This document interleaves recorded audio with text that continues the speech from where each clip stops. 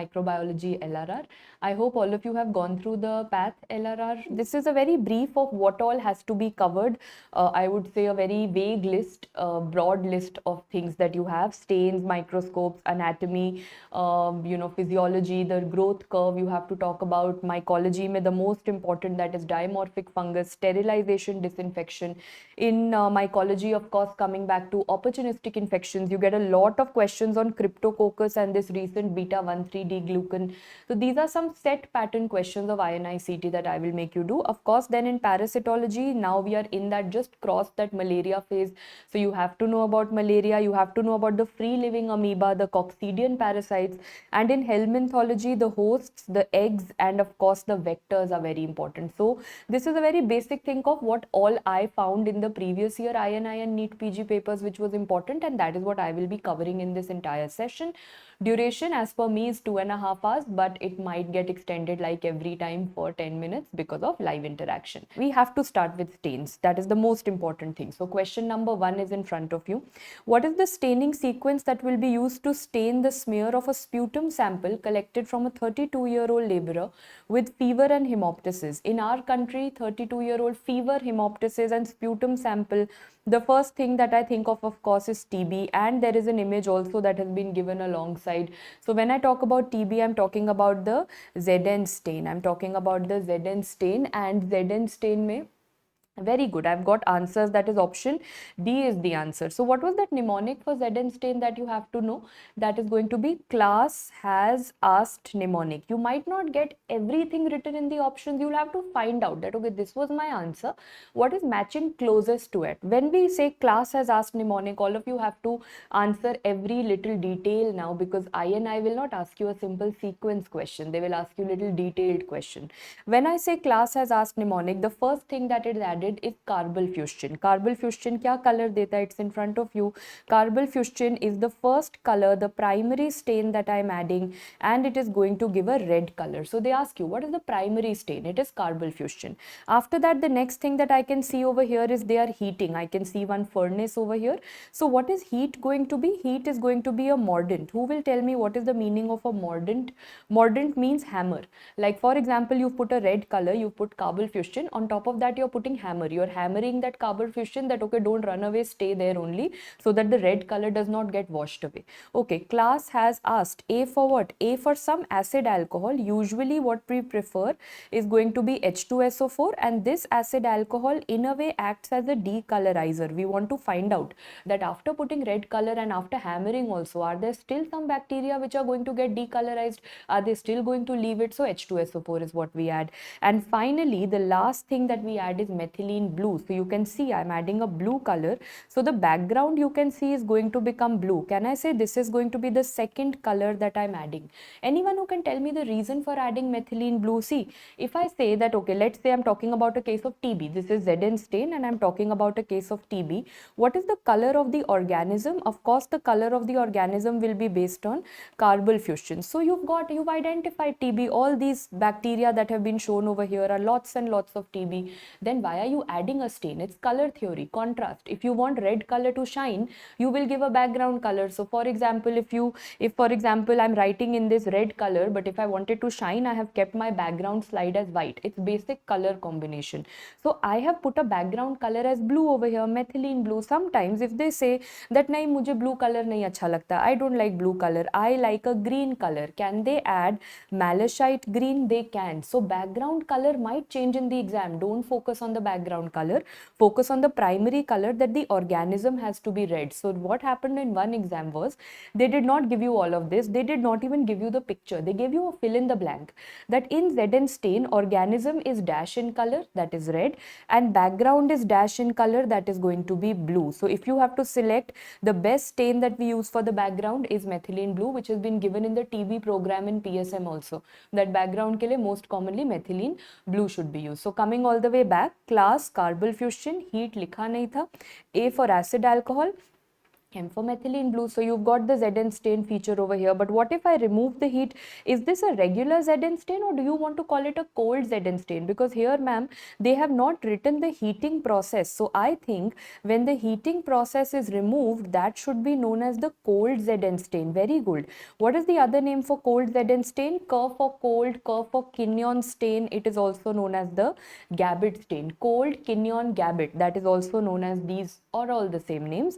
And when will I use it? I will use it for coccidian parasites, which I will be teaching you today under parasitology. Now tell me one more thing. What was the main purpose of heat? Heat was a mordant, ma'am, that fixer, that hammer. You have removed the hammer. Now who will act? You have to put a replacement. Now if you've removed a hammer, how will you put the replacement? So the replacement is going to be that I have only one thing, carbonyl fusion. Increase the concentration of carbonyl fusion. So what I end up doing is I increase the concentration of carbonyl fusion. Carbonyl fusion is what? It's a phenol.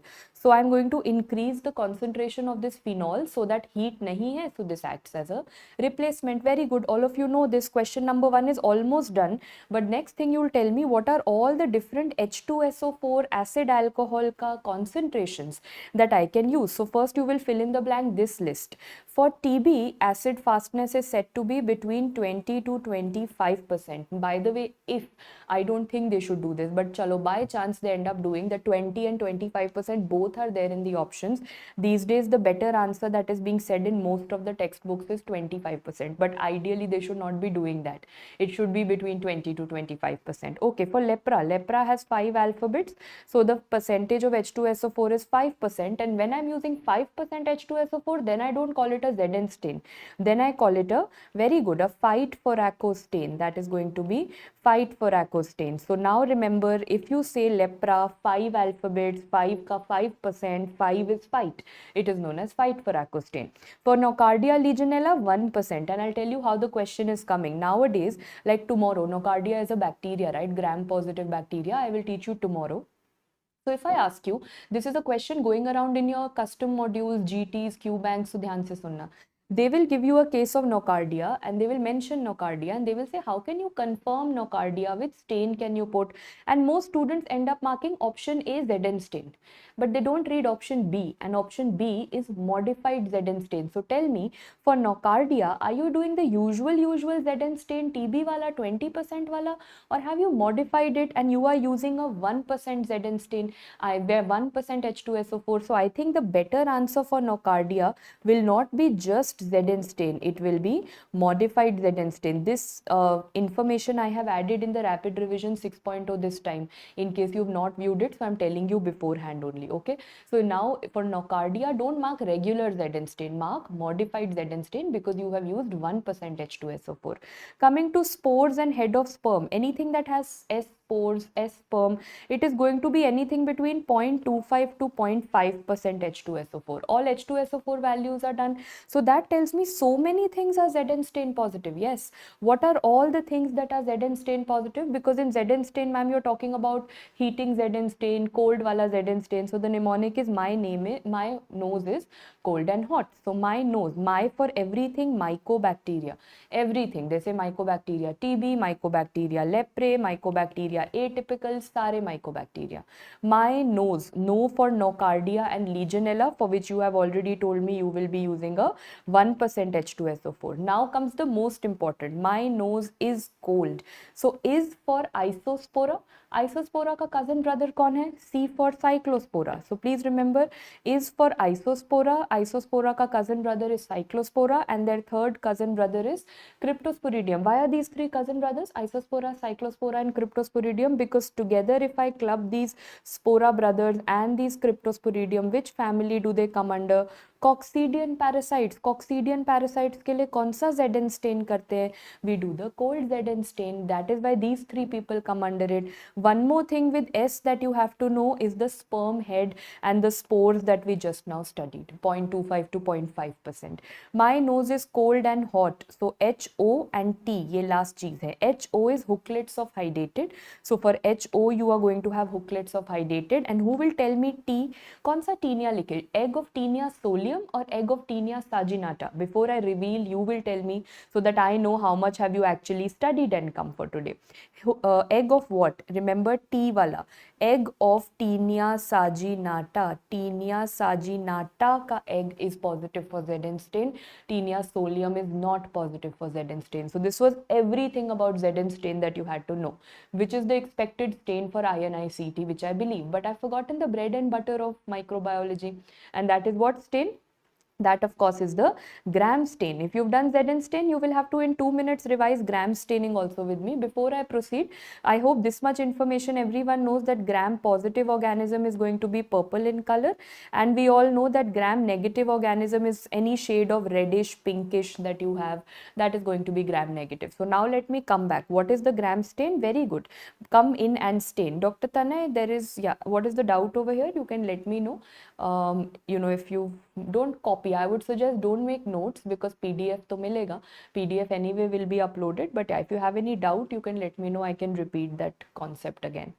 Okay, coming back, when we talk about come in and stain, to jaldi bata do, because now why did I tell you the colors? Because by chance, sometimes you forget mnemonics in the exams. It's a very human thing to occur in the exam. At least if you know your concept that okay, gram positive is purple, to ek purple color hoga, gram negative is red, so one red color will be there, and you are settled. The first one has to be the purple color, and that is going to be the primary stain. The primary stain is purple, that is crystal violet.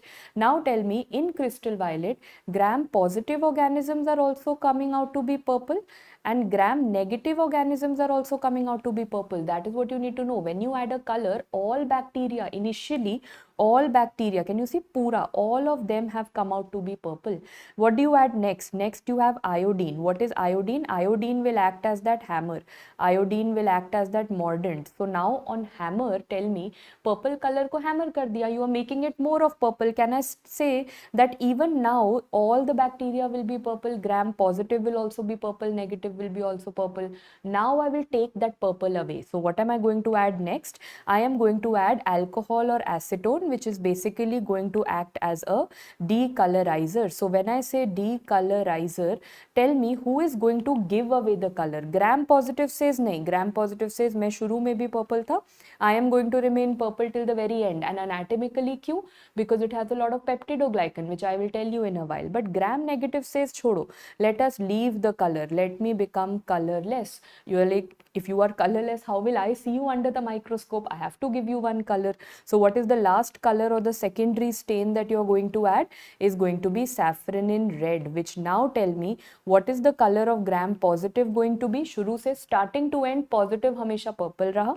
And what is the color of gram negative organism? It is going to become reddish or pinkish. एक बार ध्यान से सुनो that in the exam, this is not how easy you will get a question that come in and stain and put them in the correct order. No, they will say you are an intern working in the microbiology lab. I don't know which intern goes to microbio lab, but they still end up giving you that question. And they will say you have added crystal violet, you have added iodine, and you have stopped the gram staining over here. Now tell me that what is the color of gram positive organisms and what is the color of gram negative. So if you've not read the entire detail, you will say positive is purple and negative is red. But no, when I have only done crystal violet and iodine till this step, both gram positive and gram negative are purple. If they say you have put crystal violet, iodine and alcohol, gram positive will be purple, gram positive to hamesha purple. But after this alcohol decolorizer step, gram negative will come out to be colorless. Only if they complete the entire procedure, then you will say that हाँ, gram positive is purple and gram negative is going to be red. So exam में रट्टा नहीं लगा के जाना.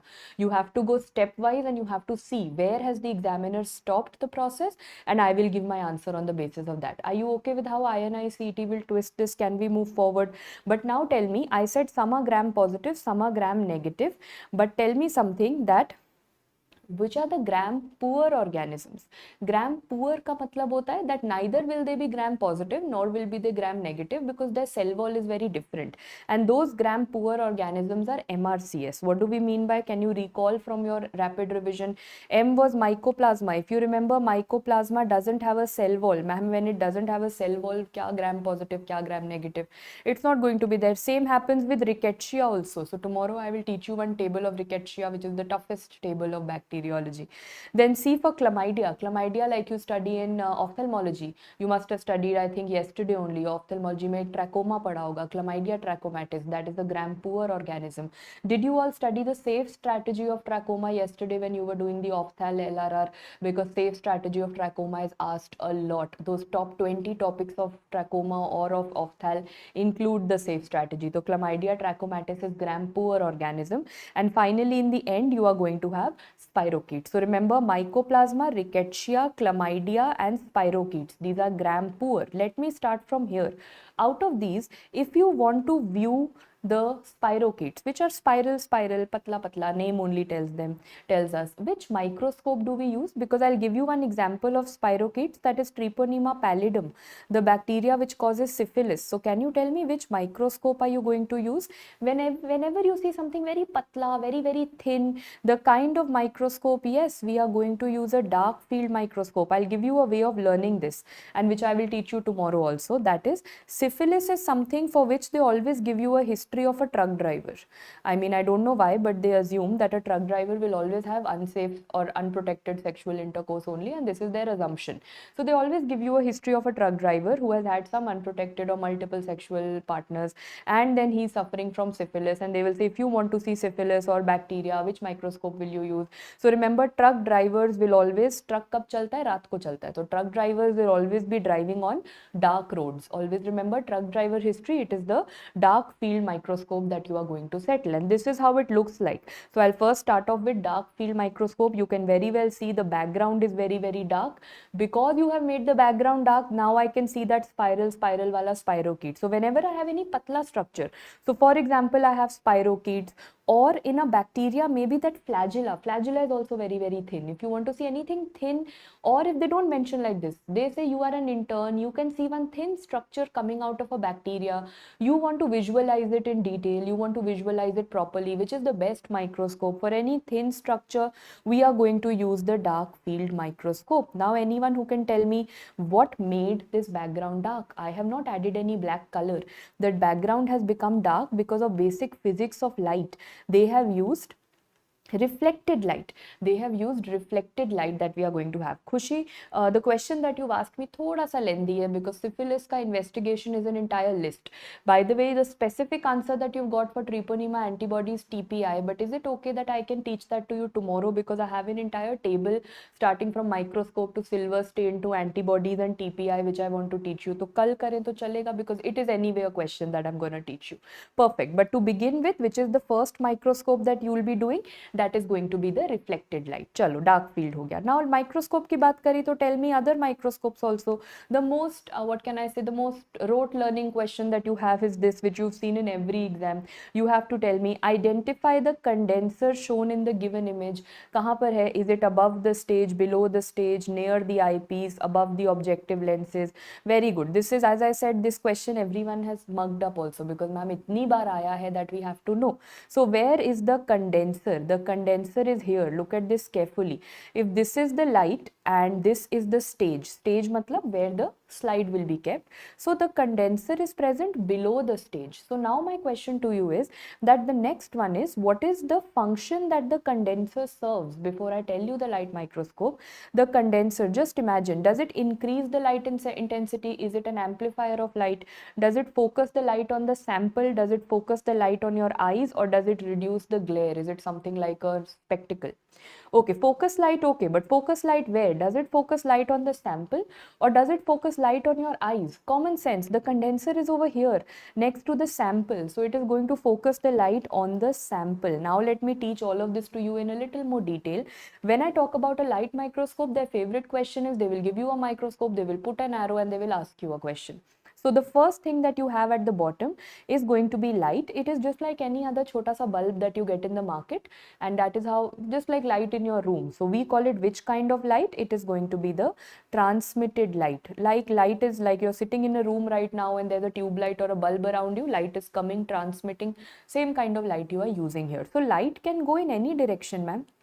Like in this room, light is going everywhere, but I want that no, light should only and only go to this area, this is the stage, this is where I have kept the slide. So I want that sample yahan hai, light should only go here. So what will I do? I will now put a condenser. This is the condenser. The name only tells me that the condenser will condense the light. It will make sure that light only goes here. What is inside the condenser? Like what do you have in your eyes so that the light goes right to the lens and then goes to the retina and so on? What is your eye having? Iris. Same way, inside the condenser kya hai? There is an iris like your eyes, which will make sure that the light only goes in one direction. It doesn't go here and there. After that, now you are going to see the slide. So you are sitting over here. These are your eyes. So of course, which lens does this become? Close to the eyes. कौन सा वाला lens होगा? Eyepiece. And then this is your object, your slide. So you have lenses over here. So close to the lenses or close to the object, which lenses will you have? Objective. How many lens systems do you have in a light microscope? Eyes के पास eyepiece and object के पास objective. Now tell me, eyepiece has a magnification of every lens, like your camera, mobile phone camera lens has magnification. Same way microscope eyepiece lens hai, that is 10 times. But this objective lens, if you look carefully, I can see smaller, bigger, lots of lens systems, because you want to magnify and magnify. There are 4 lens systems. Very good. So how do we learn it? First you learn it like a song. 4, 10, 40, 100 means 4x is just a scanner, 10x is little low power, 40x is even beyond, that is high power, and 100x is oil immersion. Oil immersion means that's the maximum that you can attain. So remember 4, 10, 40 and 100. Scanner, low power, high power, oil immersion. So the next most, what can I say, the most rote learning till now, but I believe now you can tell me the answer. Maximum magnification of a microscope. Ma'am, how do you calculate? INI-CET will not ask you this question, maximum magnification क्या है, because सबने रट्टा लगाया है maximum magnification possible is 1000. How did that 1000 come?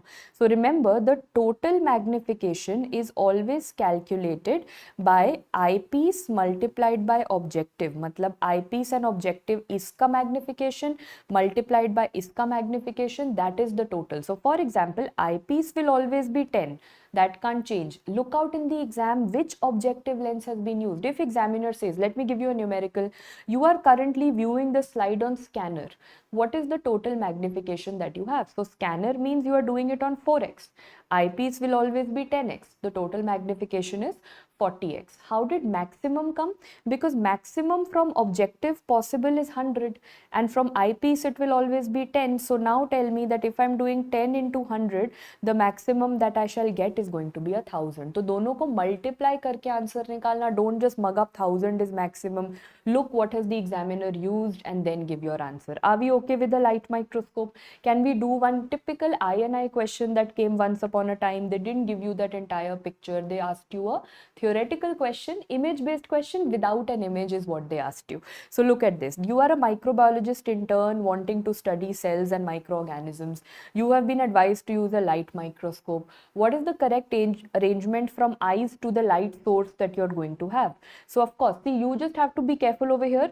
कहाँ से कहाँ पूछा? From eyes to light source. They've asked you from eyes to the light source. So ऊपर से नीचे they have asked you. So obviously the first one that you're going to have is going to be near the eyes will be eyepiece. Then the next lens will be the objective and the last is going to be the condenser. अगर by chance they would have asked you from light source to eyes, then my answer would have obviously become option B. तो exam में ना ये ध्यान से पढ़ना from where to where are they asking me the sequence, and your light microscope is done. If your light microscope is done, can you tell me same light microscope, one day you say nahi ma'am, I want to use a fluorescent microscope, but I am not that rich, I can't buy lakhs and lakhs of fluorescent microscope, I don't have that much money.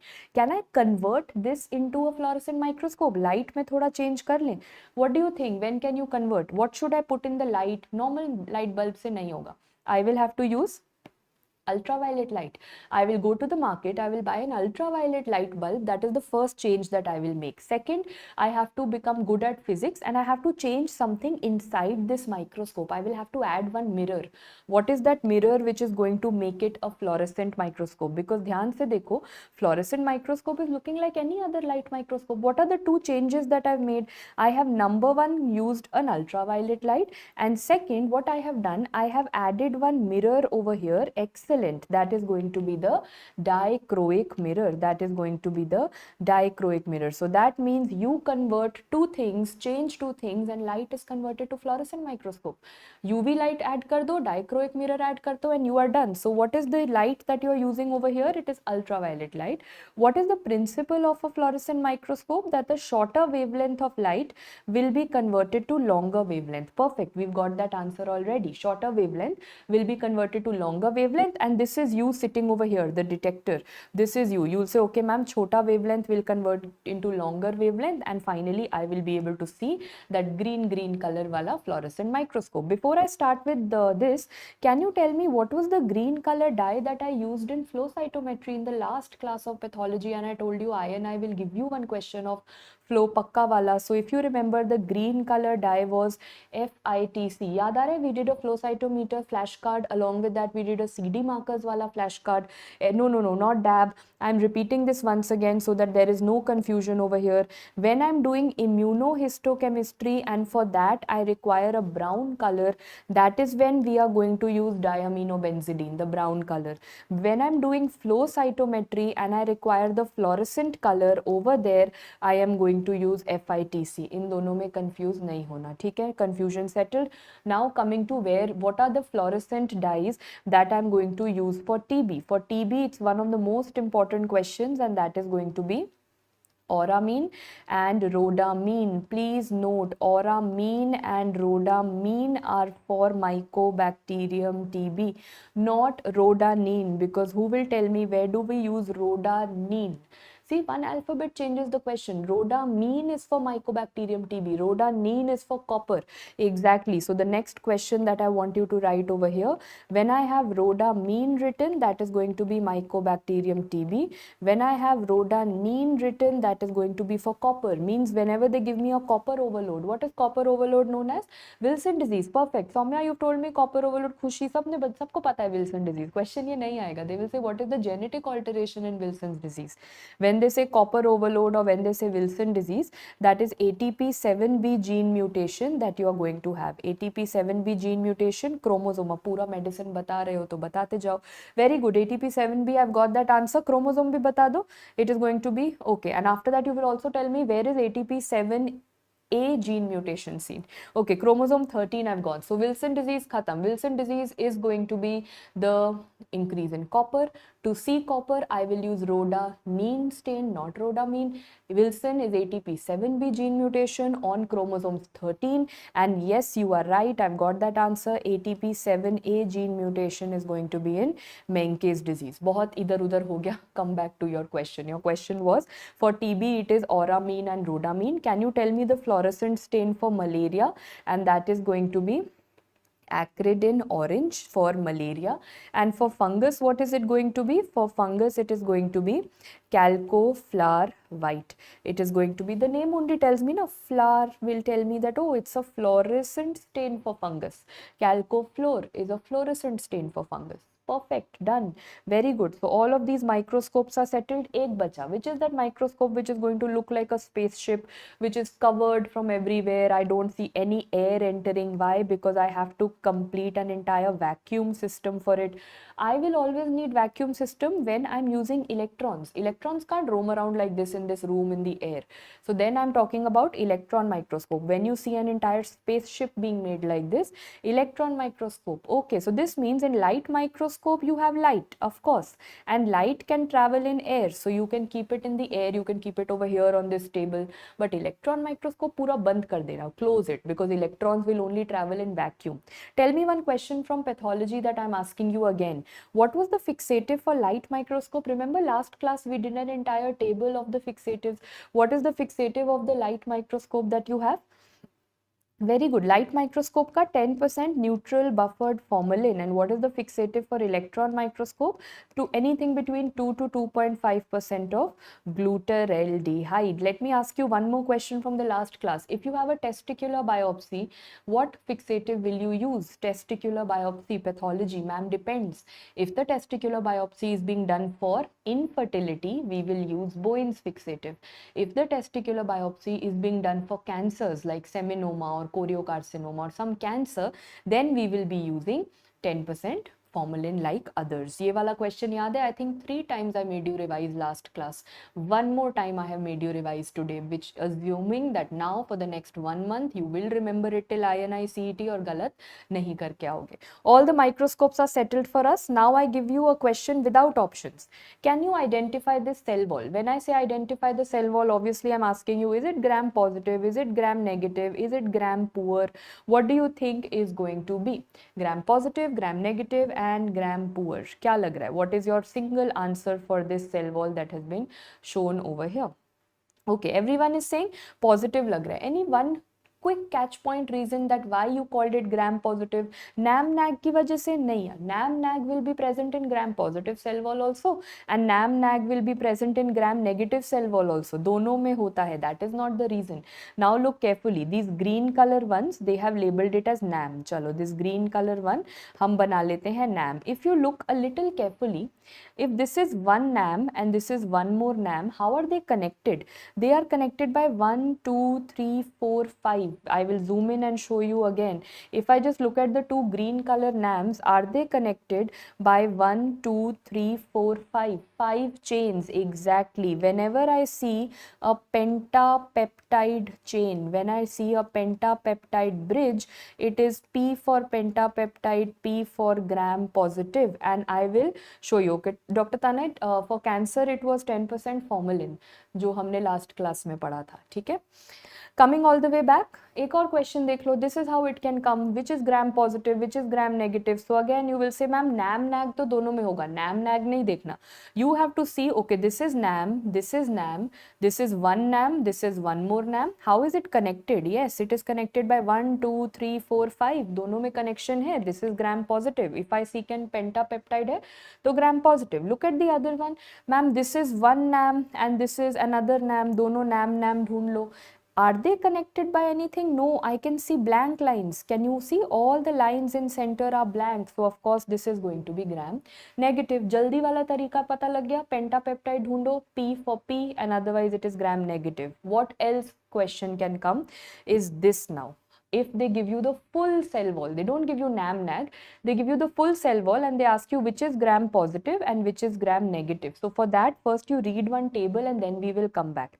Whenever you have to talk about gram positive organism, you have to think of PPPT. Means what? Whenever I'm talking about gram positive organism, which of them will have more of peptidoglycan? Gram positive will have more of peptidoglycan. Which of them will have the pentapeptide cross bridge? Gram positive will have pentapeptide cross bridge. Which of them will have teichoic acid? Gram positive will have teichoic acid. Before I teach you, what is teichoic acid for? Teichoic acid is for attachment. Whenever a gram positive organism comes into my body and like say Staphylococcus aureus or Streptococcus, ये सब gram positive है, they want to come into my body, they want to attach to the respiratory mucosa, the GI mucosa or the skin. How will they attach? They will attach with teichoic acid. Yes, and we have always learned teichoic acid is for टिकना. जहाँ भी टिकना है for attachment, you need teichoic acid. So now come back. Where will you see more of peptidoglycan, more of pentapeptide and more of teichoic acid? It will be gram positive. So come back to the diagram that I will be showing you. Over here, if you look at the amount of peptidoglycan that you have in this picture versus the amount of peptidoglycan that you have in this picture. The reason is clear. It is simple. Peptidoglycan यहाँ ज़्यादा है. This is gram positive and this is gram negative. Next, if you look carefully, can you see these straight lines going in the center? These straight lines are nothing but teichoic acid. Ma'am, once teichoic acid is mentioned, it is gram positive. I don't see that teichoic acid anywhere over here. So simple way of learning in the exam is that if I can label out PPPT, it is gram positive. तो सब कुछ हुआ for gram positive. Then gram negative में क्या होता है? What is there? I don't want you to learn. But और कुछ भी लिखा हो. After this, that is I'm saying पढ़ो ही मत. Other than PPPT, other than what you've read, if they say porins, periplasmic space, outer membrane, कुछ नया लिख दिया, all of those go under gram negative. So you'll say, ma'am, now coming to the basic question, if gram positive has all of peptidoglycan or more of peptidoglycan, what does gram negative have? It has lipopolysaccharide. Split करो, lipo मतलब lipid. Polysaccharide, it has lipopolysaccharide which is divided into 3 regions, region 1, region 2 and region 3, and I have learnt it as region 1, 2 and 3 में क्या होता है? OPA. O stands for, it has O antigen. P of course stands for polysaccharide, and A stands for lipocangia. It is lipid A. So this is what they ask you the most. O antigen, polysaccharide हो गया and lipid A हो गया. These are because they say region 1, 2, 3 को arrange करो. What is region 1? What is region 2? What is region 3? So you have to learn OPA. So coming all the way back, now they will write lipopolysaccharide over here, and how will you arrange the three regions? You will arrange them as OPA. So let's search for the OPA. I can see O antigen. I think सबको यहाँ पे दिख रहा है. So this must be which region? O antigen is region number 1. I can see polysaccharide written over here. Okay, so that must be region number 2. And I can see lipid A written over here. Okay, then that must be region number 3. Is that okay? OPA का A क्या है बता दिया ना? That is going to be lipid A.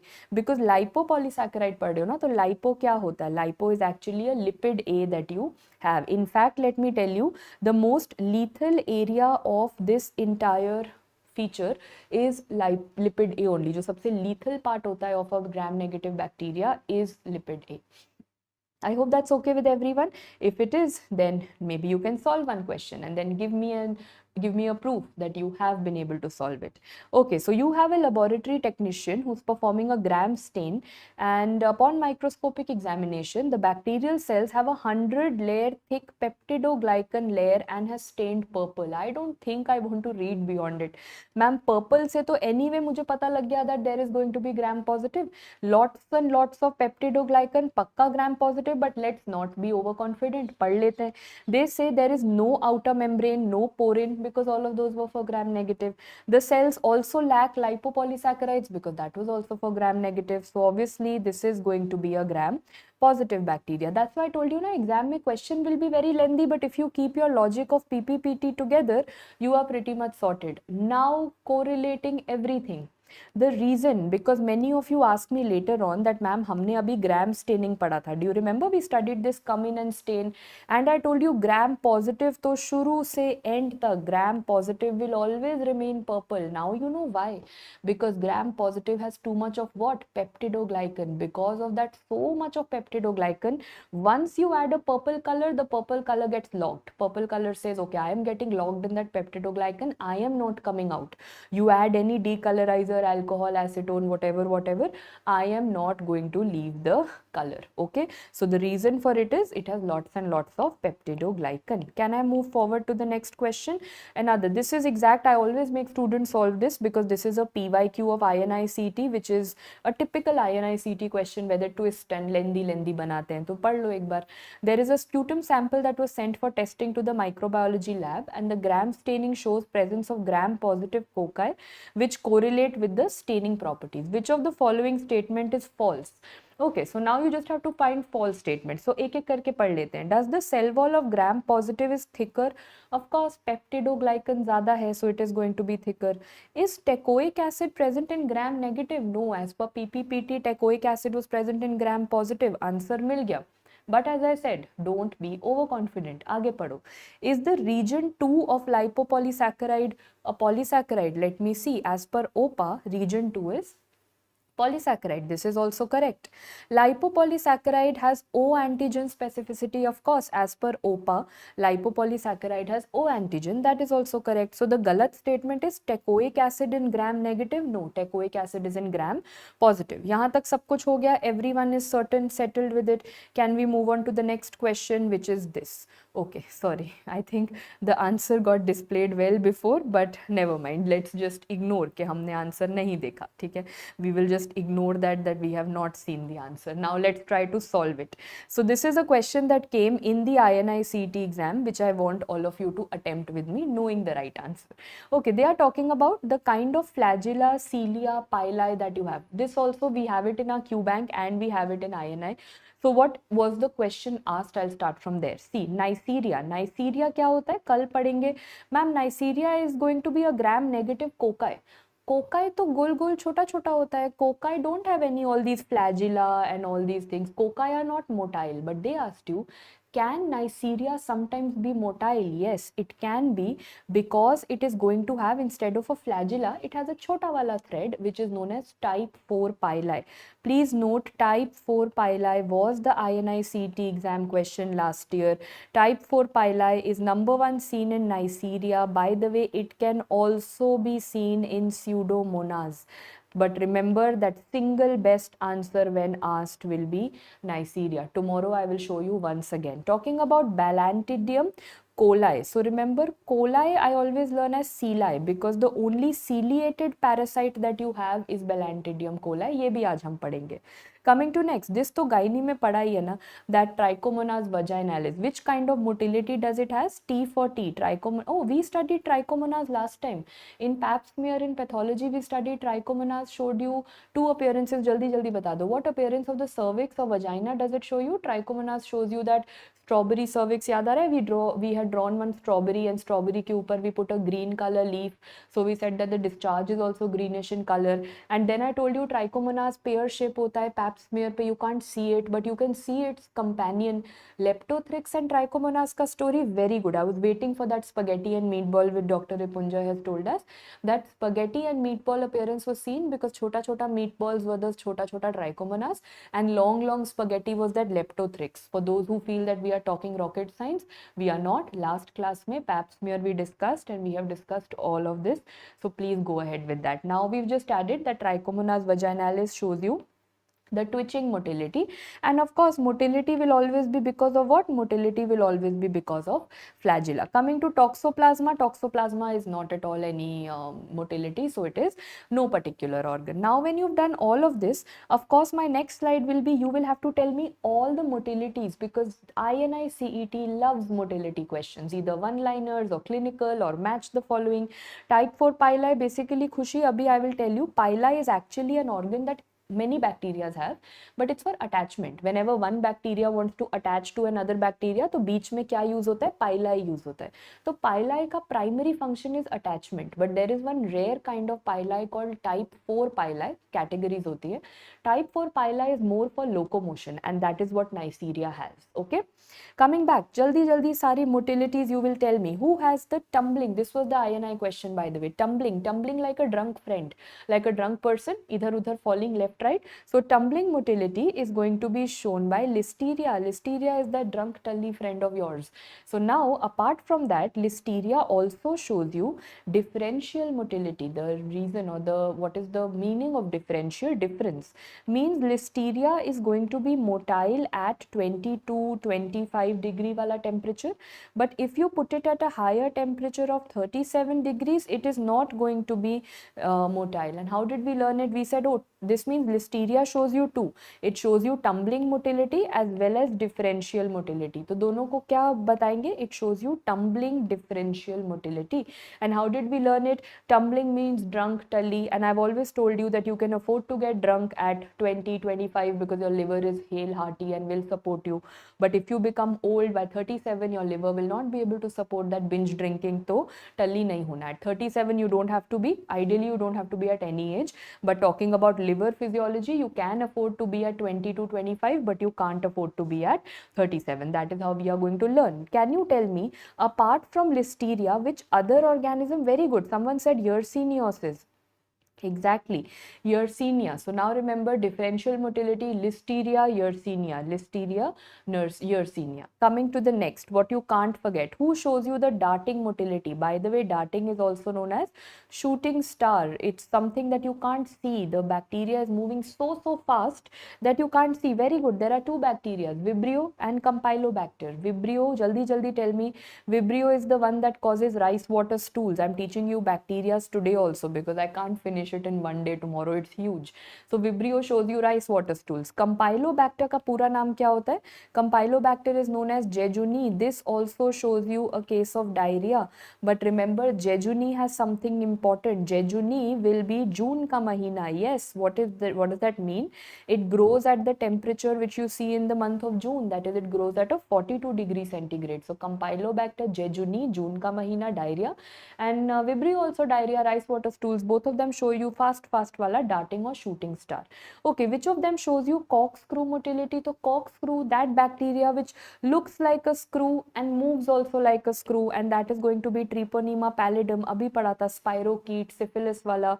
For syphilis, which microscope were you using? For truck driver syphilis, you were using dark field microscope. How does syphilis look like? It looks like a corkscrew. How does it move? It moves also like a corkscrew. Okay, right now you told me T for T, twitching motility is shown by Trichomonas. This everyone knows, that strawberry cervix. But for INI-CET, there is one more bacteria that shows you twitching motility, and that is known as Eikenella. Eikenella also shows you twitching motility. Very good, excellent. I've got that answer. Okay पहले ये बता दो, falling leaf, we call it गिरता हुआ leaf. गिरता हुआ leaf is shown by गिरता हुआ leaf Giardia lamblia, which I will teach you today. So Giardia lamblia, गिरता हुआ लीफ, दादाजी which you are calling. Very good. So we will come to that. Last one, who shows you swarming motility. Swarming motility means it grows in circles, concentric circles, and swarming motility is shown by a total of 4-5 bacteria. PVCs first, जो सबसे पहले, even if you forget the mnemonic, you have to learn that Proteus shows you the swarming motility. By the way, just tell me one thing, Proteus you must have studied somewhere in surgery LRR a few days back, because Proteus causes one kind of a calculus in the kidney. What is this stone looking like? This is looking like some staghorn, like the horns of a deer. So Proteus tends to show you staghorn calculus. Yes, very important question for Proteus. How will they link? They will say surgery ka photo देंगे, staghorn calculus. They will say, okay, what is the motility shown by the bacteria causing this? And that is swarming motility. अच्छा, V के साथ many students have a confusion. कौन सा वाला Vibrio? So go back. It is Vibrio parahemolyticus. It is not the other Vibrio. Vibrio parahemolyticus. What is the question of Vibrio parahemolyticus? P for parahemolyticus, P for prawns. Basically, they will give you a case of seafood poisoning. This is also a mnemonic that I've added in the recent rapid revision. Seafood या prawns का food poisoning होगा. Prawns के साथ you will have to think of parahemolyticus, and that shows you which motility. Oyster, prawns, anything to do with seafood. Okay, coming back to the C, that is going to be Clostridium tetani, and another C, Bacillus cereus. Finally, coming to the last one, and that is going to be Serratia. What is the question of Serratia that you get? Because Serratia produces a very important pigment called a red color pigment. मतलब patient को जब infection होगा, everything will become red. Imagine patient, because of Serratia, someone has pneumonia. Let's assume someone has had pneumonia. In pneumonia, the patient will have cough. What will be the color of the cough? The color of the cough will be red. Patient will come running to you that, oh, look at this, my cough is red, I am bleeding in my cough, I am having hemoptysis. But is it actually blood? It is not blood. It is not the red color of blood. It is the red color of Serratia. So Serratia in simple words causes pseudohemoptysis. Patient feels he has blood in the sputum, but that red color is not because of blood, it is because of Serratia. Very good. So now along with this, I have told you all the bullet points of these bacteria also, and more in detail we will study tomorrow. So all of these are your motilities that are done. I think we are ready for the next question, right? The most, again, a question which they write that there is a patient who has come to AIIMS. I have removed that part, but they always mention that there is this patient who has come to AIIMS with these features. And grossly कैसा पता लगता है कि bloody है या pigment? नहीं पता लगता ना खुशी. We can't. When something looks red to me, I mean to the naked eye, I also, when the patient comes to me, I also feel that it is a hemoptysis. But then I get it tested from the microbiology lab, right? Because if it is blood, I will be able to see it under the microscope. Under the microscope, I will see red blood cells. But if it is pseudo blood, means if it is this pigment, I will not see any red blood cells. So to the naked eye, to the examiner, to the clinician, also it looks like hemoptysis. But the report says that there are no RBCs seen. This is not hemoptysis. Then you start suspecting that it is Serratia. Coming back, there is a patient, 65-year-old blind man, rural area living and admitted to the respiratory infection. Now, whenever they say rural area, I'm just telling you how to rule out your options. ये सब अभी भूल जाओ. When they say rural area, remember two things. Either they will give you a history of swimming in some pond. I mean, I'm telling you their ideology. क्या सोचते हैं ये लोग? रूरल एरिया मेंशन करा तो या तो पॉन्ड में स्विमिंग होगा, और they will try to tell you something to do with animal handling. Always whenever you read you have to think of these two things. या तो स्विमिंग का हिस्ट्री होगा, and if you have swimming का history, then what is the most important? Tell me two things. Tell me one fungus and tell me one Parasite.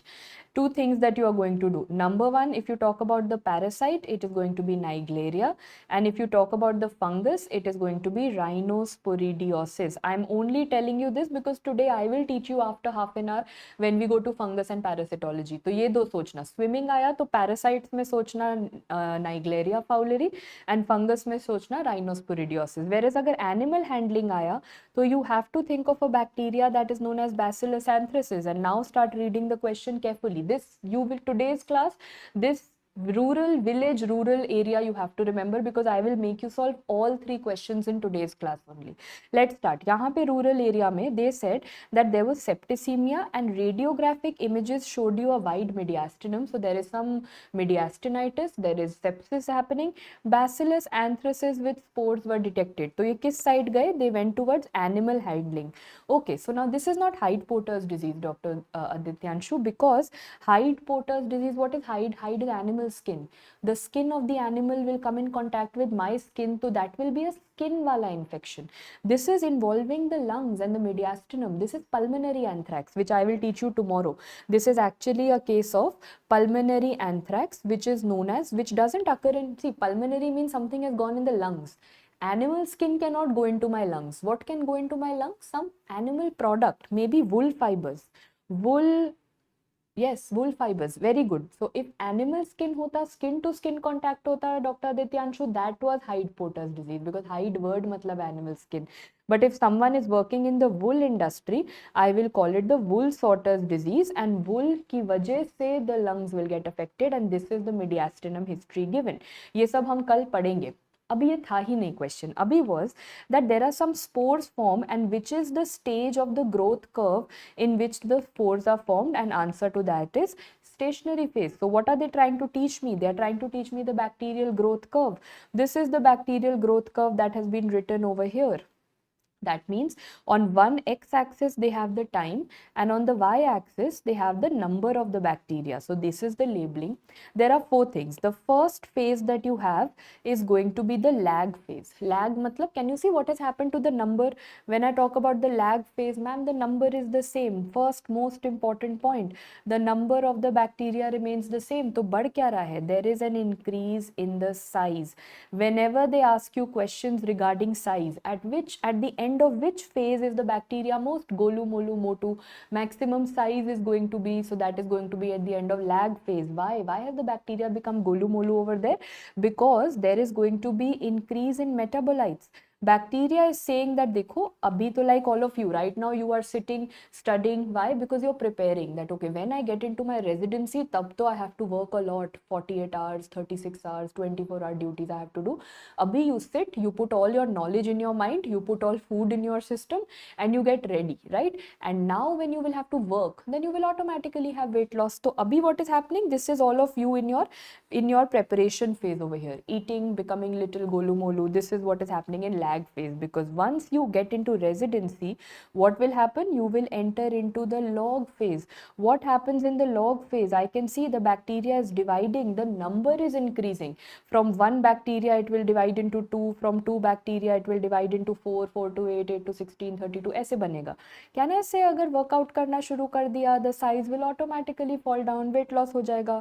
Is that okay with everyone? So first this is going to be an increase in the size. After that it is going to be an increase in the number. Automatically workout होगा, number increase होगा, the size will come down.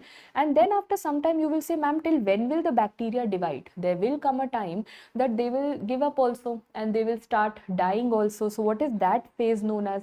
That is known as the stationary phase. Now what all, the way you write stationary, what all happens in the stationary phase is going to be number one, spore formation.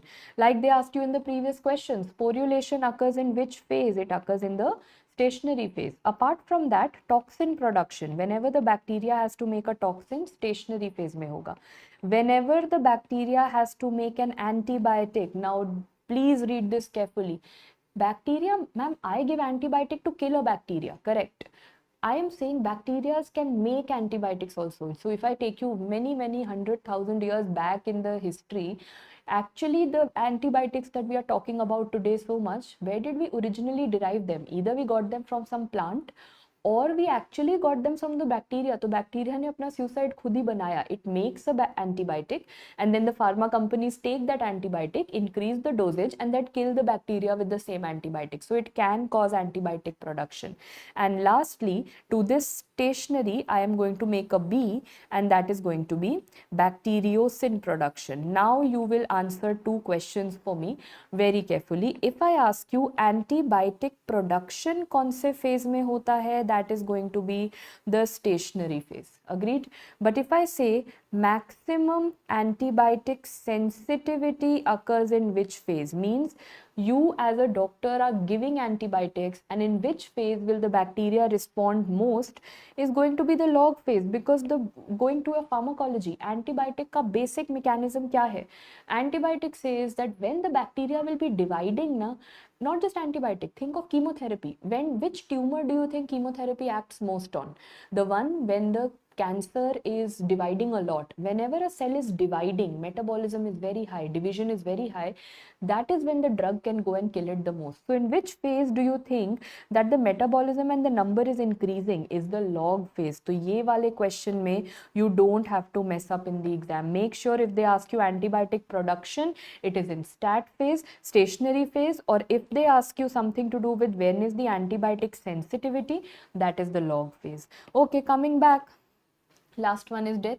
There is nothing that I want to tell you in this. The bacteria will die and the number will go down. So either they will say put it in a correct order. Order क्या होता है?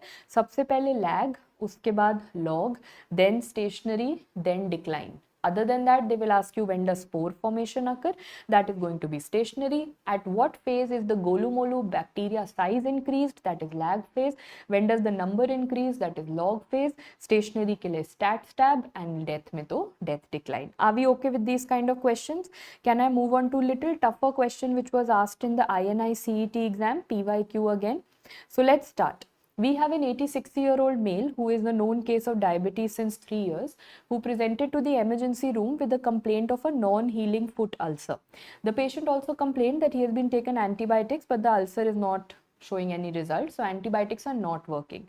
The doctor suspected drug resistance. Which of the following statement is false regarding the drug resistance? Pharma micro correlation. Answer batao pehle, then I will start the discussion. A, B, C, D, even if you don't know, take a guess. Don't be scared. Okay, B, two of you have said B. I'm still waiting for some more answers, but most of you are going in and saying it is to do with B. Okay, most of you is done. Chalo.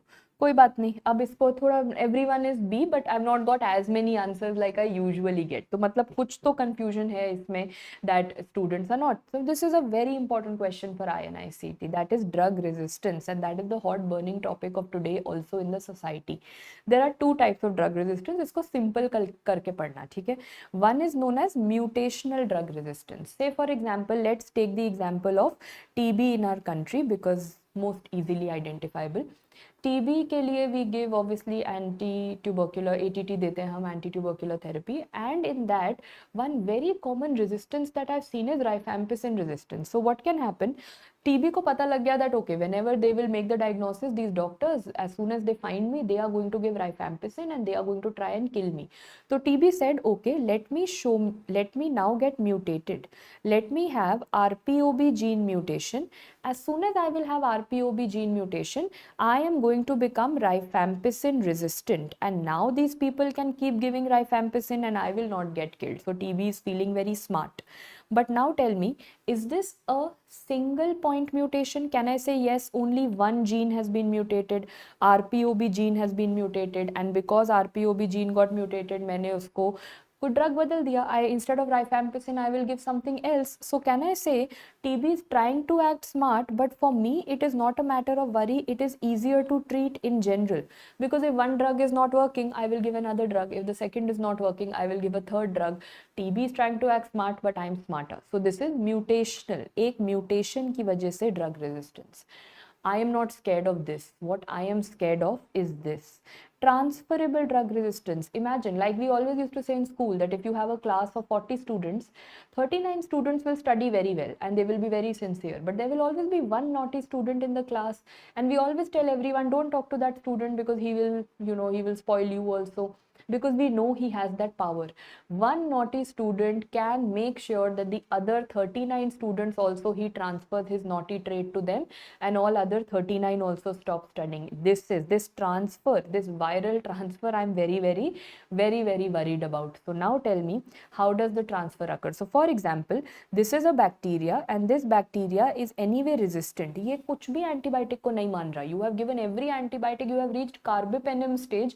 This bacteria is not ready to get killed. Means he is that naughty student. He decides, chalo, let me transfer my resistance to all other bacteria also, and let me make all other bacteria also resistant in my vicinity. Let me make all students naughty in the class. How will he transfer it? By R plasmid. So can you see what R plasmid had? If you look a little carefully over here, you will see R plasmid is going to have two things. एक तो ma'am, there is a बड़ा वाला गोला. That बड़ा वाला गोला is known as RTF. This is the main, you can say, the taxi which is going to carry all the genes. So please remember that taxi is known as RTF, resistance transfer factor. And on top of that, I can see some chota r's, resistance determinants. I can see this chota r, chota r, chota r. How many chota r's can you see over here? I can see 1, 2, 3, 4, 5, 6. Imagine this one taxi is carrying 6 antibiotic resistance at one time. अगर ये taxi इधर से इधर चला गया, in one transfer, the bacteria gets resistant to 6 antibiotics in just one go. I am giving all my basic beta-lactam, penicillin, methicillin, vancomycin. कुछ भी काम नहीं करेगा, because ma'am, in one transfer, this bacteria has become resistant to 6 and it could be more. It could be 7, 8, 9, 10 also. So can I say that this is more dangerous and it will be more difficult to treat, because one transfer has resulted in 10, 20, 30 resistances, and I'm so lost because everything that I will be using will be resistant in this case. So what are you more scared of? Of course, I am more scared of transferable drug resistance. Now let's read it again. Tell me, in mutational drug resistance, one drug resistance is seen at one time? Yes, because एक mutation होता है, एक resistance होता है, that is correct. For mutational drug resistance, can combination therapy help? Of course, because one drug will be resistant. If I use a combination, the other drug will work. So this is also correct. Higher degree of resistance is seen in transferable. Yes, someone said एक मछली पूरे तैल आपको गंदा करती है. बिल्कुल. Higher degree will be seen when transfer happens, then it's more deadly. This is also correct. Virulence is decreased in transferable resistance. No, if this transferable resistance works, these bacteria will become more virulent, more dangerous. So virulence is not decreased, virulence is increased, and that was the answer over here, because this was the false statement. ये resistance वाला point समझ आ गया, because this is what they will be asking you in today's date when they will put up a question. Let me ask you a question from PSM now, which came in the last NEET PG. Because I taught you TB and I told you TB nowadays na RPOB resistance has become very common, or rifampicin resistance has become very common. So they ask you in TB that for the which is that machine or which is that test which can do both at a single time. It can do the diagnosis of TB also, and it can tell me rifampicin resistance also in a single test. Who will tell me what is the name of that? CBNAT. What is the other name of CBNAT? You are right, Tanay. CBNAT is the name of the mechanism. But what is the name of the machine in the market which they ask you? That is going to be Gene Expert. Please remember, in a single sitting. And this is such, because I'm telling you everything for TB, because हमारी country में, if you don't know every word about TB as a doctor, you are living under a rock. You have to know everything about TB, whether even if it comes in the newspaper as a headline or a general knowledge thing. TB तो as it is रट्टा लगाना ही लगाना है. Every third patient you will see of TB in your practice. So please remember that Gene Expert का report comes in 2 hours. Other reports of TB like culture media and all take 6 weeks for the report to come. I can't wait 6 weeks with a TB patient in front of me that I will give you treatment after 6 weeks. Patient comes to you at 9 o'clock, you take the sputum sample, by 11 o'clock you should have the report, so that by 12 o'clock you are starting him on ATT. That is how it works with TB in our country. It should ideally work like that. So the machine that can give me a report within 2 hours is Gene Expert, and the dual advantage is that it gives me diagnosis, plus at the same time it will tell me is your rifampicin going to work or not. So this is a very, very, very important thing that you have to know. Okay, coming all the way back, resistance ho gaya. I am ready for the next set of questions that you are going to ask me. Just give me a second. I think it's, yeah, now it's ready. Okay, so tell me, there is a 50-year-old male who presents to the outpatient department with hypotension, long question, shortness of breath, swollen feet, fatigue. Everything is very acute onset, and he is a known case of IHD and has also reported a snake bite 6 hours back. Clinicopathological conference is planned because it's a very tough case, and the patient study is being done by physician, microbiologist. Abhi tak they have given me all time pass wala story. Matlab, this is how they give you a question where they waste a lot of your time.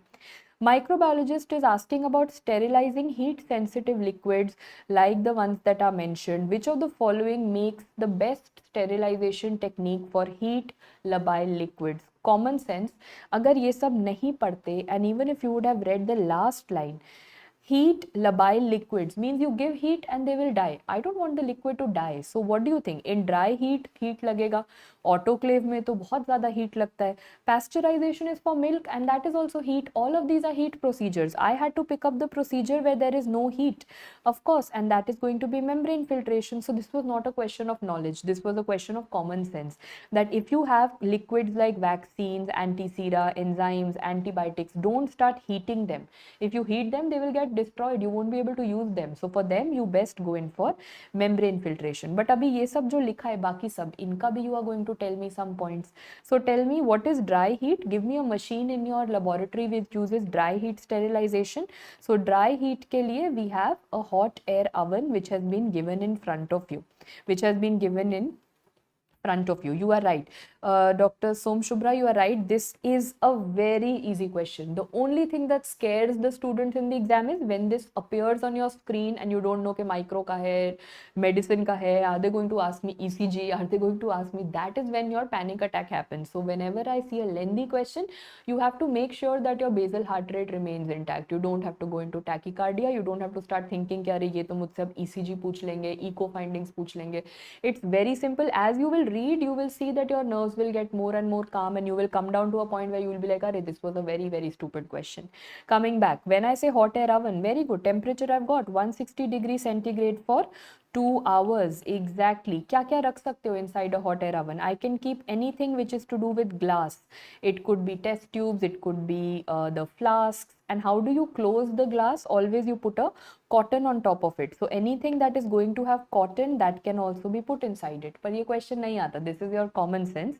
Question comes, anything that is oily, that is greasy, that is liquidy, and that is dusty, that is put inside like a rhyming school nursery rhyme की तरह याद कर लो. Oily, greasy, liquidy, dusty, and then you can also add glassy.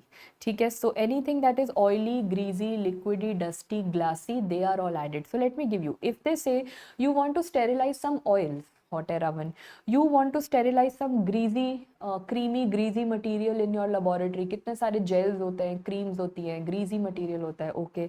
If you want to sterilize something which is liquid, like liquid paraffin wax, hot air oven. If you want to sterilize some dusting powder, maybe you want to you want to clean this table with some dusting powder, but first that powder should be clean now. So how are you going to sterilize it? With hot air oven. So oily, greasy, liquidy, dusty, glassy, all of that with hot air oven. Controls अभी हम नहीं कर रहे, तो hot air oven dry heat से related हमने कर लिया. Now what are these two? Pasteurization and autoclave are not dry heat. Pasteurization and autoclave come under moist heat. So in one table, all of you are going to make me revise. Before I make you revise, you will first let's see residual knowledge कितना है. How much can you actually solve? Can you tell me which is the incorrect combination that has been written over here? Then I'll make you solve the question, so that I know your residual knowledge also that is coming. What is the incorrect combination of temperature mentioned for? All of you are ABCD. Jaldi bata do. Quick. Then I'll teach you. Okay, C is what some of you have said. Tanay is saying C. Anyone else who wants to Okay, sub C बोल रहे हैं, ठीक है, very good. Then if I'll go with what majority of you say. When I say moist heat, first tell me out of dry heat, because nowadays sometimes in INI you get those assertion reason kind of questions. एक आधा कभी आ जाता है. So if they ask you, if I put a statement that moist heat is better than dry heat, am I saying a correct statement? Moist heat is considered better. Yes, it is considered better. So what is this is the assertion. So assertion is true. What is the reason? Why is moist heat better than dry heat? Because moist heat provides me with some residual heat. Moist heat is going to provide me with some residual heat. And residual heat matlab, think of a pressure cooker in your house. When you boil rice in it, what do? You put, there are two whistles, and after that your mother always says that no, don't open the lid, switch off the gas and let it remain closed for 5-10 minutes, because vapors bane. Vapors will heat, the steam, the vapors, they will heat the rice more, they will cook the rice more. So I can say the residual heat actually ends up acting as a better heat than dry heat. So moist heat is always better because it provides residual steam, vapors and residual heat. Now there are two things, below 100 degree, at 100 degree and above 100 degree. Below 100 degree we always learn it as IPL. What is IPL? So whenever they want to talk about below 100 degree, there are two techniques coming your way. One is going to be inspisation and one is going to be pasteurization. Pasteurization, of course, we know in everywhere is done for milk. And you will tell me there are two methods. One is holder method and one is flash method. Common sense will tell me holder will be longer, minutes, holding for minutes. Flash will be jaldi seconds. So when I say holder is 6330, matlab 63 degrees centigrade for 30 minutes, 6330, and flash is going to be 7220. ये seconds में चलेगा like a flash. So it is 72 degrees for 20 seconds. Which of them is better? Flash method is better. You might feel कि अरे ma'am ये तो seconds के लिए था, why is this better? The minutes वाला should be better, but no. Even if it is for few seconds, the temperature is higher, and it is better because it ends up killing one bacteria which no one else can kill, and that is going to be Coxiella. Coxiella क्या infection कराता है? Otherwise, Coxiella causes something called Q fever. So Coxiella can only be killed by the flash method. Someone asked me, Dr. Som Shubhra asked me ultra high. By the way, ultra high is, as you said, ultra high temperature I don't teach you because India में होता नहीं. Ultra high is something which is done in foreign countries. So in foreign countries, none of these are done. India में ज़्यादातर flash होता है. Ultra high में, you know what they do? They treat the milk to 149 degrees. That is how high they go. And some countries say half second and some say 1 second. That is how high, because the temperature is almost 149 degrees. So then they can't keep the milk at many minutes. They do it for half or 1 second and then their pasteurization is done. But ultra high temperature is very few now, because we've got many privatized companies in India also. Earlier we had only Mother Dairy, Amul and that's it, but now we have many more. So gradually ultra high will start coming in India, but right now we are more into flash.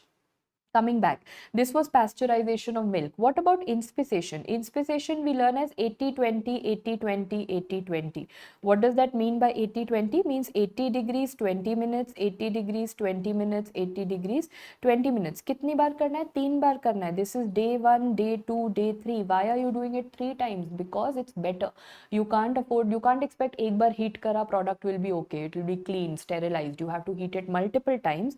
And inspisation is done for two medias. What are those two medias? TB wala media, LJ media. And what is the media for Corynebacterium diphtheria? That is going to be Loeffler serum slope. So LJ media and Loeffler serum slope are going to be cleaned by inspisation. Remember this LJ, LSS, very important. Now coming back, now before I proceed, sometimes in the exam, instead of 20 minutes, they have written 25 minutes. And then students make it wrong. Please don't do that. See, when I make you learn temperatures and values, na, every book will have a range of plus minus 5 or 10 minutes. So, अगर 80 degree से 27-30 minutes भी लिखा हो, मान लेना, that is okay. This is what you've learned for your understanding, that 80-20, 80-20. But कुछ ऊपर नीचे plus minus 5-10, don't mark it as wrong.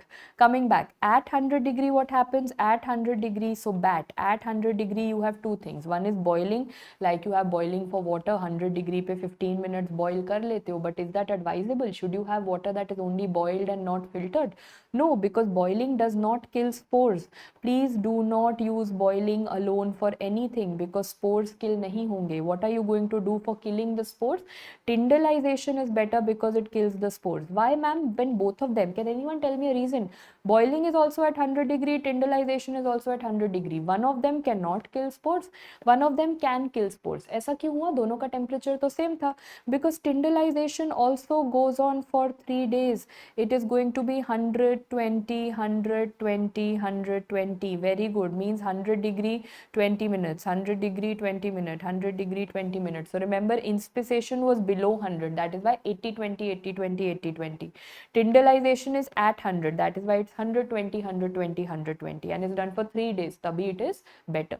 Above 100, I only have one, autoclave. Autoclave looks like any other pressure cooker in your house, just a very lengthy version of a pressure cooker.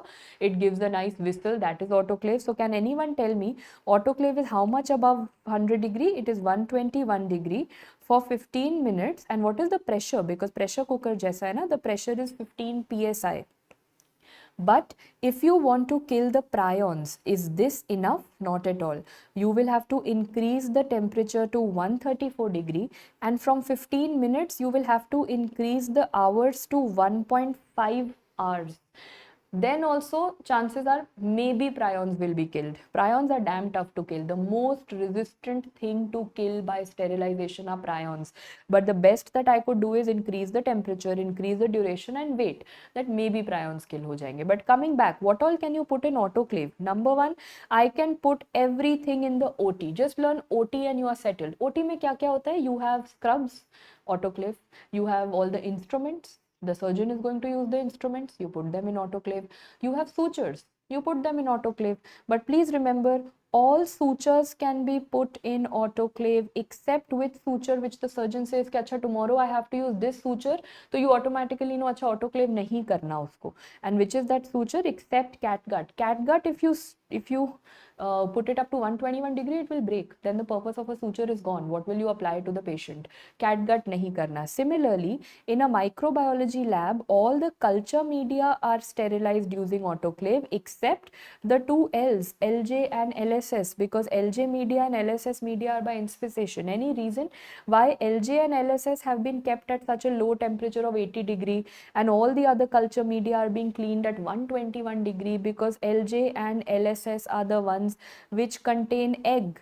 Imagine if I put egg at 121 degree, I will have anda fry in front of me. I don't want that. I don't want to make an omelette out of it. So egg wale media ko please don't put it at 121 degree. Egg wala media, you're going to keep it at a lower temperature. You don't want anda fry. You don't want the proteins to get spoiled. Perfect. So now coming back to your question, tyndallization 120, 120, 120, correct. Inspissation, I said 80, 20, 80, 20, but I told you thoda timing ऊपर नीचे होगा तो ठीक मान लेना. When I say autoclave 121, 15 minutes, 15 psi, correct. Holder method is not 72 degree. Holder method was 6330, 63 degree, 30 minutes. 72 degree was flash method because flash method was 7220, 72 degree for 20 seconds. Are we okay with this? Can I move on to the next question? So you've got the incorrect combination for me, which was option C. All of you were right. Moving on to the next question. There is a 40-year-old male patient who presents to the clinic after an acute episode of hemoptysis and bouts of coughing over the last 6 hours. He has been a known case of bronchogenic carcinoma, planning to do a bronchoscopy. Bronchoscopy procedure is being done, and to make the sterilization complete, what is the most appropriate method to disinfect the bronchoscope? All of you are saying 2% glutaraldehyde for 20 minutes. Why? Because glutaraldehyde word will not be written on the bottle. On the bottle, the market name will be written. The market name of glutaraldehyde is nothing but Sidex. Yes, so now comes the real deal, and the real deal is all the scopes, like they said, bronchoscope, endoscope, colonoscope, koi bhi scope hoga, you are going to put it under Sidex. Sidex basically means glutaraldehyde. Sidex means glutaraldehyde, okay? But there are certain exceptions. The two exceptions are arthroscope and urethroscope. Where are they put inside? They are put in a machine called plasma sterilization, because plasma sterilization is better. Arthroscope and urethrocope for plasma sterilization. But when you're reading scopes, you know, this is error that you do. You are so obsessed that, oh, ma'am had told us scope, side X, scope, side X, scope, side X. Then you don't read in the exam that examiner asked stethoscope. Stethoscope does not come under the bronchoscopes, endoscopes, and all these scopes. Stethoscope is what you are using. So how do you clean a stethoscope? Excellent. It is 70% isopropyl alcohol. 70% isopropyl alcohol. This is something for you as an intern that you should be knowing, that, or for obviously you've crossed that stage. So now as a resident, that the most infectious thing you carry back home with you or to your hostel with you is a yeah, I think I can see that the audio is back. Yeah, perfect. Okay. So yes, coming back, I think meanwhile, I don't know from when did we stop, discussing, or since when did you stop hearing me, but the overall profile that I was telling you, that the most infectious thing that you take back as a resident, as an intern back with you, is going to be a stethoscope, because you don't clean it and you touch it on every patient and then you take it back, eat with it, sleep with it and everything. Always clean it with 70% isopropyl alcohol. So my question to you was, where in the ward should I go searching for isopropyl alcohol? Whom should I ask? Who will give me isopropyl alcohol? Where is it kept? It is always kept. Yes, where is it kept? It is kept at the nursing station, because the nurses dip what inside isopropyl alcohol? Thermometers. What is the next thing that is going to be cleaned by isopropyl alcohol? Is a thermometer. If there'll be a solution of isopropyl alcohol, usually it's not labeled in the ward, and they put a thermometer inside it. So you know, अच्छा जिसमें thermometer है, that is the isopropyl. Take a little bit of it, clean my stethoscope, and then go back home. This is a hack that I am telling you for your own practice, and of course it's a question also. So coming back, anything scope is going to be side X, but you said arthroscope and urethrocope is going to be done for plasma sterilization. So can you tell me some questions regarding plasma sterilization over here?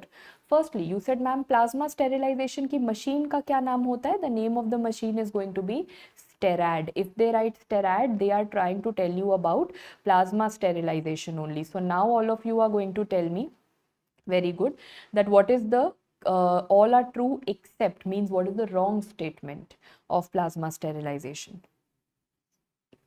A quick answer, and then I take you to the flashcard of plasma sterilization. The answer that I'm getting over here is going to be, okay, you are saying it is B. No, that is not wrong.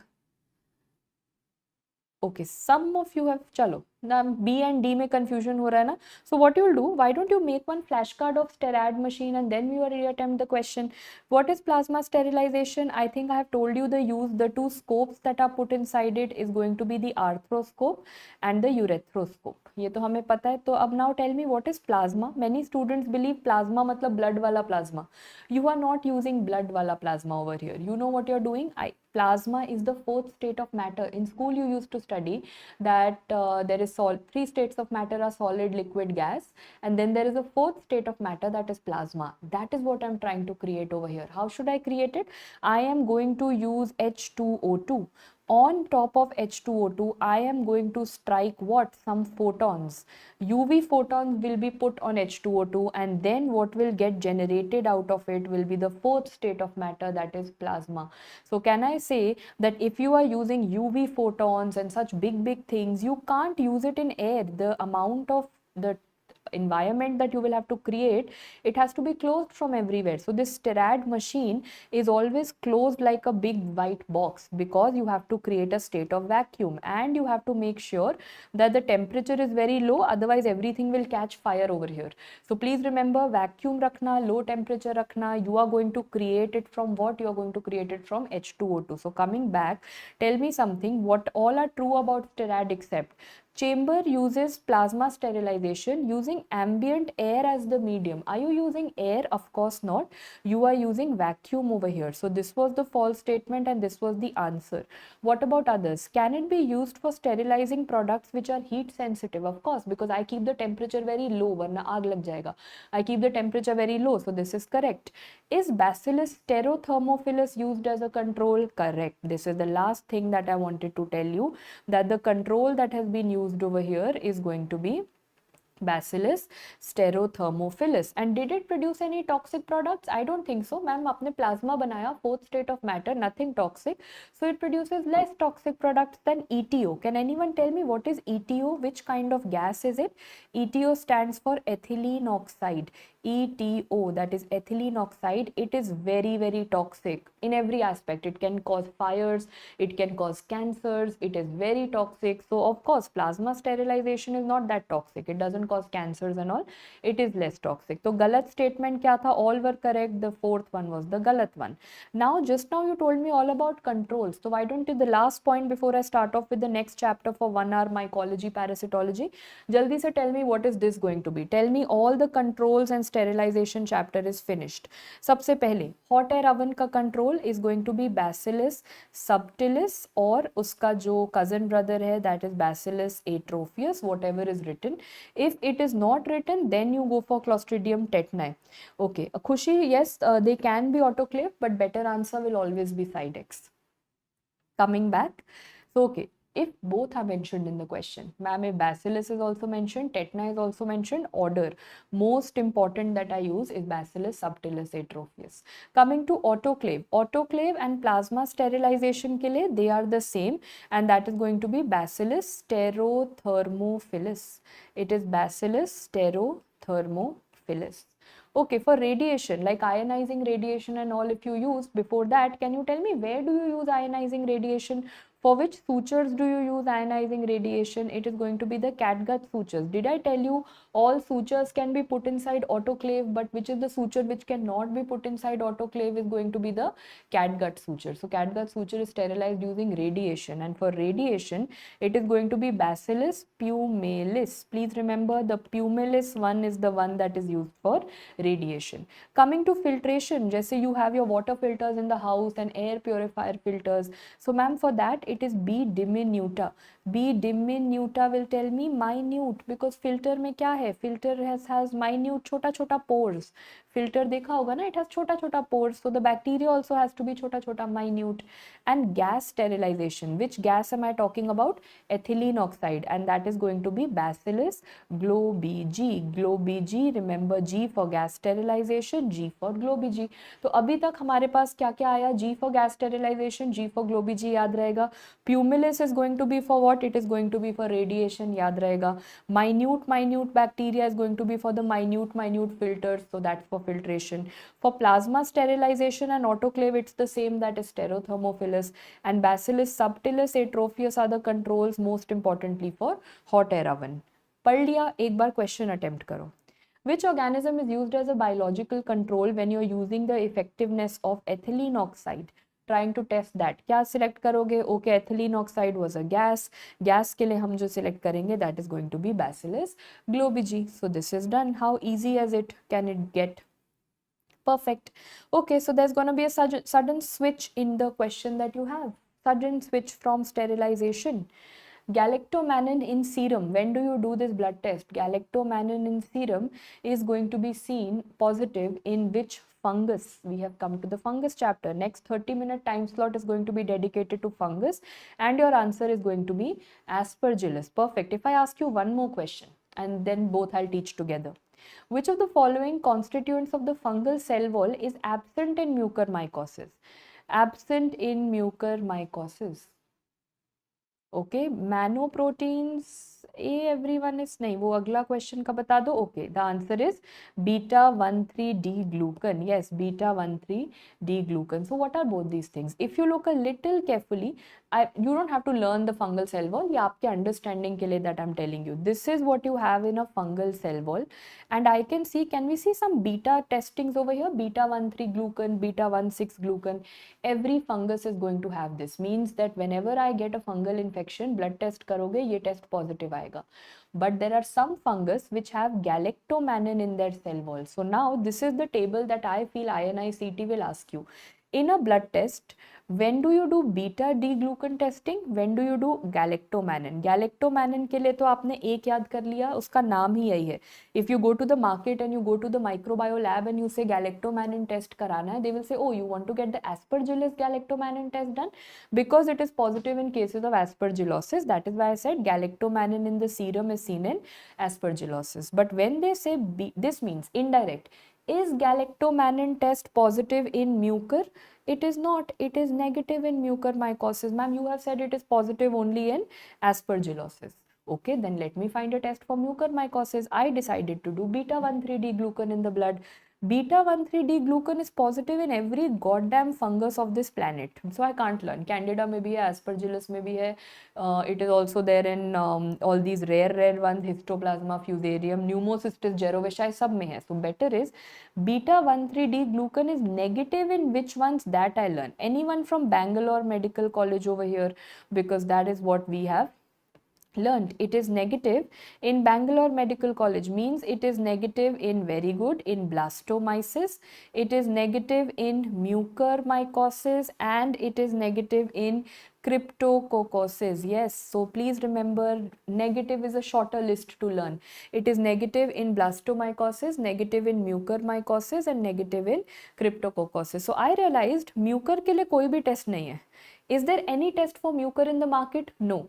Galactomannan, not for mucor. Beta-1,3-D-glucan, not for mucor. So come back. They asked you, which of the following is absent in the cell wall of mucormycosis? Ma'am, beta-1,3-D-glucan is absent. That is why the fungus cannot be tested for beta-1,3-D-glucan. Can we move forward to the next question that you have? A question which is all, I told you, INI likes to ask you lab-related questions more than the clinical part. They try to test your laboratory knowledge. So what is the function of glycerol in LPCB staining technique? For that, you will first tell me LPCB होता क्या है? LPCB is very good. It is lactophenol cotton blue. So ma'am, firstly, in lactophenol cotton blue, the word glycerol doesn't come, but that is what I got to know, that lactophenol cotton blue has glycerol. It's a stain. Can you see the lactophenol cotton blue has given a blue color? Okay, but what is glycerol in it? Glycerol is always hygroscopic. Glycerol हमेशा पानी provide करता है. Glycerol provides water. So it is always done to prevent the drying of the specimen. So please note, when I talk about lactophenol cotton blue, I understand blue color तो dye होगा, the blue color obviously. Lactic acid, it must be, it is used to prevent the morphology. And phenol and all, we know phenol, lysol, ये क्या सब होते हैं? These are all disinfectants. So first, you want to see a fungus. The first priority is you want to see a fungus. So your first priority will be keep the fungus alive, keep the fungus intact. Who preserves the morphology of the fungus? Lactic acid. Your second will be only see fungus. I don't want to see bacteria, virus. Ma'am, unhe kill karo. Who is going to disinfect the others? It is going to be phenol. And your last priority is that give it a color, then you will see it under the microscope. So what are you going to use? You are going to use cotton blue. So lactophenol cotton blue samajh aa gaya. Then you said कि नहीं, don't let the fungus dry, don't let it get dehydrated. So who is going to provide water? The water provision is going to be done by glycerol, and that is what they asked you. Acha, one more photo I have written over here. For any fungus, what is the culture media that you have? What culture media is it? It is the Subaurous dextrose agar. SDA everyone knows na, Subaurous dextrose agar. Iska pH पूछते हैं in INI-CET.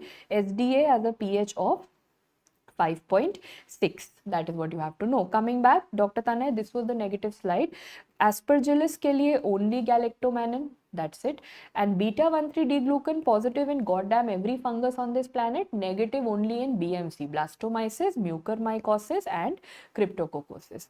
Okay, coming back. So very good. For the stain of fungus, you have lactophenol cotton blue. For the culture media, you have SDA, and the pH is 5.6. Now let's move further and go to another INI-CET typical question. They love this question.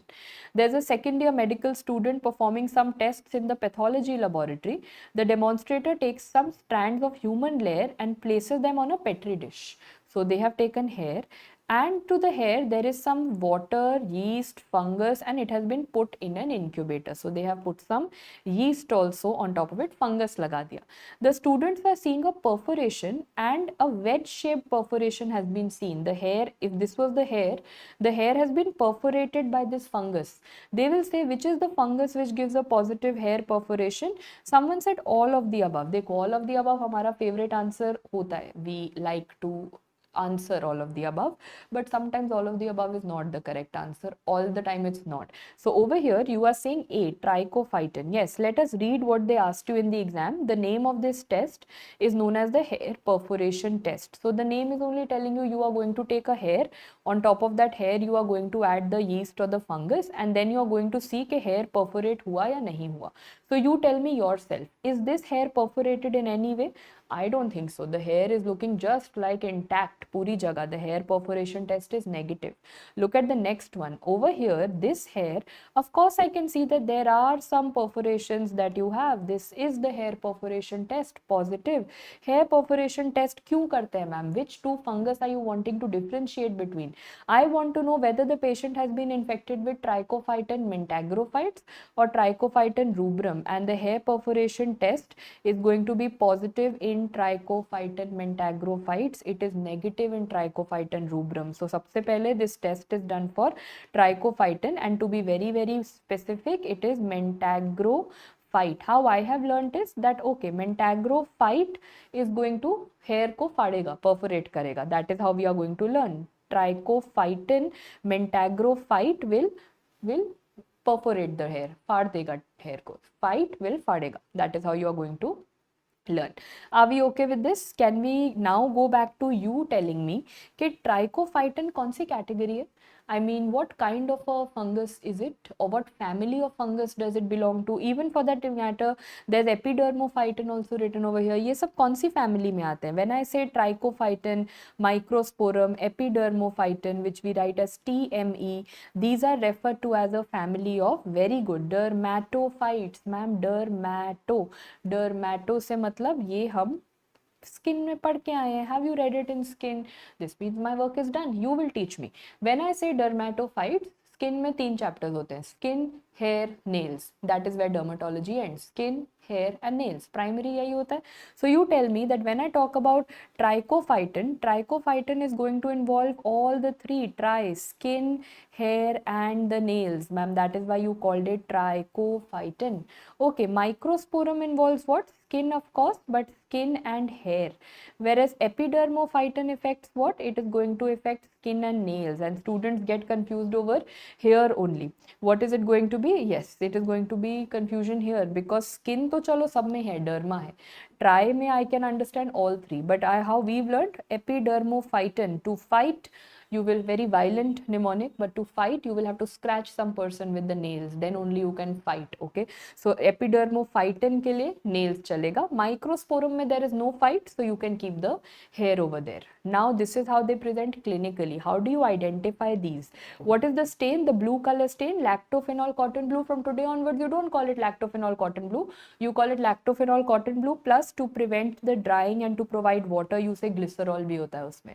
Okay, this is trichophyton, this is microsporum, this is epidermophyton, because we have learnt it as a telegram mnemonic TME, and in front of TME all of you are going to write my telegram channel, that is Preeti Sharma channel, PSE. So PSC, that is what you will do in the exam. You will write telegram TME, and then you will write self-obsessed mnemonic of mine. I would say that is how it feels every time I teach it, that this is going to be PSC. Which tells me what?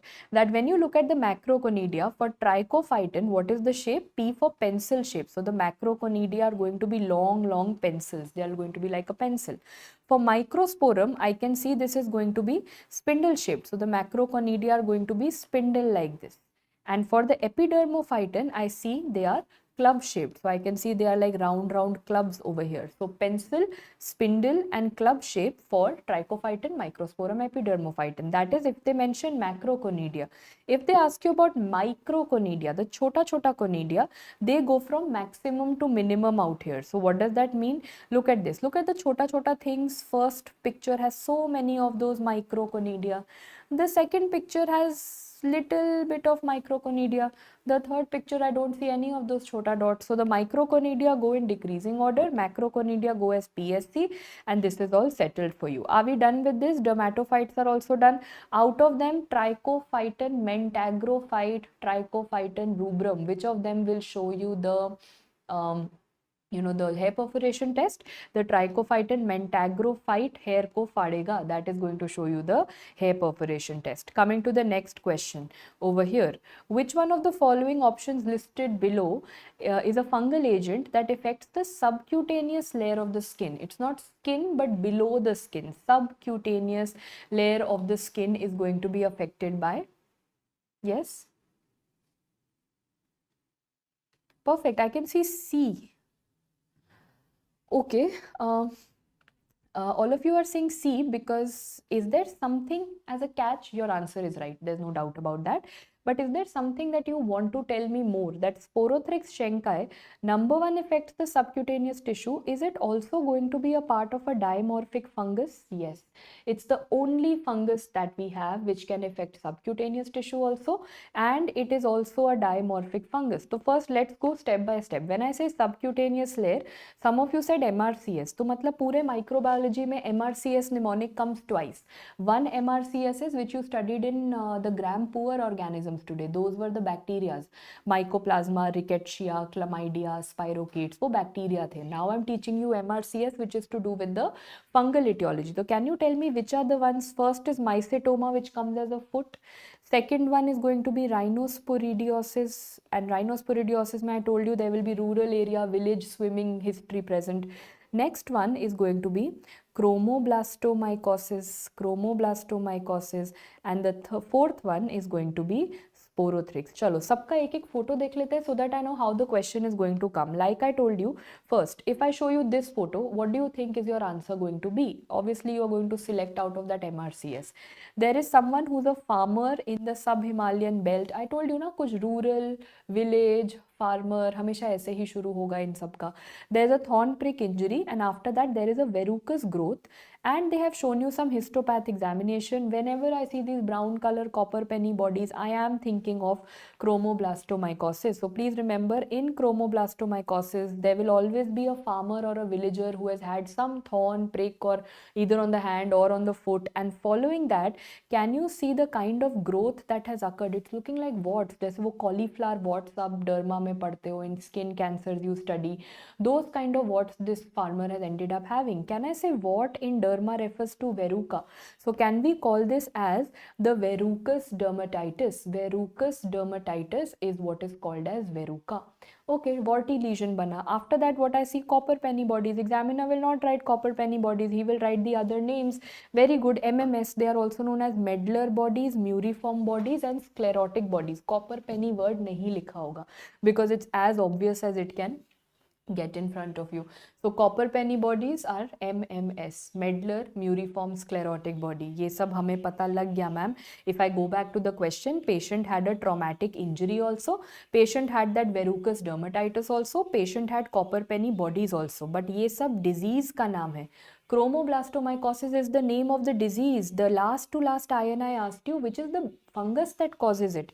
Anyone who can tell me the name of the fungus, because those names are over the top. They are too difficult to remember for the students, but how we have learnt is chromoblastomycosis. हाँ, you'll say कि ma'am हमें नाम तो नहीं याद, but पढ़ेंगे तो याद आ जाएगा. Exactly.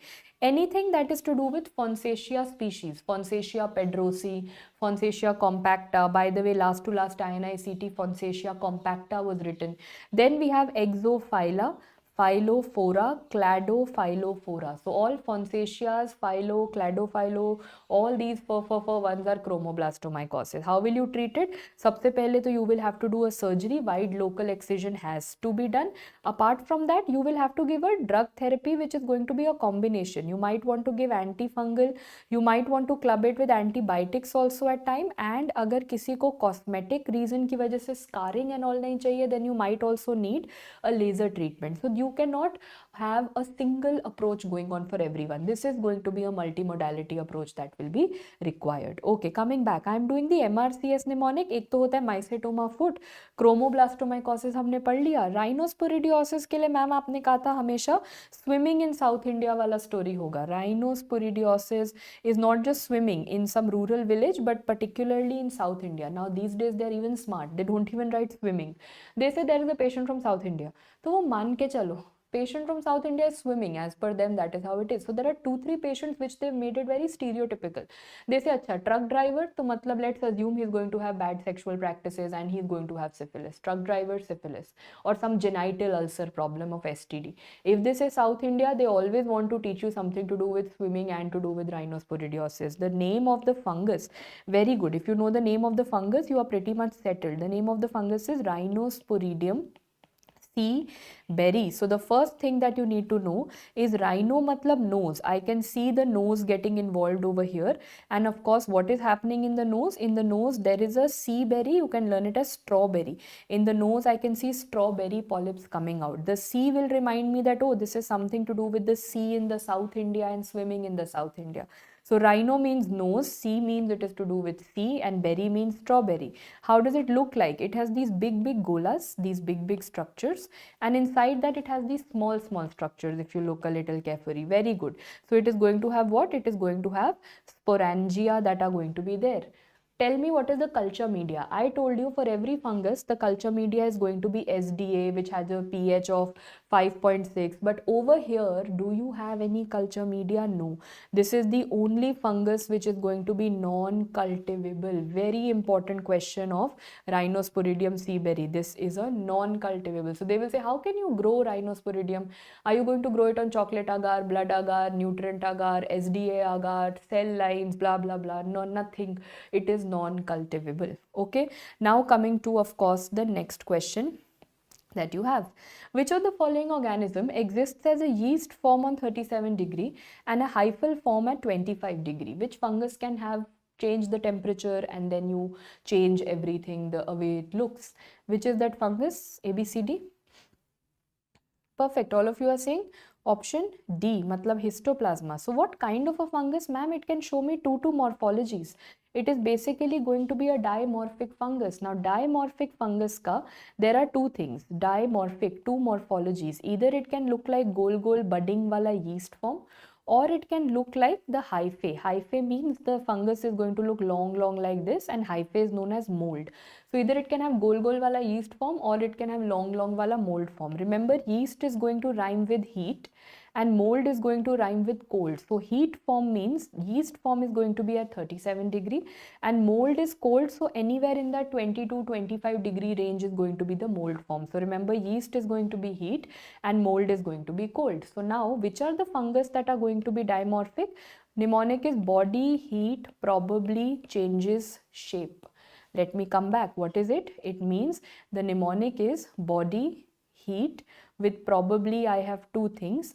Probably changes shape. And you know, the mnemonic is so nice because, not because I have made it, no, it is nice because truly what you are trying to read in the definition is the mnemonic. The definition tells you that body heat is actually going to change the shape of the fungus, and that is the mnemonic. Body heat probably changes shape. So B for what? Blastomyces, H for histoplasmosis, P for two things, Penicillium marnifi and Paracoccidioidomycosis. Para word hata do to Coccidioidomycosis and Sporothrix schenki. So now tell me, which was the fungus which was dimorphic also when you wanted it to be, and it was a part of that subcutaneous MRCS mnemonic also? I've told you Sporothrix is a part of subcutaneous also, Sporothrix is a part of dimorphic also. So now coming back to the question, which is the only fungus over here which is coming in this dimorphic zone out of these options? It is histoplasma. So what are we going to do? We are going to look at pictures of all of these fungal organisms and then we are going to come back to questions.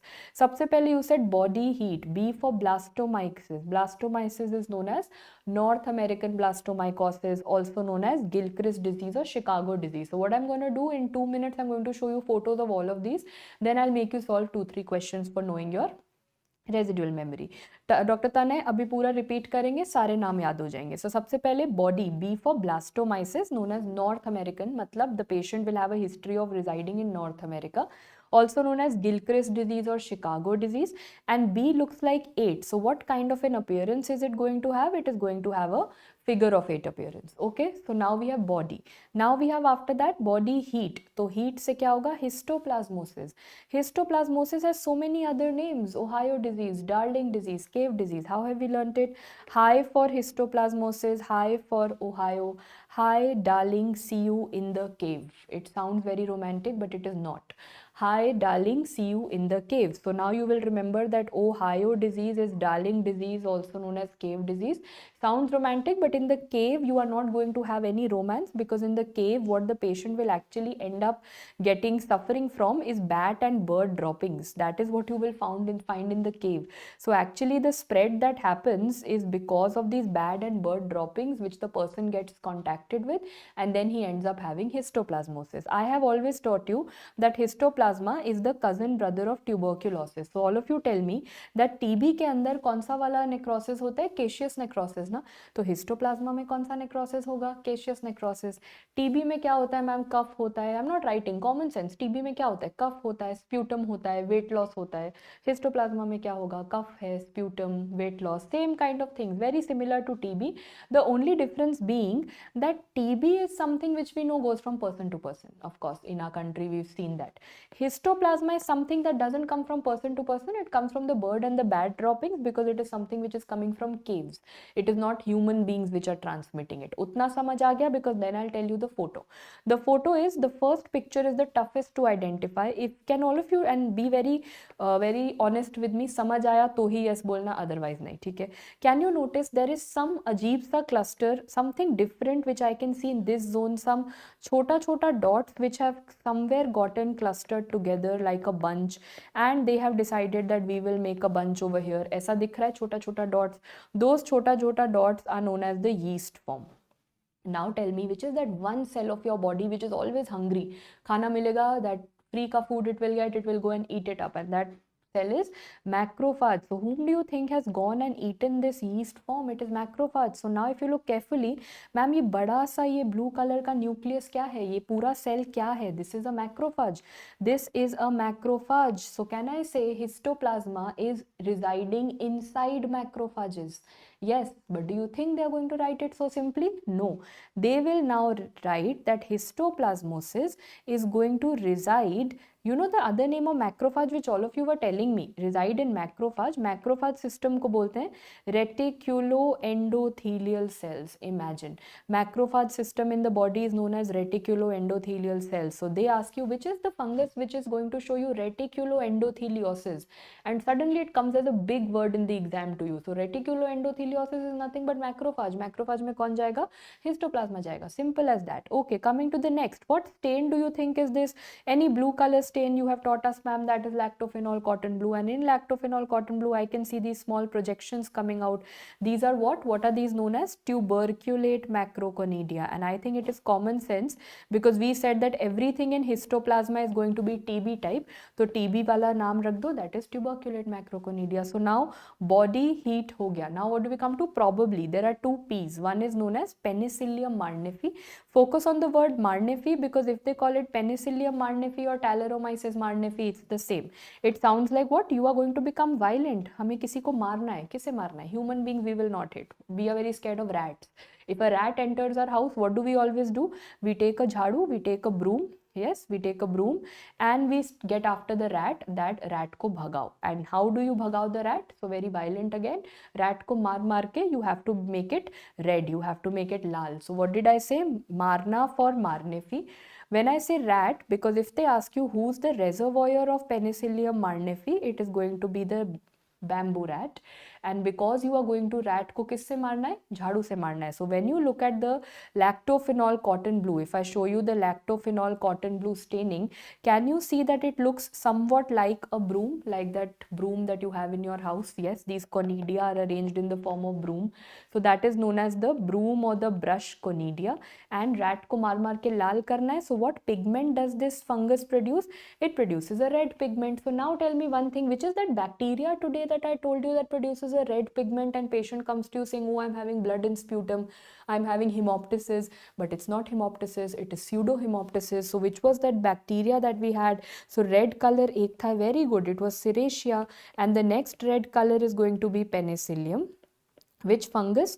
It is Penicillium marnifi. That is how you rule out कि अच्छा red color देखा है, bacteria है तो Serratia, fungus है तो Penicillium marnifi. Coming to the next, body heat, probably there were two things with P, that is going to be the next P, that is paracoccidioidomycosis. Remember, paracoccidioidomycosis shows you the PPMM, मतलब pilot wheel or mariner wheel or Mickey Mouse appearance. दोबारा देखते हैं. Mickey Mouse तो I don't have to teach you because it's as easy as one can see. So it shows you the Mickey Mouse appearance. What else does it show you? Does this look like, you must have seen on the ship the wheel of the mariner, या फिर अगर कोई pilot को देखो old times में movies में दिखाते थे. So this is known as the pilot or the mariner wheel appearance. That is how paracoccidioidomycosis is going to look like. It is also known as South American blastomycosis. So please note, if North American blastomycosis is written, that is the original wala blastomycosis.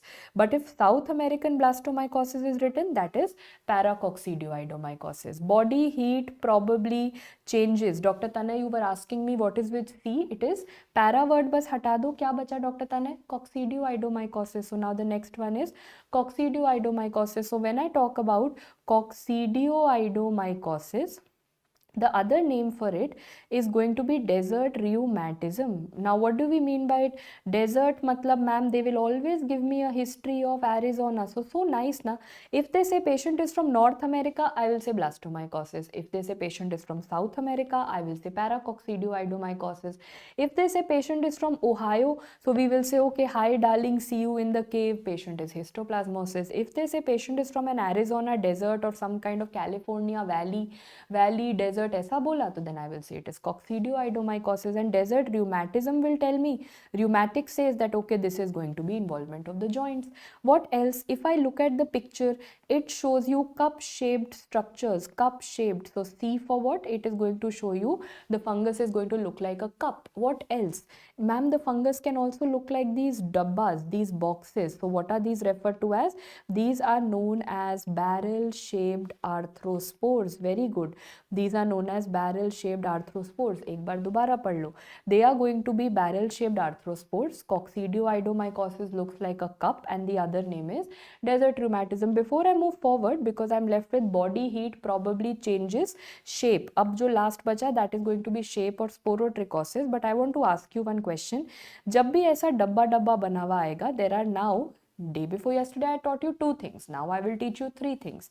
If they say that this is a bamboo stick appearance, if they use the word bamboo stick or they use the word box car, which bacteria did I teach you for this?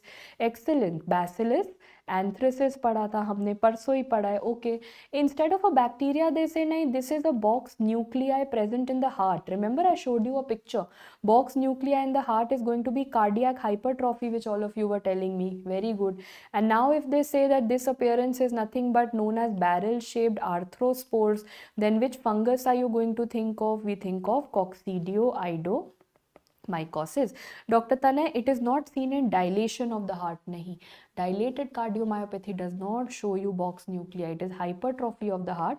ये बिल्कुल last वाले the session of patho that we had उसमें पढ़ा था. तो whenever you see these डब्बा look out. Bacteria पूछा है तो bacillus, cardiac पूछा है तो hypertrophy, fungus पूछा है तो coccidioidomycosis. Body heat probably changes shape. The last one is sporotrichosis, which is known as Rose Gardner's disease. There will always be a history of Rose Gardner. उसे thorn prick हो गया, तो रोज garden में क्या होगा ma'am, the kind of conidia also that you will see will be rosettes of conidia. So if you look a little carefully, the conidia that you're seeing have also ended up making a rose over here.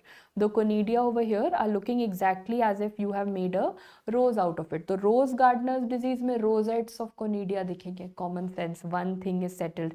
What else? Can we all notice that thorn prick must have happened here on one dot? But the lesions are happening everywhere. The disease is spreading a lot. So can I, in other words, also say that this is going to show me a lymphocutaneous spread? This is going to show me a lymphocutaneous spread. Means they ask you, sporothrix schenki, prick yahan pe hua on the finger. Lesions are seen everywhere in the body. So you will be wondering, how is the fungus traveling? It's traveling in the veins or the arteries or the nerves or the lymphatics. It's traveling in the lymphatics. It's a lymphatic spread that you have. Finally, what you have, it's staring and shouting in front of you. What kind of a body is this? Common sense, it's looking like a star. So it is going to be an asteroid body, right? As easy as it can get. But you missed out on one thing. You saw the outside fancy star. You didn't see what was sitting inside it. Inside it, I have a chota sa gola. That gola is known as the cigar body. So what kind of a gola? Which cigar looks like this? Common sense, it doesn't. See, cigar looks like this pencil. But if I change the view and I make you see the cigar in this direction, now you will say, yeah ma'am, now the cigar is looking like a head and gola. Otherwise cigar is supposed to look like this. They have shown it to you in this direction. So please remember that cigar body or asteroid body is the same thing but different views. Cigar body is in the center and asteroid body is on the side. So I can say that Sporothrix schenki is living the good life. Sporothrix schenki is, look at this, he's roaming around in a field of roses. He has such a clear sky that he can see the stars also, he can see the roses also. He gets to have a cigar, which is the most expensive thing to smoke, I believe, but you should not. But good life in a Hollywood movie is this. Someone living in the outskirts of the city with roses, with stars, with cigars, that is what. So whenever you want to aspire to be like some fungus, aspire to have a life like Sporothrix schenki. So now if you are ready with all of this, I think you are ready to take on to some questions. After a traumatic event, a male patient presents with the lesion. Your task is to determine the organism responsible for this. So now over here, they did not give you any history of occupation, no America, South America, North America, but they have shown you lesions which are looking like this. Means they are spreading in that lymphatic drainage pattern. That lymphatic spread will always guide you towards Sporothrix schenki. One more question of Sporothrix that came in the previous year paper. A girl who pricked her finger while pruning some rose bushes. Rose ke saath to very good, very important, you have to put it. After that they say there is a pustule, then there is an ulcer, and there are lesions which are shown below, which is the characteristic body associated with it. Agar dhyan se dekho, to this patient is having lesions again along the lymphatic. क्या answer करोगे? Which is the body? Ma'am you said good life में cigar होगा, stars होंगे. So let me see. I will have cigar body and asteroid body. Cigar body is mentioned, so I mark that. Where do you see all these others? Copper penny या sclerotic या muriform या medular? These three were the bodies of chromoblastomycosis. Chromoblastomycosis का bodies था. Is that okay with everyone? Can I move forward? Because now I want to ask you a question. One more question.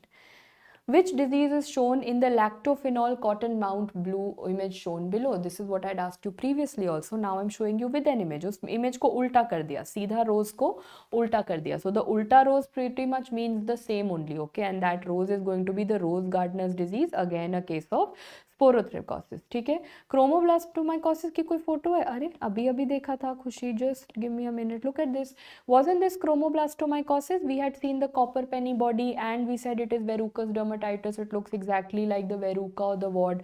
This is chromoblastomycosis. ये हो गया. And now if they say brown color bodies, that is chromoblastomycosis, copper penny. If they say these rosettes and stars and cigars, then that is going to be sporotrichosis. Now you will tell me. Asteroid body is seen in sporotrichosis. Fine. Where else is it seen? Whenever they show you the star or the asteroid body, one, it is seen in sporotrichosis, which I can see.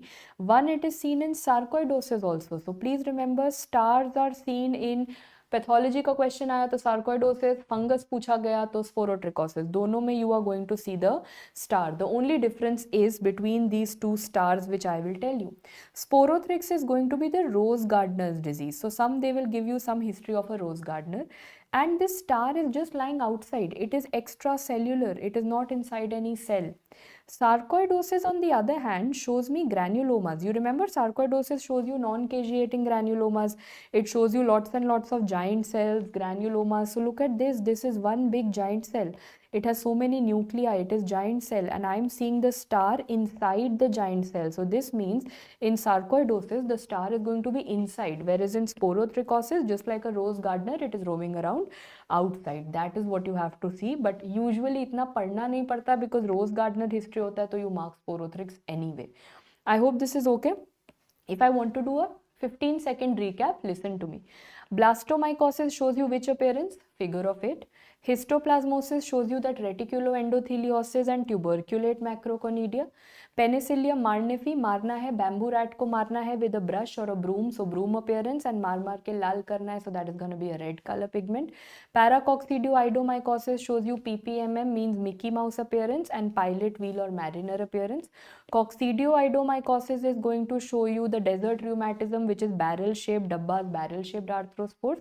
Sporothrix schenka is the good life. It is going to show you star, it is going to show you cigar, it is going to show you roses, and the spread is going to be lymphocutaneous. Is that okay? This is your final last day revision dabba. Last day in this PDF, you don't see everything. I'm leaving this blank. Why? Because last day you will see these photos, revise it in 5 minutes and go. That's it. Coming back, you asked me what is the sample for sarcoidosis. Khushi, usually sarcoidosis doesn't come to us with too much of sputum. See, if it comes to us in a patient of productive cough and sputum, you take the sputum sample. But if it's not possible, then we have to go in for a bronchoalveolar lavage. So there are two options. In as per my practice, how much of I have seen, usually in that we go in for a bronchoalveolar lavage. Okay, now coming all the way back, all of this is done, so we can move on to the next question. What is the organism that can be identified when a man received a kidney transplant and is on immunosuppressant medications, which shows budding cells with pseudohyphae? Yes. What is this? As soon as they say pseudohyphae, I don't think of pretty much anything else, and I think of Candida. That is the beauty of Candida, that the word pseudohyphae will always be written over there. So yes, when I say immunosuppressant, it could have been any fungus, but pseudohyphae ke saath, it is going to be Candida. So let us see. Now, before I start, did I teach you Candida anywhere in pathology and I told you कि uska pap smear karoge to Candida mein kya milega? Waiting for that answer first. Please let me know. Yes. What is it? Candida. If you remember, Candida, patient showed you a curdy white discharge, and curdy white discharge patient had shown you the shish kebab effect. All this we have studied. Candida, curdy white, shish kebab, all of you have answered. Perfect. I am now going to tell you the microbiology part of it. When I talk about Candida, as I told you, Candida shows you chota buds. So all these chota projections that you see, those are going to be the buds. And then all these long projections that you're seeing, those are going to be pseudohyphae. So it shows you budding as well as pseudohyphae. Then what is the culture media? Culture media is always going to be SDA for any fungus. So for Candida, when I talk about SDA fungus culture media, the colonies that you get are going to be creamy, pasty, yeasty colonies. They are going to be creamy, pasty, yeasty colonies. Okay. Then if I want to differentiate different types of Candida, Candida krusei, Candida dubliniensis, Candida albicans, all these tropicalis, जो आपको नहीं जानना, but you just have to know that if I have to see different species, I use this very colorful agar that is going to be the chrome agar. Next, what is this? This is something which you will tell me. Candida ends up making spores. Candida ends up making these double-walled spores if you look a little carefully. What spores are these? Chlamydospores. When will they make chlamydospores? When Candida is grown on corn meal agar. If you had not noticed up till now, let me remind you that when I'm talking about Candida, and all of you told me that the kind of discharge that it shows me is curdy white discharge, and then all of you told me that ma'am it shows you the shish kebab effect. I am adding to that Candida curdy white kebab, which is the colorful agar that I use is chrome agar. What is the appearance on SDA that I get is going to be the creamy pasty yeasty colonies. Which spore do I get is the chlamydospore. On which agar do I get is the cornmeal agar. So you just became Shah Rukh Khan Kiran karna hai when it comes to Candida, curdy white, kebab, chrome agar, creamy pasty yeasty colony, chlamydospores as well as cornmeal agar. Left with the last, that is, which everyone had anyway answered, that ma'am there is something known as a germ tube test, which is simple. This is Candida, all these small golas were Candida. Suddenly I realized that if I started growing Candida with, let's say I added a little bit of my blood, I added some serum onto it. Does my blood have growth factors? Yes. The Candida suddenly started growing. The Candida started giving me a germ tube formation. So germ tube formation is known as the Reynolds broad phenomena, and that is going to be seen by whom all? That is seen by Candida albicans, and that is seen by Candida dubliniensis. So now comes the next question. The next question is that Candida albicans jo show karega, Candida dubliniensis is going to show exactly the same after that. Candida albicans and dubliniensis same show karte hain. So if they ask you that do both of them show chlamydospores on cornmeal agar? Yes. Do both of them show you the germ tube test? You are going to say yes. But then how do I differentiate? Who's the elder brother? Who's the one that you've heard of more? I have always heard of Candida albicans more. So please remember, if I put any tough situation on the family, it is always the elder brother who is going to come out and protect the family. So if I say that who will be able to grow at 45 degrees, you will be saying, oh ma'am, elder brother, tough situation, 45 degree, albican survive karega.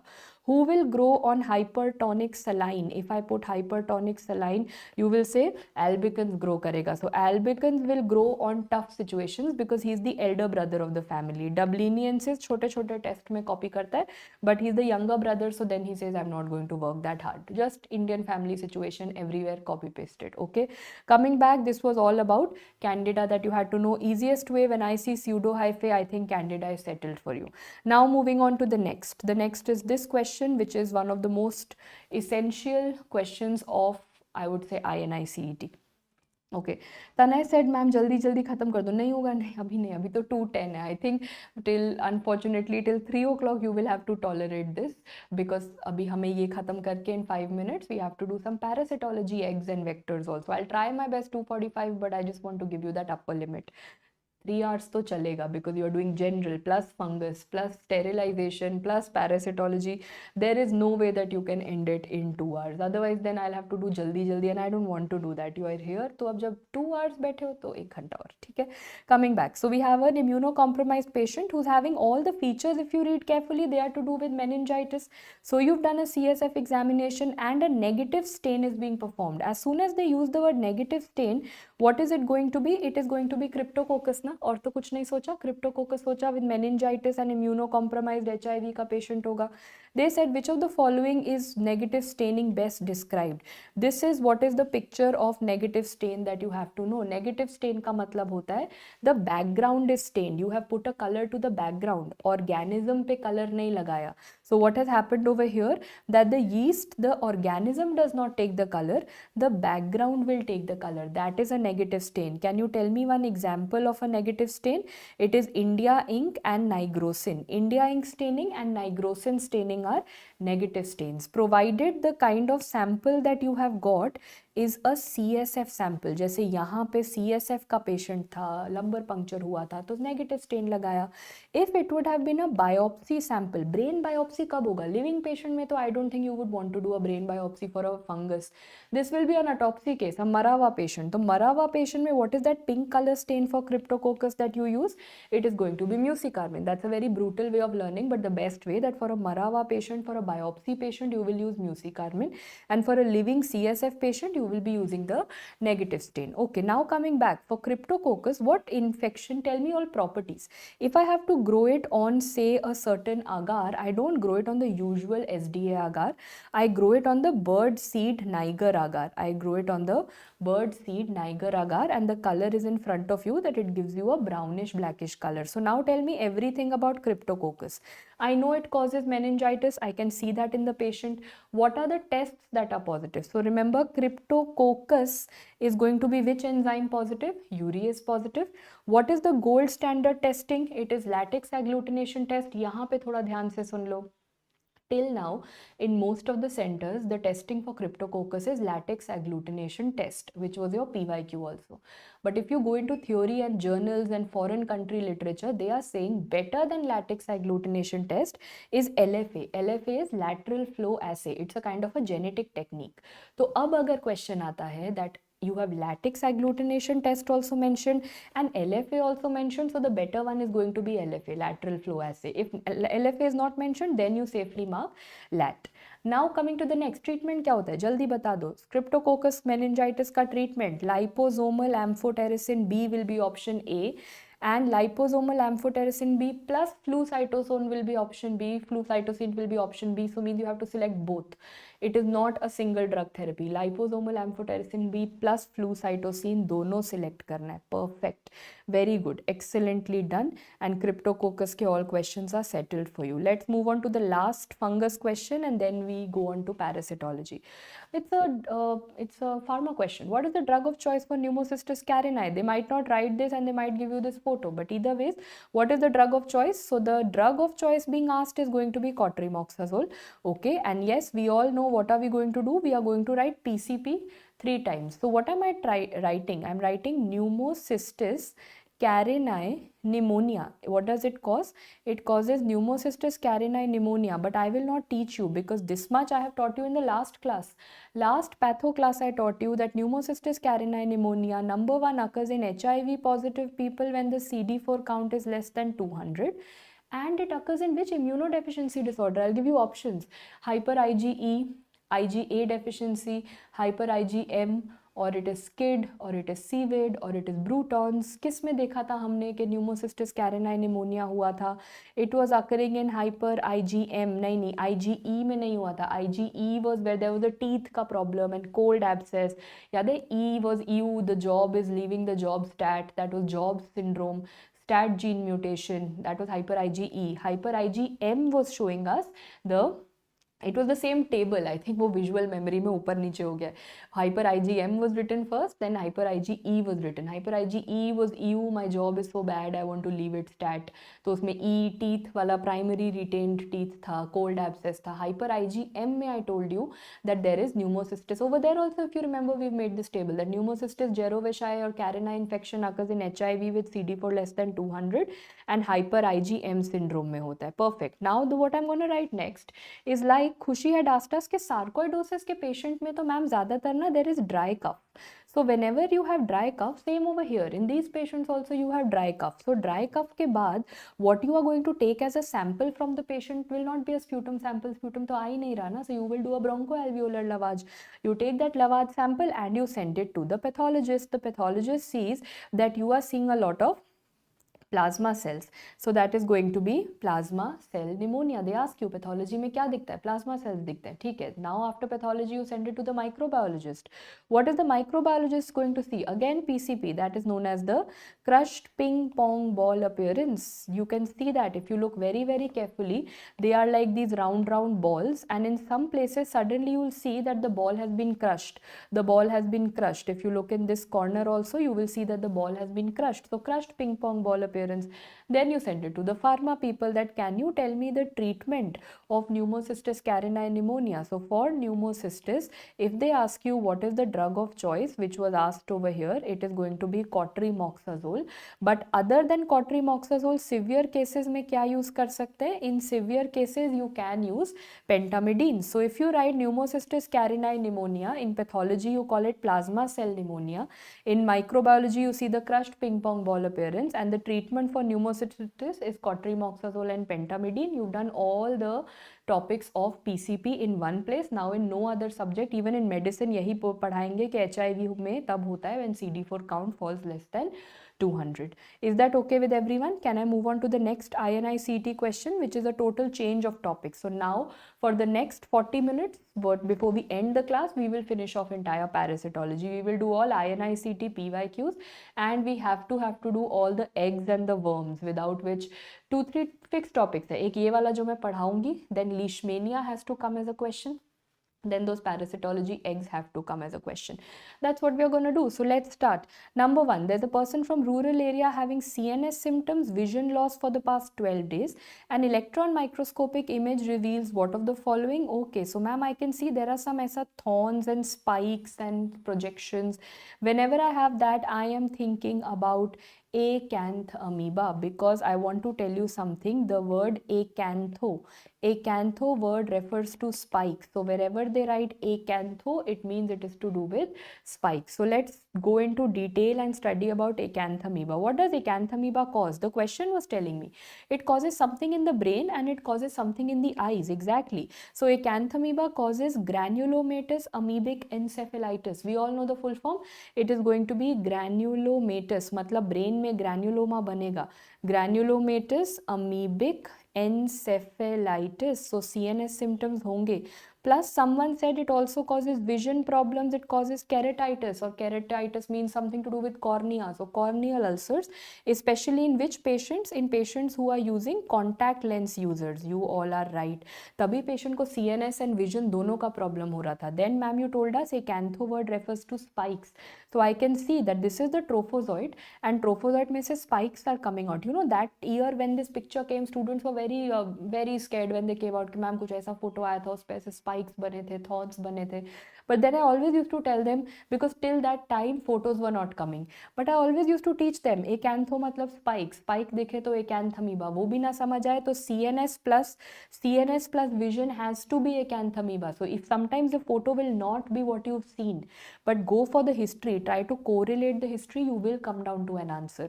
But this is how the trophozoite looks like. What about the cyst? The cyst is going to look look at the wall, it is going to be like a wrinkled wall. Very good, excellent. Now what do I want to compare it with? I want to compare it with the other two options, Naegleria and Balamutia. So now listen to me very carefully over here. Whenever they want to give me a history of Naegleria, I think I have already told you, they will always give me a history of, there is a child, chota bacha, who has gone to her village, and in the village they assume na village matlab swimming in the pond, rural area swimming in the pond. So she will be taking bath in a nala. So nala mein nahana. So they will always assume that someone in the village takes bath with dirty water. They have some very bad stereotypical assumptions in life. Okay, so nala mein nahana. Okay, now coming back, the water goes where? The water goes into the naak, or it goes into the nose, and from the nose we know we have the cribriform plate, and then it is going to go into the neural, that is it's going to go into the brain. And what does it cause? Primary amoebic meningoencephalitis. It goes into the brain. So if you get a story of nale mein nahana, the water goes into the naak, and from naak it goes to the brain, you are talking about Naegleria. Naegleria ka story yaad rahega, nala, nahana, naak, neural, that is Naegleria. The next one that you have is going to be acanth amoeba. Acanth amoeba, I have already told you, it causes two things. It causes granulomatous amoebic encephalitis, plus it causes keratitis and all those vision symptoms. Now I'm left with the third one, and that is going to be Balamutia mandrillaris. Now this is the cousin brother of acanth amoeba. Ma'am, जो acanth amoeba कराता है वो ये कराता है. मतलब acanth amoeba was causing granulomatous amoebic encephalitis. Balamutia also causes granulomatous amoebic encephalitis. But where is it different? It does not cause vision symptoms. So please remember, if only and only granulomatous amoebic encephalitis is there and vision symptoms are not there, now the case is going to be a case of Balamutia. Please remember it and don't mess up. That is why I've made you one tiny little table. अगर तो नाला नहाना story हुआ तो नाइग्लेरिया पक्का याद रहेगा. If both CNS and vision is there, it is acanthamoeba. If only CNS is there, vision issues are not there, that is going to be Balamutia. So what is Balamutia going to look like? You look at the, now ma'am इसमें acantho word तो है नहीं, acantho नहीं है तो spikes नहीं दिखेगा, बिल्कुल नहीं दिखेगा. How is the trophozoite looking? Does it have those एक spike? No, it doesn't. The trophozoite, if you vaguely imagine, it is looking like a fish. It is looking like a very vague imagination that करना पड़ेगा. School में बनाते थे ना ऐसे वाला fish and we used to draw that मछली जल की रानी, वो वाला fish, वैसा वाला fish लग रहा है, ठीक है? It is looking like that finger वाला fish that we have made. So fish shaped trophozoite लिखा होगा, that is going to be Balamutia mandrillaris. Are we done with these questions? Can we move forward to the next one, which is formality that I have to do? क्योंकि वो सबको आता है, but my formality I have to fulfill because they always ask you. Which is the identification of this particular organism shown over here, which is 25 micrometers on a Kinyon stain in an HIV positive patient experiencing diarrhea. And this is the question that I am expecting this time. I will tell you why. Because all of you said A. What is? Some of you said, some of you are saying C. Cryptosporidium.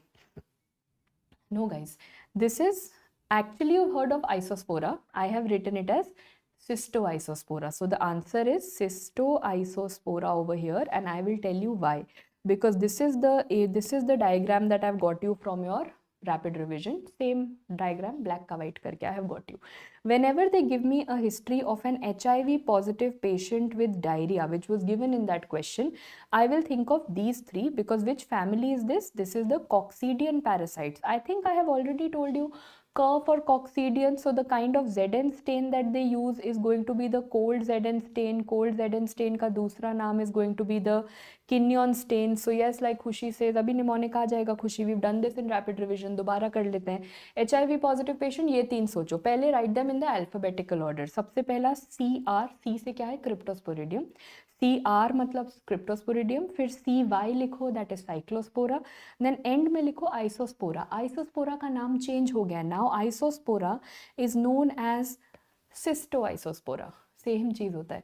Even if you have to write it alphabetical, it is still alphabetical. CR for Cryptosporidium, CYC for Cyclospora, then CYS for Cystoisospora. लिखा हमने alphabetical. Then Khushi, like you asked me, ma'am, is there any mnemonic? So please remember that the Cryptosporidium is 4 to 6 microns. फिर इसका double करना है. बताओ 4 का double क्या होता है? 8 and 6 का डबल क्या होता है? 12. So Cyclospora is going to be 8 to 12 microns. बस फिर डबल ट्रिपल करो. 12 का डबल क्या होता है? 24. 12 का ट्रिपल क्या होता है? 36. So it is going to be 24 to 36. तो बस बढ़ाते जाना. That is why I told you write it in an alphabetical order. 4 to 6, double करा तो you got 8 to 12, and then double triple करा तो you got 24 to 36 microns. In the question they said yes, into 2 and then into 3 करना है. Exactly. In the question they had mentioned 25 microns as the option over here. 25 microns किसका है? Largest Isospora. Instead of Isospora they write Cystoisospora. It is going to mean the same. Now let's come to the structure. So please remember the Cryptosporidium is going to be C जैसे लिखा वैसा round. Cyclospora is going to be C जैसे लिखा, मतलब it is going to be round. Isospora is going to look like an I, means the organism is going to be oval. So now tell me guys, look at the first picture. Ma'am, round है. Okay.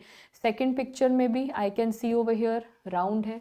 Third picture में can we all notice this is oval, this is elongated. Now go back to the picture that was given to me in the exam. In the exam question it was this, it was oval like this. So this is a case of Isospora again. Now coming all the way back, are all of them acid fast? Yes, cold, Zn, Kinyon stain. But Cyclospora kabhi kabhi acid fast, kabhi kabhi non-acid fast. I have learned Cyclospora is cyclical. Cyclospora is cyclical. Can you see some of them are pink, some of them are totally white. Then this one is also totally white. So ma'am, Cyclospora cyclical hota hai. Okay, coming to the next, autofluorescence. Which of them can shine on their own? Ma'am, Spora brothers. Isospora, Cyclospora, तो Spora brothers अपने आप shine करेंगे, the Spora brothers are autofluorescence, Cryptosporidium is not. Spora brothers का treatment is also the same. The Spora brothers are treated by clotrimoxazole. But Cryptosporidium reminds me of cryptocurrency. Who has maximum cryptocurrency? Nita Ambani. So, what is the drug of choice for Cryptosporidium? It is going to be nitazoxanide because she has maximum currency in every format. Okay. So, now coming back, if I go back to the question, वो तो हो गया. But INI-CET में यहाँ तक table खत्म नहीं होता, ये टेबल हो गया and for everyone else who wanted mnemonics table is done. But INI-CET and before INI-CET till 2019 there was AIIMS ना, तो एम्स 2019 में ये वाला फोटो आया था bye the way. So this is what we have to see. Cryptosporidium has one more problem. When see, as we said, Cryptosporidium reminds us of cryptocurrency. It's a hidden, crypto means hidden. You will always hide that currency, right? So that hidden currency means, I'm just showing you one life cycle. Life cycle ratta nahi lagana. It's just that if this life cycle comes, I know you will be able to answer it. Why? Because they will say this is the life cycle, HIV positive patient with diarrhea. इस पूरे family का HIV positive patient with diarrhea will be the first line. After that, they will say this is an organism. You realize that, okay, these are the intestinal cells. And what are these finger-like projections? They must be the villi. इतना तो सबको पता ही है. I realized this organism, is it going inside the intestinal cells or is it hiding in the villi? What do you think? I don't think it is going inside. I don't see it anywhere in the intestine.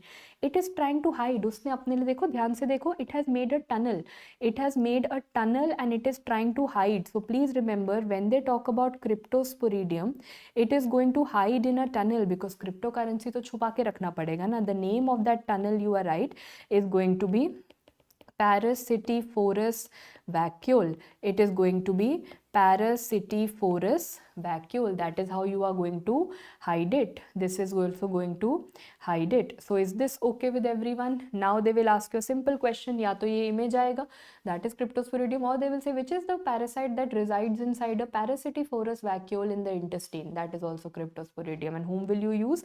This is the picture that will show you the reality. When I do an intestinal biopsy, अभी तक micro पढ़ रहे थे, अगर patho में मैंने intestinal biopsy करा, they said firstly why is this intestine, जल्दी बता दो क्या cells दिख रहे हैं? I am seeing the presence of goblet cells. So this is going to be goblet cells, and apart from goblet cells I can see that there are these chota dots. Now tell me, have those dots gone inside the goblet cells? No ma'am, they are hiding like a cryptocurrency over here. So can I say Cryptosporidium is seen along the brush border? This is going to be seen along the brush border. Is that okay with everyone? Yes. This is, see, same photo. बाहर छुपा मिलेगा. It's not going to come inside. This photo came in your AIMS 2019 exam. Okay, so this is also done for us. Let's move on to the next question for all of you. Here you go. A man with fever of unknown origin, pyrexia of unknown origin, has a job that requires traveling around the world. The bone marrow picture has been shown below. So this is a path micro integration. Which of the following investigations would be the most appropriate in this case? Some bone marrow investigation has been shown and they've put an arrow over here. So I've also put an arrow and I could see एक cell है and cell के अंदर कुछ dots हैं. Anyway, when they say pyrexia of unknown origin, actually the kind of things mentioned are right. I can think of HIV, I can think of HIV में पहले तो कोई फोटो में ऐसा डॉट डॉट दिखता नहीं. HIV वायरस है, virus तो ऐसे दिखता ही नहीं. Histoplasma can look like this, but again I am not very convinced right now. Malaria जैसा तो ये दिख ही नहीं रहा. The best answer, this is a case of leishmania. For leishmania, what disease am I talking about? Yes, we are talking about Kala Azar. Perfect.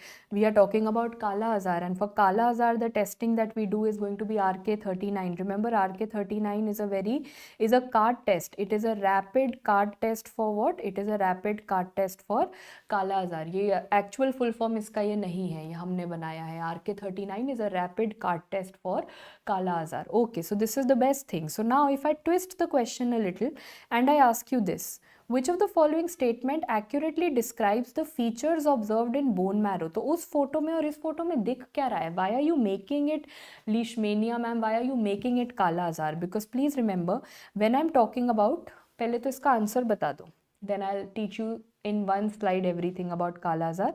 You are saying that they have asked you what? They have asked you accurate description. You are saying it is an extracellular parasite, but ध्यान से देखो तन है cell के अंदर पड़ा हुआ है. How are you calling it extracellular when it is lying? The photo is showing you inside a cell. It is intracellular. This means the correct statement is the treatment. Liposomal amphotericin B is the drug of choice. So listen to me very, very carefully. Whenever you're talking about Leishmania or Kala Azar, it is going to be first tell me from PSM what is the vector. The vector is going to be sandfly. So सबसे पहले ये statement गलत हो गया that is it transmitted by sheep? No, it is transmitted by sandfly. Next, why do you call the patient Kala Azar? Because patient खुद काला, the patient becomes hyperpigmented. I can see the skin pigmentation that is happening. And I can see a big belly. The reason for the big belly is that massive splenomegaly, hepatosplenomegaly hota hai, big belly coming out of the patient. So kala hyperpigmented patient with big belly, massive spleen. Now please remember for INI-CET exam, whenever massive spleen is written and they want to ask you some Bihar, Jharkhand, Odisha, so Bihar patient mentioned, you have to think of Kala Azar. If they are talking about cancers, either you will think of CML, that is chronic myeloid leukemia, or you will think of hairy cell leukemia. It's simple. Massive spleen infection में सोचा तो Kala Azar and cancers में सोचा तो CML and hairy cell leukemia. CML का patient हुआ तो कौन सा translocation होगा? Philadelphia chromosome, that is 922. Hairy cell leukemia हुआ तो I had taught you that there is going to be BRAF V600E mutation. If you remember HCL, उल्टा पड़ा था, LCH, all of them had BRAF mutation. ये सब हम patho में पढ़ के आए हैं. Now coming back, we have to study Kala Azar. तो ठीक है, if this patient had Kala Azar, which is the ideal sample or I would say which is the best sample or most sensitive sample क्या होता है लेना? तो ma'am most sensitive तो होता है to take a blood sample from the spleen. Splenic puncture करना चाहोगे? Do you have the guts to do a splenic puncture to a patient who has just come to you for fever? I don't have the guts, because if spleen starts bleeding, how will I save that patient? He might not die of Kala Azar, but he might die of my splenic puncture. I don't have the guts to do it. So although that is the most sensitive, but I talk about what is preferred, something which will not kill the patient, and what is preferred is going to be bone marrow. Bone marrow के लिए भी अगर वो नहीं माना, then I will just take a blood sample, right? So it depends on what they ask you. If they say most sensitive, it's spleen. If not spleen, then bone marrow, and कुछ भी नहीं मान रहा तो blood sample तो देगा. So what will I see? In all of these, what I'm going to see is the presence of LD bodies. What I'm going to see is the presence of LD bodies. Now what is LD bodies? This is exactly the picture that they had shown you over here. So actually ये क्या है? बड़ा वाला cell always macrophage, ready to eat. Inside the macrophage, these bodies are LD bodies. LD body is one dot or double dot. So I can see that LD body is going to be दो dots. ये है parasite का nucleus, और ये है parasite का kinetoplast, which is also nuclear material only. दोनों में DNA होता है. This is set to be one LD body. So one LD body is made up of one big nucleus and one chota wala kinetoplast. And whenever you see these pictures, whether you saw it over here or you saw it over here, it is a case of Leishmania. So now tell me, LD bodies जो होता है is actually which form? It is the amastigot form of the Leishmania. Now going back to your rapid revision review that we did, please remember that for Leishmania, how many forms are there? And tell me all the questions that you have with it. Very good. There are only two forms which everyone has written very carefully. One is going to be the amastigot form and one is going to be the promastigot form. LD body में क्या देखा था? LD body में ma'am हमने देखा था amastigot form. तो अगर हम इसे कल्चर मीडिया पे ग्रो करेंगे, कौन सा culture media? Triple N media. Triple N media पे कौन सा फॉर्म दिखेगा? Promastigote form. तो for LD bodies what I am seeing those two वाला dots, those are the amastigot form. On triple N media, what I get to see is the promastigot form. So now if I come back to the question, let me read. Tell me, in LD bodies, is it going to show you promastigot form? No, LD bodies was amastigot form. Is it extracellular? No, I can see it inside a macrophage. Is it transmitted by sheep? No, it's sandfly. Is the treatment of choice liposomal amphotericin B? Correct. If they ask you the treatment of Kala Azar or Leishmania, then that is going to be liposomal amphotericin B. If they would have asked you the treatment of cryptococcal meningitis, which I taught you some time back, so cryptococcal meningitis was also liposomal amphotericin B with a combination of flucytosine. But if they ask you what is the treatment of post Kala Azar dermal leishmaniasis, then that is going to be oral miltefosine. You must have read this in derma and in pharma. that leishmania काला आजार के लिए lamb, but post काला आजार dermal leishmaniasis के लिए oral miltefosine is the drug of choice that we have. Coming to the next one, must know image for. After this, I think we'll only have some malaria and some eggs to identify. So based on the clinical image that has been shown over here, can you let me know? Yes. What is the most likely vector?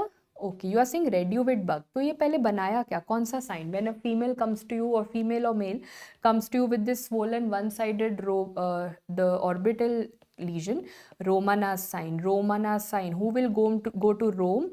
Ma'am, go to Rome in a cruise, and that is going to be Jhaka's life. Do you remember in your rapid revision you have done something called Chagas disease? Exactly. So Romanas sign is going to be Trypanosoma cruzi, and that is going to be Chagas disease. So what are you going to tell me now is what is the vector for Chagas disease, which is written, they call it radiovid bug, but the full name of it is the triatomine radiovid bug.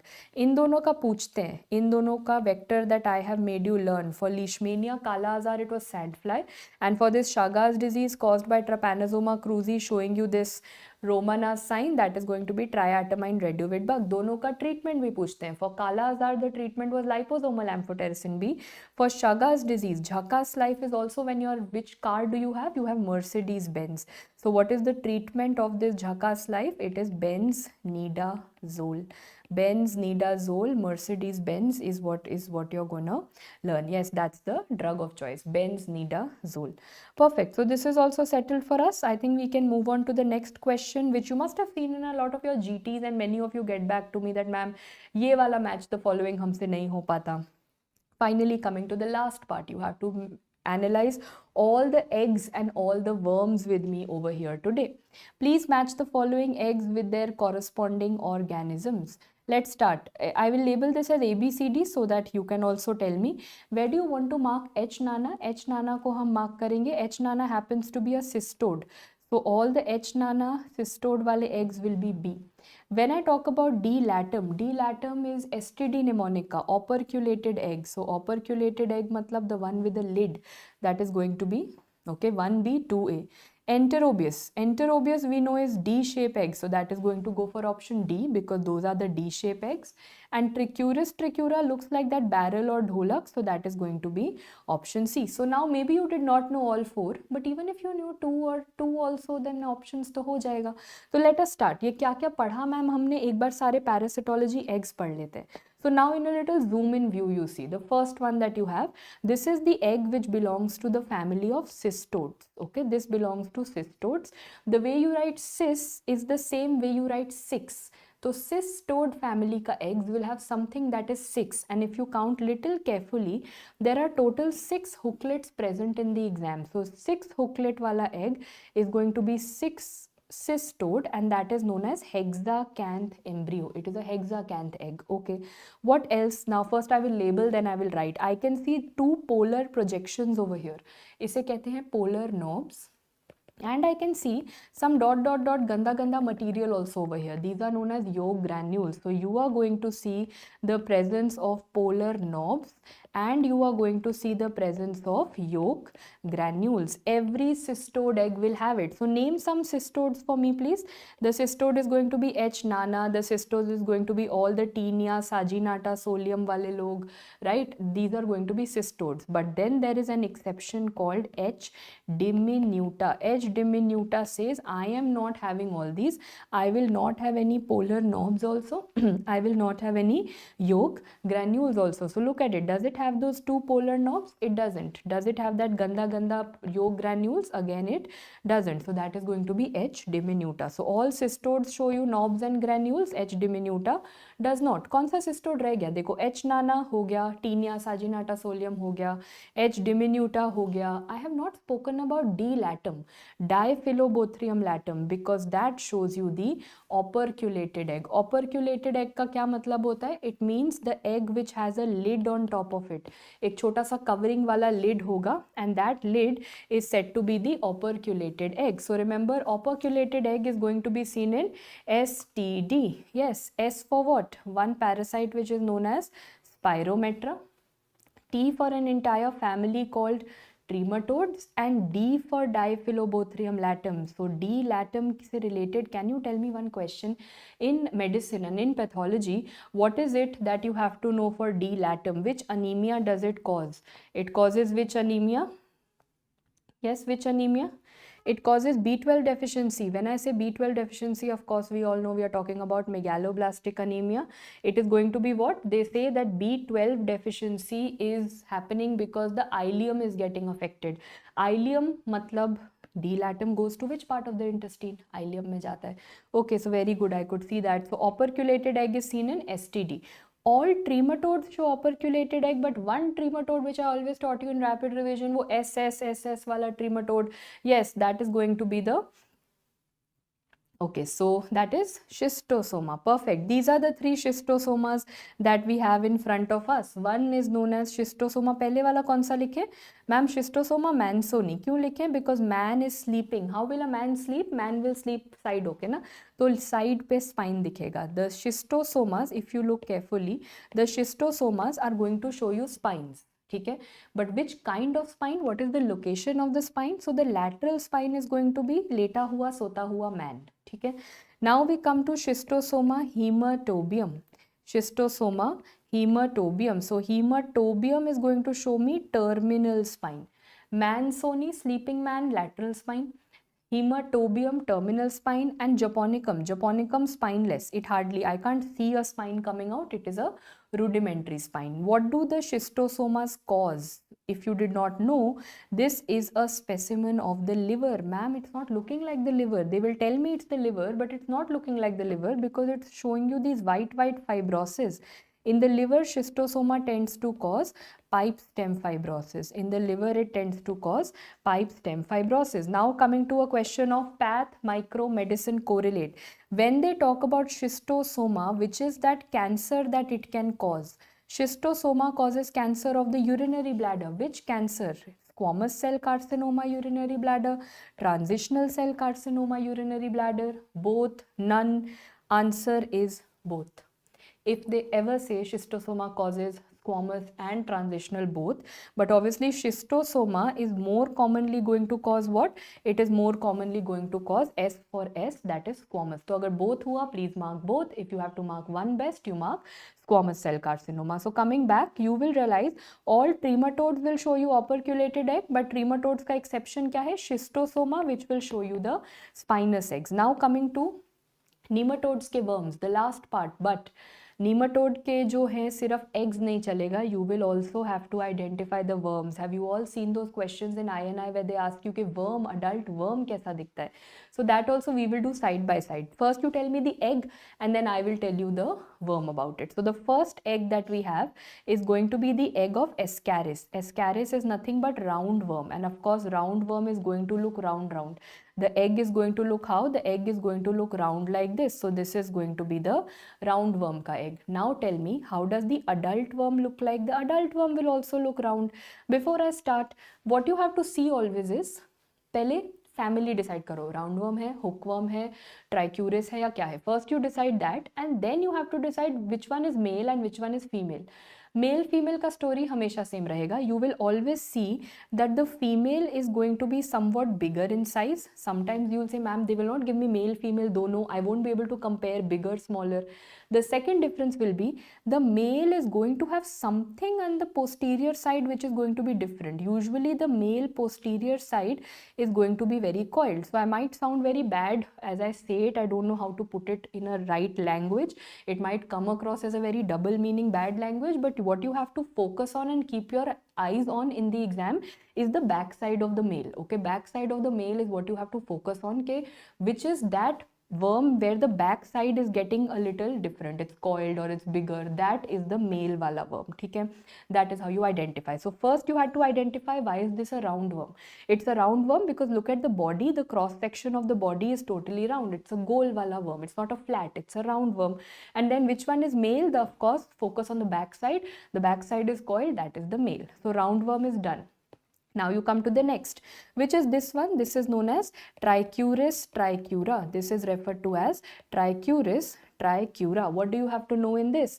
What are the eggs looking like? They are looking like barrel shaped eggs. They are looking like barrel shaped eggs. Very good. So now you have to tell me the adult worm. The adult worm, what do you mean by Trichuris trichura? What's the other name?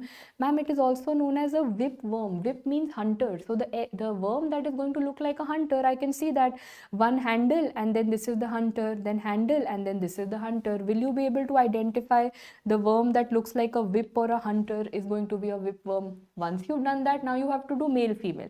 Out of 1 and 2, can you tell me which is the male? As I told you, focus on the back side. The back side is coiled and that automatically becomes the male. So this is the male and the second one becomes the female. Simple हो गया ना, जहाँ ऐसे coiling back side पे कुछ दिखा, that is going to be the male part of it. Now imagine this is a hunter. So where does this go and put a hunter on our body? This is actually the rectum. Can you see on the rectum like hunters, they are sitting.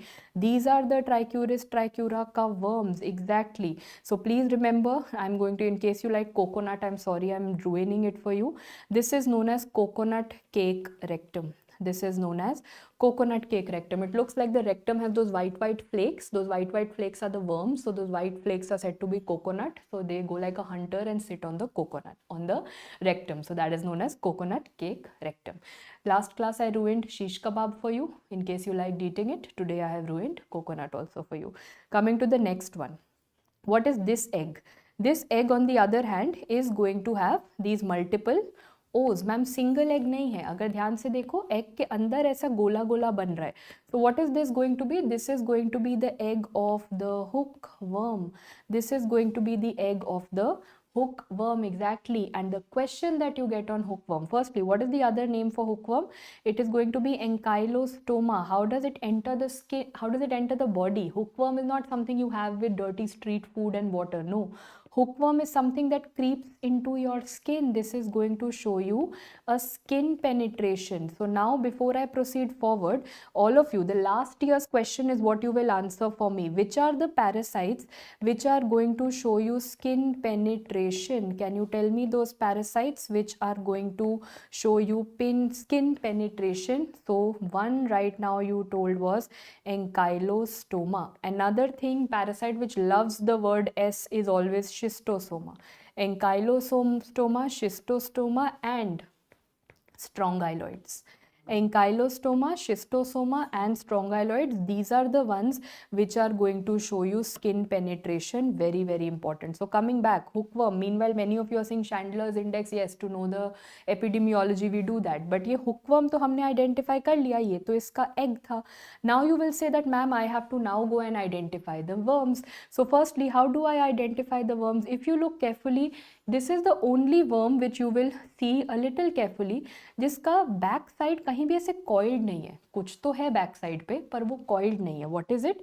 This is going to be a umbrella like expansion. So this must be the male. The male posterior end is going to be expanded. The male posterior end is going to be expanded. Dr. Som Shubhra, just 2 more slides. I think this and 1 more. That's it. ठीक है. So coming back, so this is the male I've identified, मतलब पीछे ही कुछ होगा, that is my identification. Coming to the last one that you have, whenever I see something which is a D-shape egg, D-shape means one side is flat, one side is round, one side is flat, one side is round. What is that known as? Plano-convex egg. So please remember, D-shape egg is going to be seen in which parasite? Enterobius vermicularis.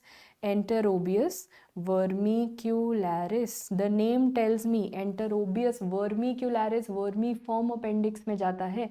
But how does it look like a worm? Again, in the worm if I see, पहले तो you have to identify, male female तो कर लोगे, this must be female and ये posterior ऐसे ऐसे coiled है, ये male होगा, ये तो identify हो जाएगा ma'am. But this is Enterobius, how will I know?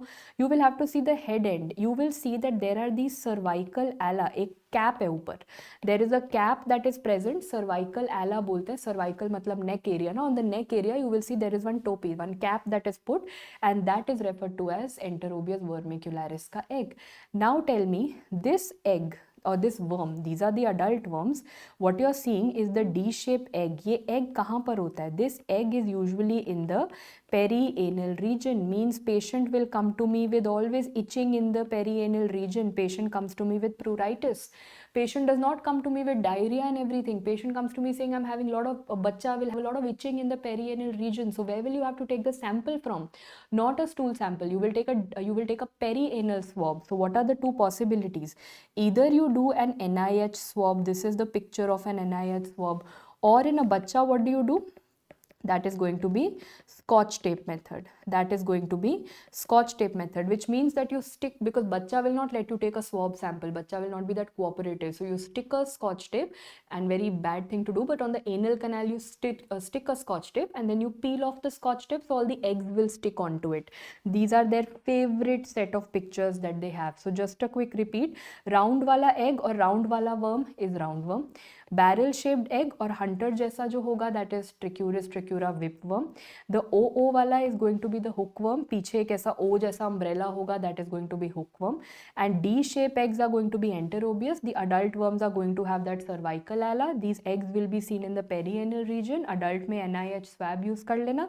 बच्चे में you're going to use the scotch tape method. Okay, so there is a 29-year-old male patient who presented to the OPD with rectal bleeding. As soon as they say that, and they've given you an image of this classical written coconut cake rectum, plus they have given you the image of this barrel shaped egg, there is nothing but Trichuris trichura that you're thinking of. As easy as. So if you know your pictures, your time is saved a lot because you don't have to read that. And one last question, which I think is just a formality. Identify the organism that has been shown. Yes, what is the organism? This is looking like a round worm. So round worm matlab this is Ascaris. And out of 1 and 2, which is male? Last question batate jao. Out of 1 and 2, which is the male one? It is going to be the second one, of course. Anything that has coiled, focus on the back side of the male. So that is going to be the coiled second one. Perfect. Good to go. So let's start with question 1. I've started with something which is a PYQ for every exam that you've gone in for. So we'll start with something simple to have. An investigator is investigating several virulence factors that allow Pseudomonas aeruginosa to adhere to the surfaces of the tissue for dissemination. One is Pseudomonas exotoxin A, and we've got the answer that it inhibits the protein synthesis by inhibiting EF2. So means the first slide that we are going to discuss today are going to be all the mechanism of action of toxins, which are very, very important. INI-CET, one question is pakka coming out of it. So not just Pseudomonas, you tell me for everything. Number one mechanism, which are all the bacteria which are going to decrease the protein synthesis. So when we say decrease the protein synthesis, it is DPSS. Quickly let me know. The first one which decreases the protein synthesis is diphtheria toxin.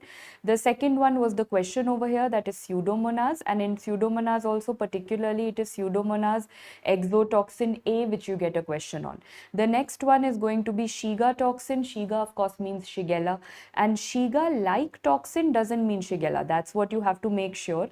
Shiga obviously means Shigella. Shiga like toxin is the toxin that is produced by E. coli. So all of these are going to DPSS. They are going to decrease the protein synthesis. Next question asked is how.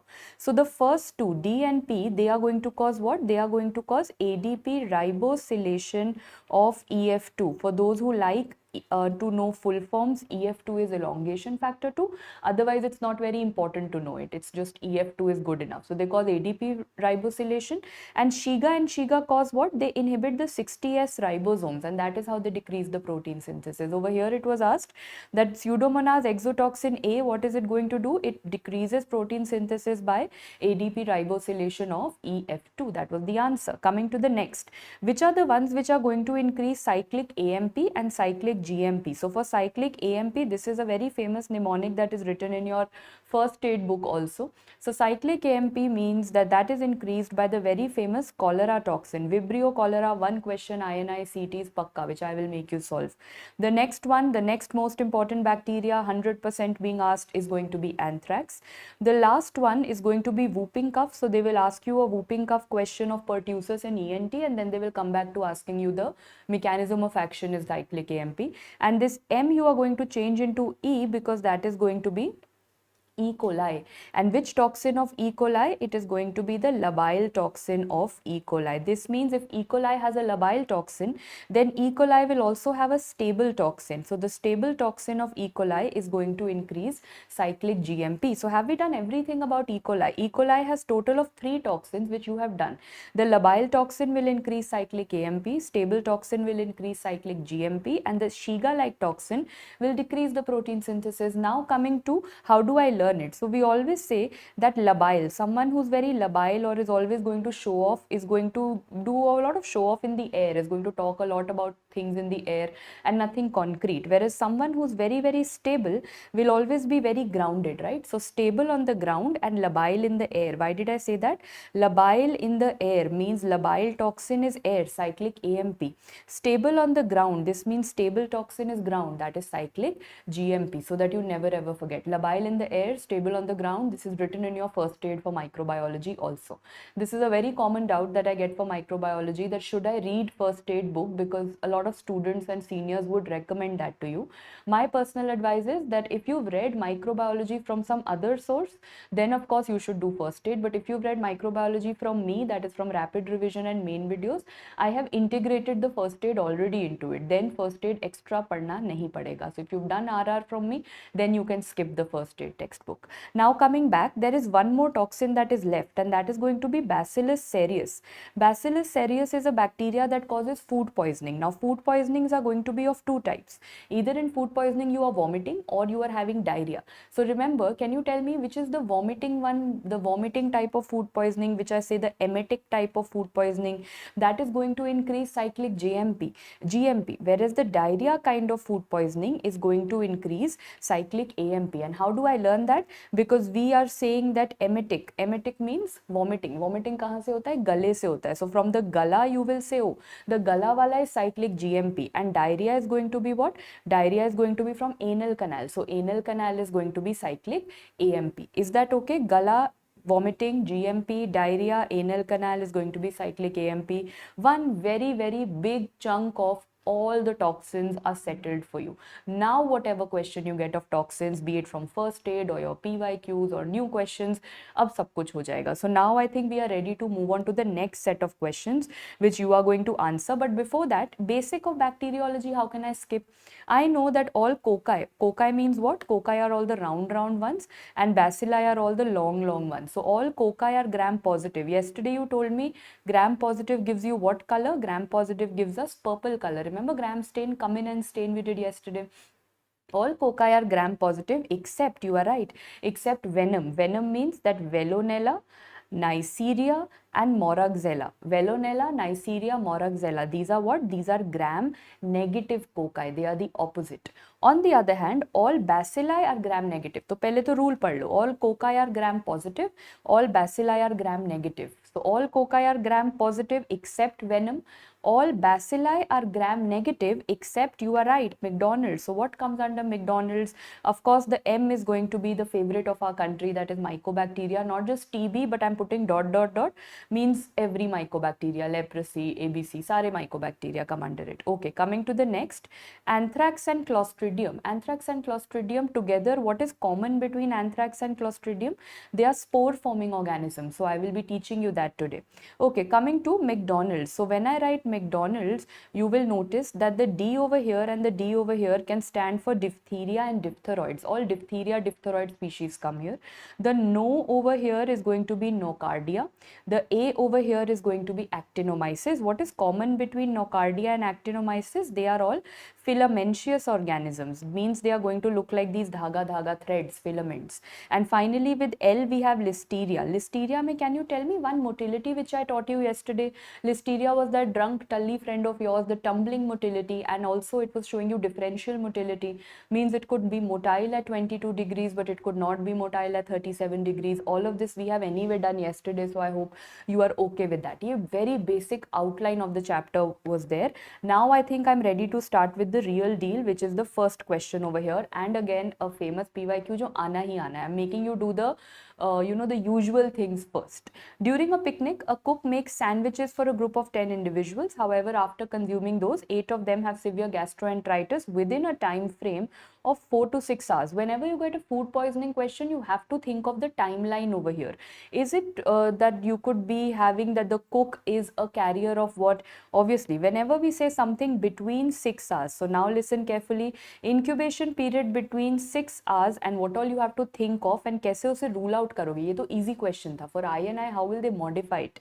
You will think of two things. One, you will think of Staphylococcus aureus, and other you will think of Bacillus cereus. Now tell me that what is the kind of food that a person would eat to get Staph aureus infection? Milk and meat.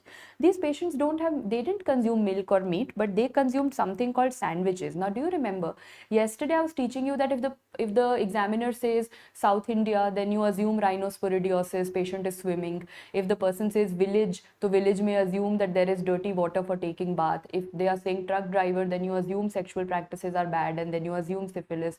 These are some assumptions you have to make, like I taught you yesterday. So now today, when they say sandwiches, you have to assume that they are mayonnaise sandwiches, they are creamy sandwiches, okay? Or they say pastries. So pastries, you assume pineapple creamy pastries are being there. So this assumption you will have to do. Mayonnaise sandwiches means some milk product. Pastry, cream means milk product. So that is going to be all Staphylococcus aureus. That is what they were trying to tell you. Versus if they mention something like a Chinese fried rice, then you are going to talk about Bacillus cereus. Now this is what probably you all knew. Now you will remember C for C, Chinese fried rice cereus. They will ask you, how do you confirm the diagnosis? So can you tell me the selective media for both of them? The selective media for Staphylococcus aureus is, the selective media, we always learn it as samosa. By the way, this mnemonic I think was not there in the 2 year ago thing, but it's now there in all the rapid revision videos also. So samosa means Staphylococcus aureus ke liye it is mannitol salt agar.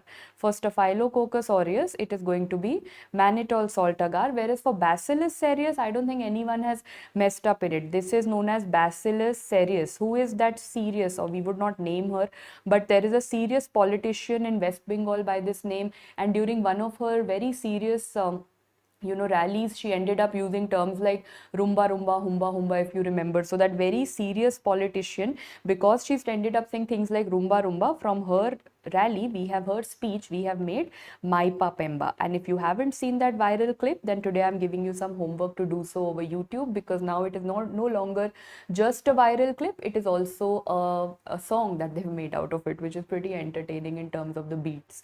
Okay, so coming back, if you have Staph aureus, you do mannitol salt agar. If you have cereus, you do Maipa Pemba. These are the selective media that you go in for. So the answer over here was clear cut, Staphylococcus aureus. I hope that is okay. Now quickly telling you other things. If they would have mentioned a case of Salmonella typhi, now just imagine if they would have mentioned a case of Salmonella typhi, means they were talking about typhoid fever. Which kind of diarrhea would they have mentioned? They would have mentioned which is the kind of diarrhea that occurs. There is a pea soup diarrhea that occurs in typhoid. Next, what kind of fever occurs in typhoid? That is going to be step ladder pattern of fever that they would have mentioned. And lastly, what is this sign that I'm writing over here for typhoid? That is going to be Fagit sign. Fagit sign kya hota hai? Fagit sign is a patient who's having fever, and usually we say that whenever we have fever, our pulse rate, our heart rate has to go up. Tachycardia happens. Now that is our usual physiology. But in this, with fever, these patients end up having bradycardia, and that is known as the Fagit sign. Yes, so very good. There is fever with relative bradycardia. Perfect. And very good. Now you guys also told me, last point, when GIT mein ulcers hote hain, ulcers happen because it's a food poisoning. So is it a longitudinal ulcer or is it a transverse ulcer? Because I have always taught you tie ko hamesha aise long mein pehenna hai na. So what kind of ulcers happen in the GIT? There are longitudinal ulcers in the GIT. These would have been the buzzwords given if they wanted to tell you about typhoid. I will teach you typhoid in some time. Vibrio cholera hota, they would have given me a type of a stool that is known as rice water stool. This also I will teach you in some time. And if they would have wanted to call it entamoeba histolytica, what is the shape of the ulcer in the intestine? Amoebic ulcer, entamoeba histolytica, it would have been that flask shaped ulcer. So I think we are settled with all the other options also that we have, but the story is not over. Now just imagine if this is the patient, within 6 hours the food poisoning had occurred, you say Staph aureus, that has caused the food poisoning. Which toxin or Staph aureus has caused the food poisoning? Put your common sense into it. Food poisoning means intestine problem. The toxin will be enterotoxin. So can you solve the next question? There's a 25-year-old male who has been presented with complaints of fever and vomiting. He also had pastries from a restaurant 5 hours ago, after which the symptoms began to appear. The doctor diagnosed it as a case of food poisoning, which enterotoxin cannot be responsible for it. Firstly, within 6 hours hai, and did I tell you pastry matlab creamy pastries means milk products. They are very certain that this is Staph aureus. But now remember, all the enterotoxins of Staph aureus will cause food poisoning, right? But there is one, that is enterotoxin F. Yes, enterotoxin F we have learned as it will be, females will be fatal. It is a fatal disease in female, and that is known as toxic shock syndrome. Yes, I'm not saying it can only occur in females. Examiner always gives you a female history. Why? Because this toxic shock syndrome has been associated with the infected or retained tampons, prolonged retained tampons, because of which the female ends up having Staph aureus infection, and because of which she ends up having toxic shock syndrome. So now the main buzzword over here will be enterotoxin F will cause a fatal disease in female, that is toxic shock syndrome. Now my next question, toxic shock syndrome can only be caused by Staphylococcus aureus, or can it also be caused by Streptococcus? So the answer is both. It can be caused by both Staph as well as, or not both as such, either, matlab either of the two infections can cause this condition. Okay, now I just want to complete, because Staph aureus ka sab kuch pad liya, then why don't you complete this last table? I think this table we have already made regarding the food poisoning, so I am putting a tick mark over here. When I say Staphylococcus, Staphyl means what? It means a bunch of grapes. So whenever they say there are bacteria cocca in bunch of grapes, you know that. Next, why do they call it aureus? What is your periodic table AU meaning? AU refers to gold. So what color pigment does it produce? It produces a golden pigment. By the way, the name of that pigment is staphyloxanthine. That is how you call it. The name of that golden pigment is staphyloxanthine. Can you tell me yesterday one bacteria and one fungus which produces a red color pigment? So I'm teaching you all pigments also today. Red color wala bacteria was Serratia. Remember, patient comes to you with blood, says that I have blood in the sputum, but there is no blood in the sputum. It is red pigment of Serratia called pseudohemoptysis. So Serratia was the bacteria, which was the fungus in which there was a rat, and you had to hit the rat with a broom and you had to make him red. So Marna, Marnefi, Penicillium marnefi. Very good. Serratia and Penicillium marnefi were red color. Staphylococcus aureus has the word AU in it, so that is going to be golden color. Now coming to the next part, what is this famous agar that you have over here? This is going to be a blood agar that you have. Now before I start, because abhi bahut basic baat ho raha hai, in general, forget Staph aureus, in general if I ask you कि agar में, for any agar, nutrient agar, blood agar, chocolate agar, ABCDE agar, any agar, how much percentage of agar is used? It is usually 2 to 2.5% agar that we use. That is said to be the solid agar for any agar on this planet. But when we say that I am dealing with blood agar, whose blood am I using? It is usually the sheep blood. 5 to 10% of sheep blood is added. Now these questions I'm telling you from INI-CET point of view, because they like to ask you these, how is it made and what is happening in the lab kind of questions. So 5 to 10% of sheep blood is used, and agar is 2 to 5%. Someone said 6%, so 5 to 10% is the blood. That is the range of the sheep blood. Okay, coming back, now we come to, there was a question in INI-CET only, that what do you mean by firm agar? If someone asks you firm agar kya hota hai, you'll say, ma'am, normal agar you are using 2% agar. Imagine if I make it somewhere between 5 to 6% agar, then you'll be like, oh, you've increased the concentration of agar, now it's going to become damn solid. So if I ask you what is firm agar, any option between 5 to 6% will work well for firm agar. You've understood the concept of firm means you've increased the concentration. Now it's going to look very, very hard. Yes, now coming back, when I talk about Staphylococcus aureus, this is a blood agar, means agar hai isme 2% normal and blood hai 5 to 10% of sheep blood. I can see that yes, blood is broken, but very narrow amount of blood is broken. So I will say there is a narrow zone of hemolysis. Blood is being broken, but very little blood is being broken. There is narrow hemolysis that I am seeing. Coming to the last, what was the selective media? This you guys already know, samosa. The selective media is going to be mannitol salt agar. So 2 questions about this. When mannitol fermentation occurs, what color do we get? We get a yellow color, as I can see that. Okay, but yellow color aya means originally what color was it? Originally it was a red color and then it ended up changing into a yellow color. So then they will say that mannitol salt agar mein indicator kya use hua tha? Why was it initially red? So the indicator used is the phenol red. How we've always learnt is Staphylococcus aureus, mannitol salt agar, and there is going to be red. Don't you get that red ketchup or red chutney along with samosa? So of course you will always remember there is a samosa and then there is a red chutney around it. So always remember phenol red is the indicator used over here. Okay, now all of this is done. Quickly tell me what is the treatment of Staphylococcus aureus. It is going to be beta-lactams, means it is going to be penicillin. Now tell me, nowadays do we have beta-lactam resistance? Penicillin resistance has been reported. Why is there penicillin resistance? Very, very important, because ma'am, bacteria has become smart. Bacteria knows that these people are going to give me beta-lactam. So bacteria says, let me make beta-lactamase.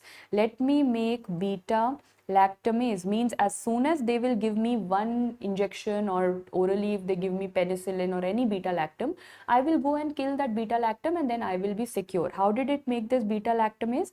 By the BLA gene. How simple, na? Because to make beta-lactamase, the bacteria makes what? BLA gene. But we are smarter. In case there is beta-lactam resistance, penicillin resistance, what will I give? I will give methicillin. But then bacteria is saying, no, now I will have methicillin resistance also. Methicillin resistance is due to which gene? Methicillin resistance is due to MEC-A gene. Common sense. Then we say fine, we will give what next? We can give daptomycin also, we can give vancomycin also to begin with, we can give daptomycin, we can give vancomycin. So these are the other alternatives, but nowadays we have vancomycin resistant Staph aureus also. So there is an entire resistance. That's why I was telling you yesterday that this is the most rampant thing going on in the society and environment nowadays, because of so many antibiotics being used here and there. Resistance is just happening to possibly everything. Yes, then we can also go in for linezolid. You are right. And now after that also, best is that you can't keep doing this hit and trial on the patient. Now you have to treat him. So the best is that initially when you suspect that there is some kind of beta-lactam resistance, you send the sample to the microbiologist and you get an antibiotic sensitivity testing done, so that the microbiologist can tell you that which is the antibiotic that you can use. Rather than doing this hit and trial, we don't keep changing antibiotics after every 5 days like that. Okay, coming all the way back, let's go on to the next question. Which of the following features or tests will be characteristic of the organism in the patient who presented with meningitis and whose CSF sample was examined using gram staining? Gram staining का photo यहाँ पे दिया हुआ है. They have to tell the characteristic feature that you have. Okay, so you started writing something called bio. That is our code word that you have. And all of you are right. I'm getting 2 answers over here. The correct answer happens to be D. So before that, forget everything. What I had with me was meningitis. Okay, and I don't have any age group mentioned, so I don't want to go into which age meningitis. But in general, when they say meningitis, there are 2-3 things that you have to watch out for. Number 1, there can be Neisseria meningitis. That is one possibility. Next, there is possibility of Haemophilus influenzae, because especially in children, Haemophilus influenzae can cause meningitis. And there is also possibility of Streptococcus pneumoniae. Streptococcus pneumoniae also causes, or pneumococcus as you call it. Now let me go one by one. When I look at the photo that has been given, ma'am, right now you told us Neisseria meningitis, all the cocci were gram positive, but Neisseria was that venom mnemonic में, it was gram negative. Gram negative होता तो purple थोड़ी ना दिखता, gram negative होता तो red दिखता. तो Neisseria meningitis is ruled out. Coming on to the next, when I talk about the shape shown, I can see, yes, you are right, diplococci. There are two cocci and they are surrounded by a capsule. That's the classical shape that you have for Streptococcus pneumoniae. Exactly. So the shapes we are revising. One shape we did for Staph aureus. Staph aureus, दो कर चुके हैं. Staph aureus was grape shaped, grape like clusters, and in path and yesterday also we've done what is the shape of the bacteria, Bacillus anthracis. If you remember, it looks like those long bamboo stick or the boxcar appearance. Now we are doing the third, that is Streptococcus pneumoniae, looks lens shaped. Now as soon as you say Streptococcus pneumoniae, please remember you are talking about this family. you are talking about streptococcus, but you're talking about alpha hemolytic streptococcus. Alpha hemolytic streptococcus mein aata hai pneumonia. So before that, you will have to tell me how is the hemolysis of streptococcus decided. There are three hemolysis. There is alpha hemolysis, beta hemolysis and gamma hemolysis. So what color will I get and how will I determine? Alpha ke andar G fit hota hai, so what color will you get? Green color. Beta ke andar Y fit hota hai, so what color will you get? Yellow color. And gamma matlab there is no hemolysis, there is no change. So look carefully. Over here I'm getting a greenish color, so this must be alpha hemolysis. Over here I'm getting a yellowish color, so this must be beta hemolysis. And over here I'm not getting any color, so this must be red ka red hi hai, so this is going to be gamma hemolysis. So now tell me, under alpha hemolysis you have two things. You have Streptococcus viridans and Streptococcus pneumoniae, and that is what was written, viridans and pneumoniae. And like all of you were saying, ma'am, pneumonia says yes, yes, yes to everything. Viridans says no, no, no to everything. Means if I say bile solubility, Streptococcus pneumoniae soluble. Inulin fermentation show karega. Optogen sensitivity show karega. So bile solubility, inulin and optogen. Coming back, so can I say bile solubility, inulin and optogen sensitivity सबको yes होना चाहिए था. So over here they've written it does not ferment inulin, नहीं करता है. Over here also it does not ferment inulin, नहीं, inulin fermentation करता है. Then it says it, these are very vague terms. Catalase positive तो streptococcus कोई भी नहीं होता. Catalase positive तो staphylococcus होता है. So the only option fitting here is catalase negative and optogen sensitive. Yes, that is the best answer that I can think of. Okay, now coming back, when I say Streptococcus pneumoniae, what are the two things that you will get? Is this the most common cause of community acquired pneumonia? क्योंकि pneumonia तो उसके नाम में है ना, तो pneumonia तो कराएगा obviously. Most common cause of community acquired pneumonia, and of course other than that it is going to cause meningitis. Exactly. Now you are saying HOD's favorite student. Yes, HOD or any teacher's favorite student will always say, ma'am, whatever you say, or sir, whatever you say, we will say yes, yes, yes, so that we can become your favorite students. And if you become an HOD's, head of department's favorite student, he will pass you in the exam. This means now for 3 years in your residency you sit and play carom, or you play video games, PlayStation khelo, PUBG khelo, and no one is going to fail you. So what is pneumonia going to do? Usne sab kuch yes, yes, yes bola. It is now going to sit and play carom. What is this known as? This is known as the carom coin colonies. Other name for carom coin colonies is going to be the Draughtsman colonies. And just like it looks like a carom coin, means it's going to be peripherally elevated, center is going to be depressed. One more thing that before I end, you've all seen the picture of Streptococcus pneumoniae and you know there's a capsule. Is there a test for capsule that can be done? One reaction that can be done for any capsule, not just pneumonia, any capsule, is going to be the Quelling reaction. Whenever they say Quelling reaction, they are trying to tell you that it is a test being done for capsules. So ये तो HOD का favorite बच्चा था, said yes, yes, yes. The other बच्चा in this category is viridans, which says bile solubility, no. Inulin fermentation, नहीं दिखाएंगे. Optogen sensitivity, नहीं दिखाएंगे. So then, do you think this बच्चा is going to be any HOD's favorite? Not at all. This is going to be an HOD's heart attack. कि ये क्या बच्चा has come into my department. So when I say heart attack, means it is going to cause some heart related problem. It is going to cause endocarditis. Yes, this is a cause for endocarditis, and that is what they give you in the exam. दिखता कैसे है? How does it look like? So it is going to look like a chain. So now please look, and I'll draw it in purple because they are all gram positive. So if I say there is a chain wala organism causing endocarditis, you know, okay, now I know it is Streptococcus viridans. If there is a lens shaped with capsule causing meningitis, okay, now I know it is associated with, yes, very good, it is associated with Streptococcus pneumoniae. One thing, Streptococcus viridans का एक छोटा baby है, one cousin brother or one baby younger brother you can say, जो उसका है, that is Streptococcus mutans, same family में आता है. Mutans reminds me of mouth. So what is it responsible for? It is responsible for dental caries. This could be a question because INI tends to ask you one question related to a topic which we don't study, and obviously we don't study too much of dental hygiene and dental infections, or for obvious reasons, so they can ask you this question over there. Okay, coming to the next one over here, guys, let's move further. If I ask you this question, there is a patient who presented with red sore throat, cough, hoarseness and redness of eyes. So red sore throat, red eyes, these are the complaints. pharyngitis का diagnosis हुआ caused by Streptococcus pyogenes. They are saying the carbohydrate in Streptococcus pyogenes contributes to which property? Yes, the carbohydrate or the C antigen contributes to Lancefield classification. For your completion, let me come back. Alpha hemolysis तो आपने पढ़ लिया, viridins and pneumonia. Now we come to beta hemolysis. For beta hemolysis, actually what is done is known as the Lancefield classification. Lancefield classification says that I will do a classification based on the C antigen or the carbohydrate antigen in the cell wall. So on the basis of that, it says, okay, I will have group A beta hemolytic streptococcus, I will have group B beta hemolytic streptococcus, so on and so forth. So group A beta hemolytic streptococcus is Streptococcus pyogenes and group B beta hemolytic streptococcus is Streptococcus agalacti. तो उसी से related they asked you, when they asked you that, okay, when I say pharyngitis and Streptococcus pyogenes, it is group A beta hemolytic streptococcus. That is based on what? That is based on Lancefield classification. Now you will tell me, as Dr. Ahmed has already told us, that एक तो ma'am Lancefield classification says group A से लेके कहाँ तक जाएगा? V तक जाएगा, but there is no I and there is no J. I and J नहीं होता, but A to V होता है, मतलब group A, group B, group C, D, E, F like that. Out of them, group A is the very important one, and group A के ऊपर further typing is done. Very good. So now all of you are telling me Griffith typing.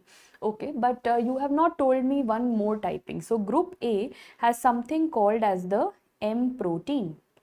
Yes, on the basis of the M protein, the typing that is done is going to be the Griffith typing, exactly. But on the basis of the M gene, because protein आएगा तो gene से ना, on the basis of the M gene, the type of typing that is done is going to be MEMM वाला M typing. Repeating, group A इसमें से निकालो. Group A can be classified on the basis of the M protein and the M gene. On the basis of the M protein, the typing done is Griffith. On the basis of the M gene, the typing done is MEMM typing. Okay, now coming back, other options are nothing to be discussed because we're useless thing. But I want to ask you this question.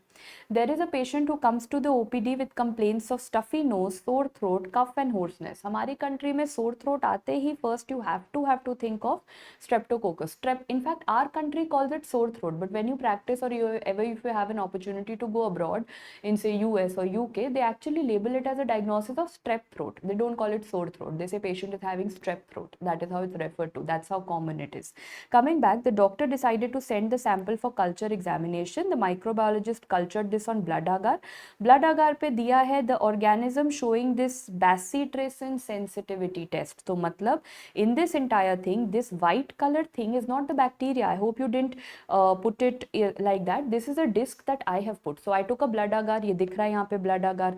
On top of that, I put a white color disc. What does this disc contain? This disc contains an antibiotic that is bacitracin.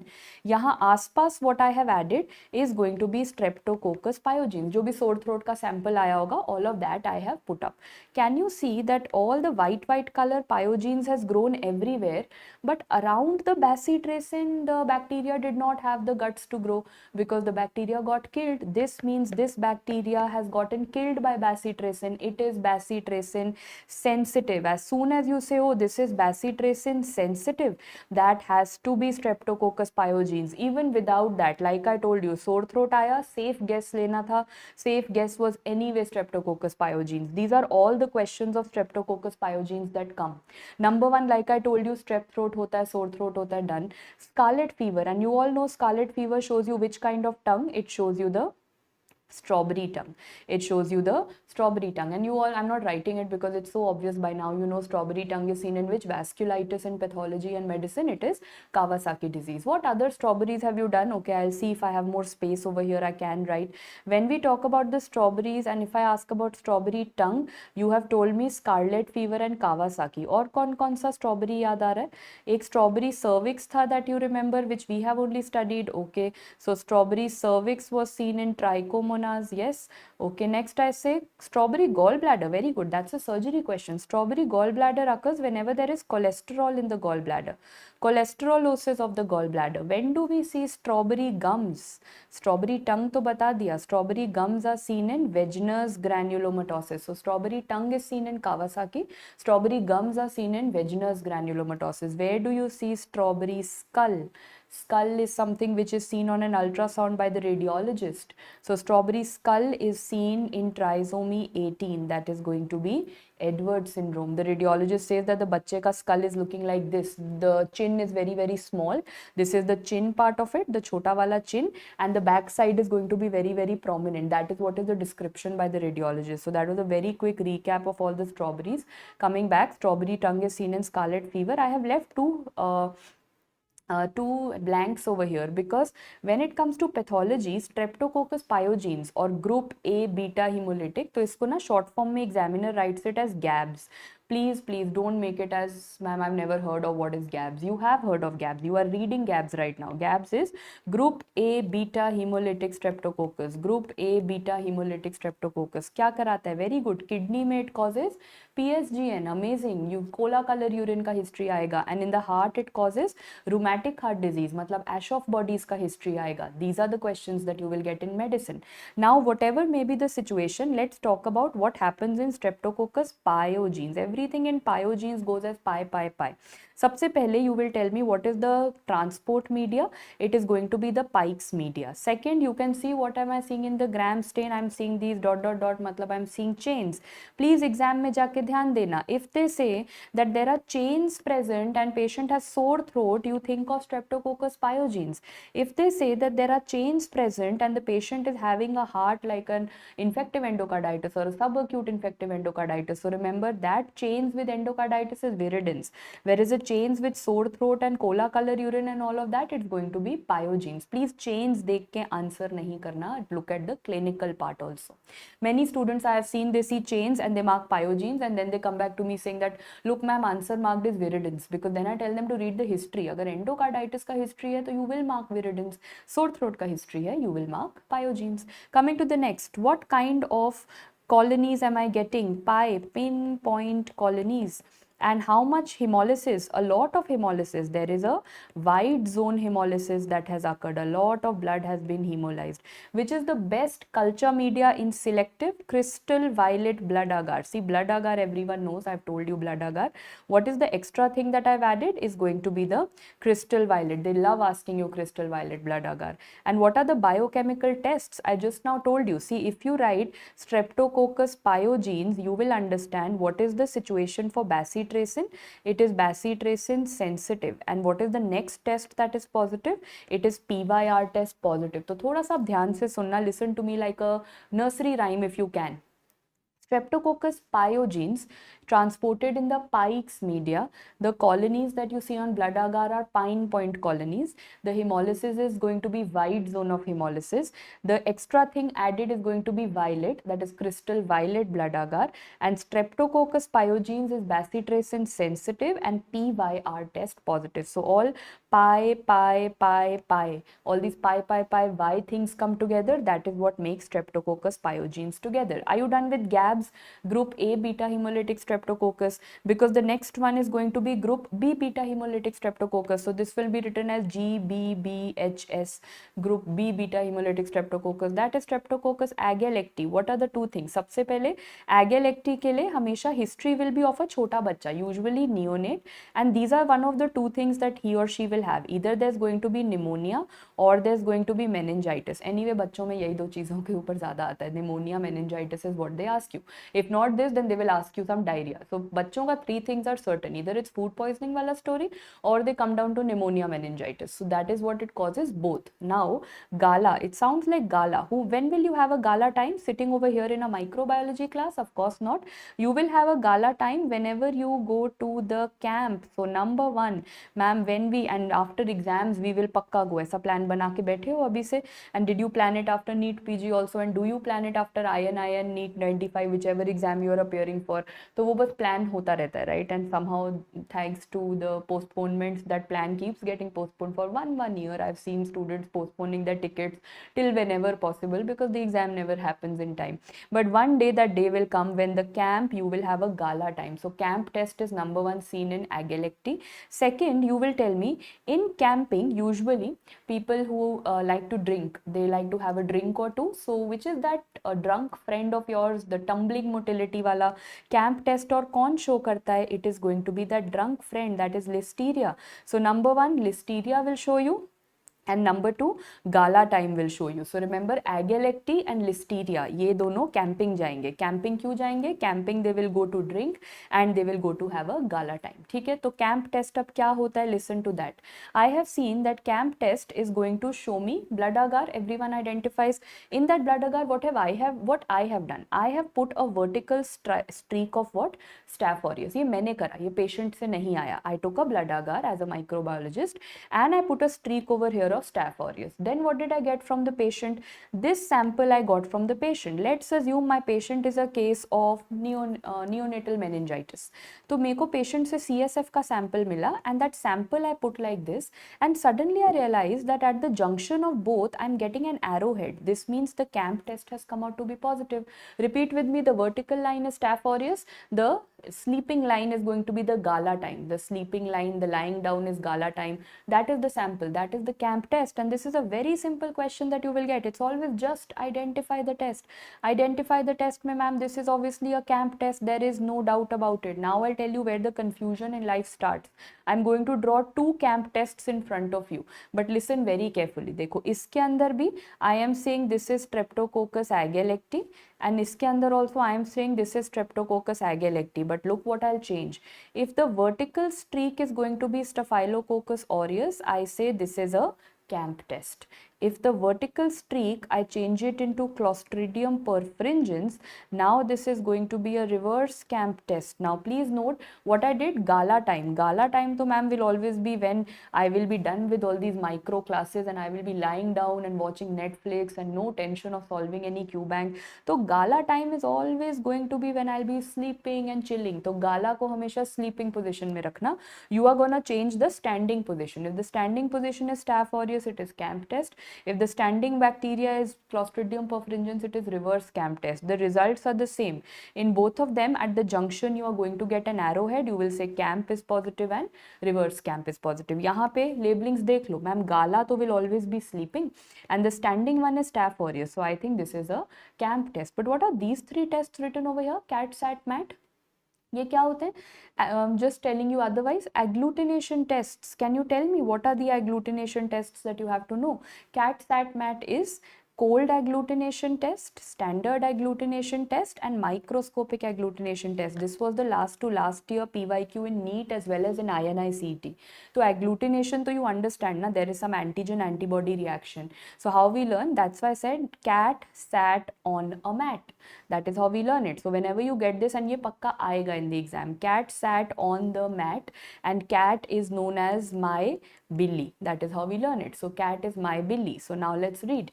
When I say my is going to be mycoplasma, means cold agglutination test is for mycoplasma. Okay, then B is for brucellosis. Standard agglutination test is for brucellosis, and Li is for leptospirosis. So microscopic agglutination test is for leptospirosis. Repeat, cold agglutination test for mycoplasma, standard for brucella, and microscopic for leptospira. Now don't worry about these 3 bacteria because I will tell you the relevant histories in half an hour. Okay, coming all the way back, हमने ये वाला CAT, SAT on a mat वाला question भी कर लिया है. So I think now we are good to go and solve the next question. Look at this.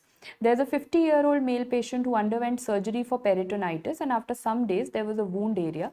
The gram staining of the wound area showed me GPC, gram-positive cocci.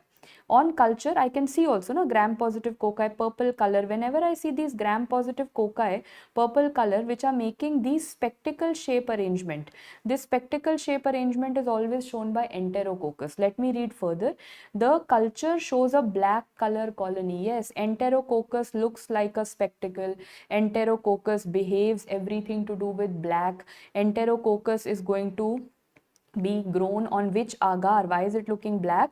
Because it grows on the bile agar. So everything about Enterococcus पढ़ने से पहले I will tell you why am I teaching you this, because I am hereby finishing the gamma hemolysis also. तो अब एक बार repeat कर लो.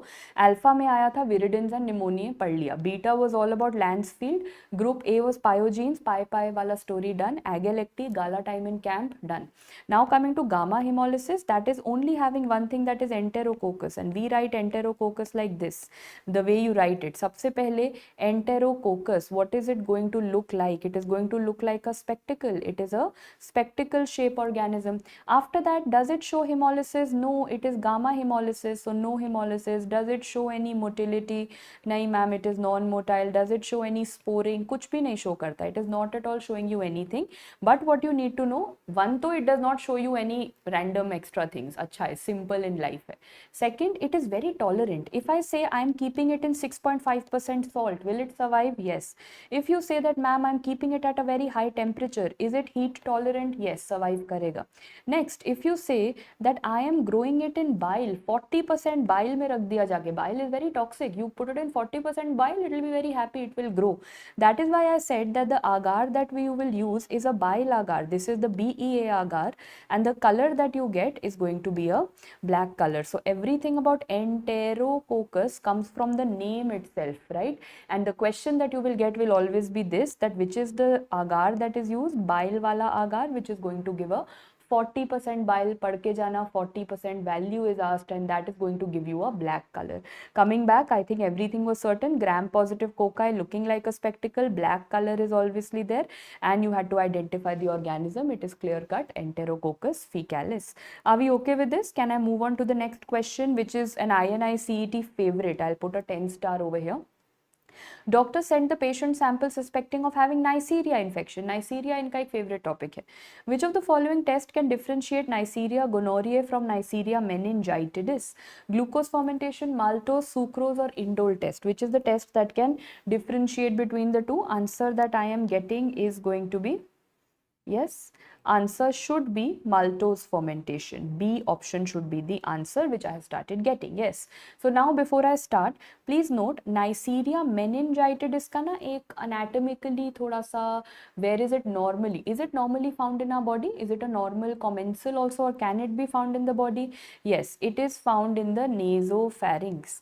It is found in the nasopharynx. Now you can understand now from nasopharynx and cribriform plate how it can cause meningitis. It becomes very easy. And of course, gonorrhea is everything to do with genital, right? So nasopharynx वाला meningitis होगा, genital वाला gonorrhea होगा. What are the diseases that it causes? So now Neisseria meningitidis is pretty obvious, common sense. What will it cause? It will cause meningitis. No one on this planet will ask you such a stupid, random, straightforward question. They will ask you something else. Anything that Neisseria meningitidis causes in the adrenal glands, bilateral adrenal hemorrhage karata hai. What is that condition known as? Bilateral adrenal hemorrhage is known as Waterhouse-Friderichsen syndrome. So this is the kind of question that they will ask you. Waterhouse-Friderichsen syndrome is caused by Neisseria meningitidis. और क्या question आता है?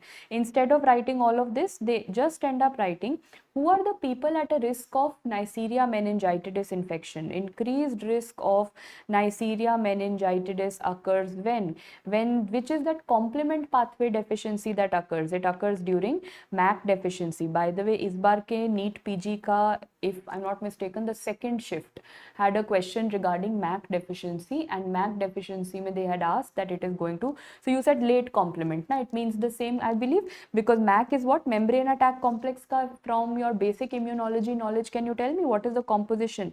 C5b to C9, so C5b 6, 7, 8, 9. The late complement deficiencies, exactly, MAC deficiency से meningitis infection होता है. That is a very important question. So these were all clinical questions of meningitis. Now tell me the clinical questions of gonorrhea. Obviously it causes gonorrhea. I mean, how else can I put it, because the name only has it, which is a sexually transmitted disease, which is fine. But what other than that can it cause? I will give you a hint. It causes something called perihepatitis, but that is given as a syndrome. I'll tell you the description, you tell me the syndrome. Perihepatitis means inflammation around the liver, and on radiology it gives you the violent string appearance. Very good, I've got the answer. That is going to be the Fitzhugh-Curtis syndrome. Yes, and these are the two questions that I expect. For gonorrhea, they will ask you Fitzhugh-Curtis syndrome, and for meningitis, they like to ask you the Waterhouse-Friderichsen syndrome. ये तो clinical था. Now let's come to the real microbiology deal. Clinical अभी पढ़ा, तो can you tell me the treatment of both? For both, IV ceftriaxone is usually preferred. So IV ceftriaxone for both, and clinical features हम पढ़ चुके हैं. So now what we'll do, we'll come to the microbiology part.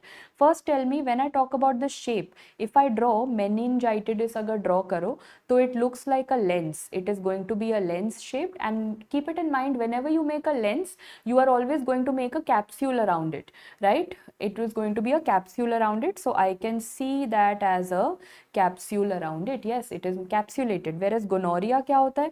Gonorrhea is going to be like this, means it is going to be a kidney shape organism. Kidney को तो capsule में नहीं रखना ना, लेंस को capsule में रखेंगे. Contact lens users will understand that you keep it in a case. तो लेंस को कैप्सूल में रखना, किडनी को कैप्सूल में नहीं रखना. This is done.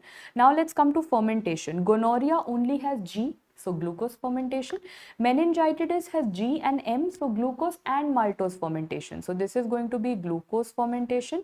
This is going to be glucose and maltose. ये question I had asked you, that if you have to differentiate between the two, can you differentiate on the basis of glucose fermentation? नहीं, because glucose तो दोनों show करेंगे. How will you differentiate? If you want to differentiate, you should do maltose fermentation, and that is exactly the question that I had asked you, that how will you differentiate these two infections? By maltose fermentation. Coming back, now tell me virulence factor. Which of them has a capsule? The meningitis. So which of them will have capsular polysaccharide? Meningitis will have, and whenever you have a capsule, the bacteria starts getting divided into multiple serotypes. Now the capsule is very very tough na, so it will say that okay, now I will make many typings. Like abhi Streptococcus pneumonia का भी यही था ना, it was a capsule with a lens around it. So I ended up making a lot of types of pneumonia. Pneumonia could cause pneumonia also, it could cause meningitis also. Same over here. This Neisseria meningitis has a capsule. So on the basis of that, how many types we have? 5. एक तो याद हो गया ABC, simple. Y and W135. Why am I wanting you to learn this? Because please remember, there is a vaccine available for Neisseria meningitis. So please let me know that जब हम पहले तो हम vaccine किसको देते हैं? Have you and I ever got vaccinated for meningitis, Neisseria meningitis? No. Whom would we want to give? It is given as a prophylactic to whom? जिनका splenectomy होने वाला है. It is a prophylactic to splenectomy patient. So if you have a splenectomy planned, you should give a Neisseria meningitis. Why? What is the reason?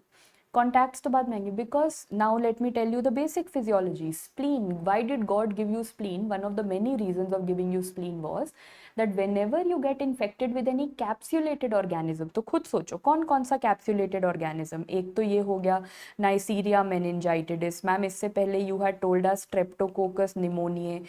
After some time you will also teach us Haemophilus influenzae. So ma'am, basically whenever we get infected with a capsulated organism, spleen removes it for us. Spleen is our protector, our graveyard, which will kill these. But now I am saying the spleen is only being removed. So should I prime the patient beforehand? I should give him vaccination for all capsulated organisms. Otherwise, as soon as I will remove the spleen, within a month he will end up with all these infections. बहुत बढ़िया, ये सबको पता था as I read all the questions or all the these. अब थोड़ा आगे बताऊं. When I give someone splenectomy is planned after 1 week for assumption, and today I said chalo theek hai, let's give the patient vaccine for Neisseria meningitis. Am I 100% sure after that the vaccine has worked, and am I 100% sure patient will not get after splenectomy, not get meningitis? No, because vaccine protects against all except, yes, very good, all against all except serotype B, and that is a question that they ask you कि vaccine कौन से serotype के लिए नहीं बचा पाता. It can't save you against what, because that is what is, you can't include it in the vaccine. Serotype B is always changing. That is why a vaccine has not been able to be successfully made out of it.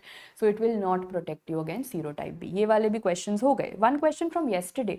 Did I tell you that in case of emergency surgery is different? See, sometimes there are two types. Now, one is someone comes to me like a laceration.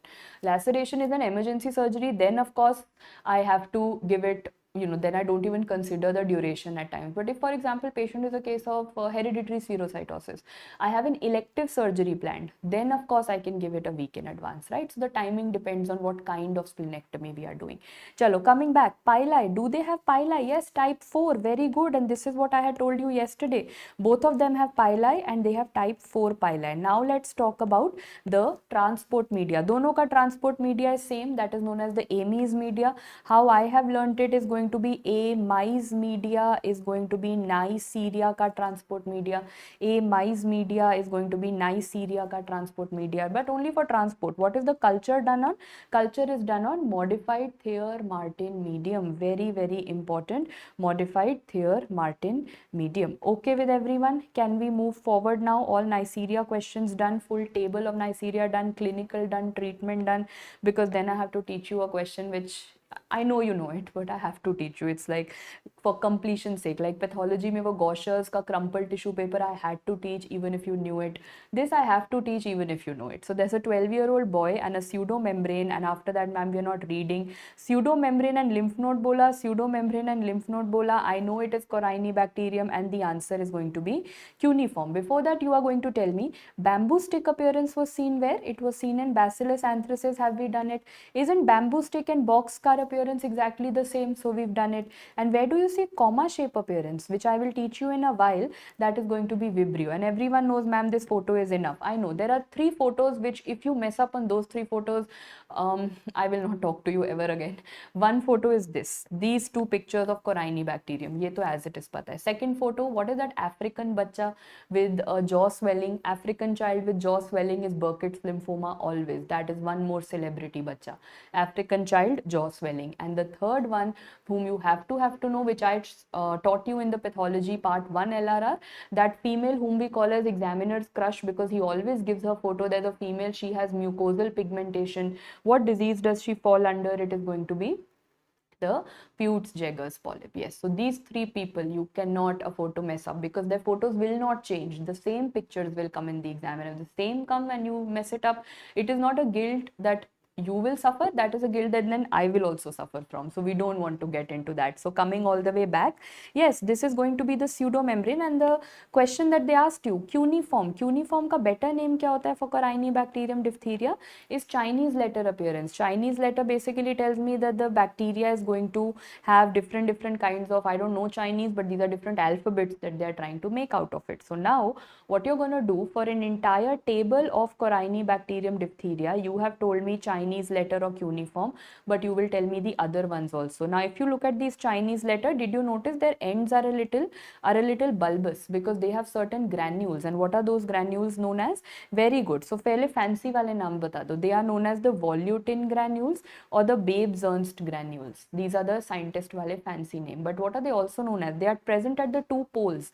So they are known as bipolar granules and they are also known as metachromatic granules. Why are we obsessed with these granules? What is the composition?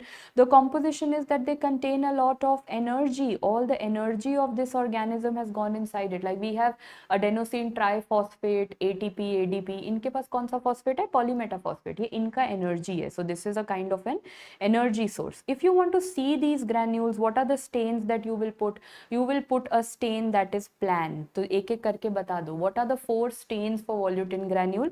P is going to be for Pond's stain. L is going to be for Loeffler methylene blue. A is going to be for Albert stain and N is going to be for Neisser stain. That is the plan that you have.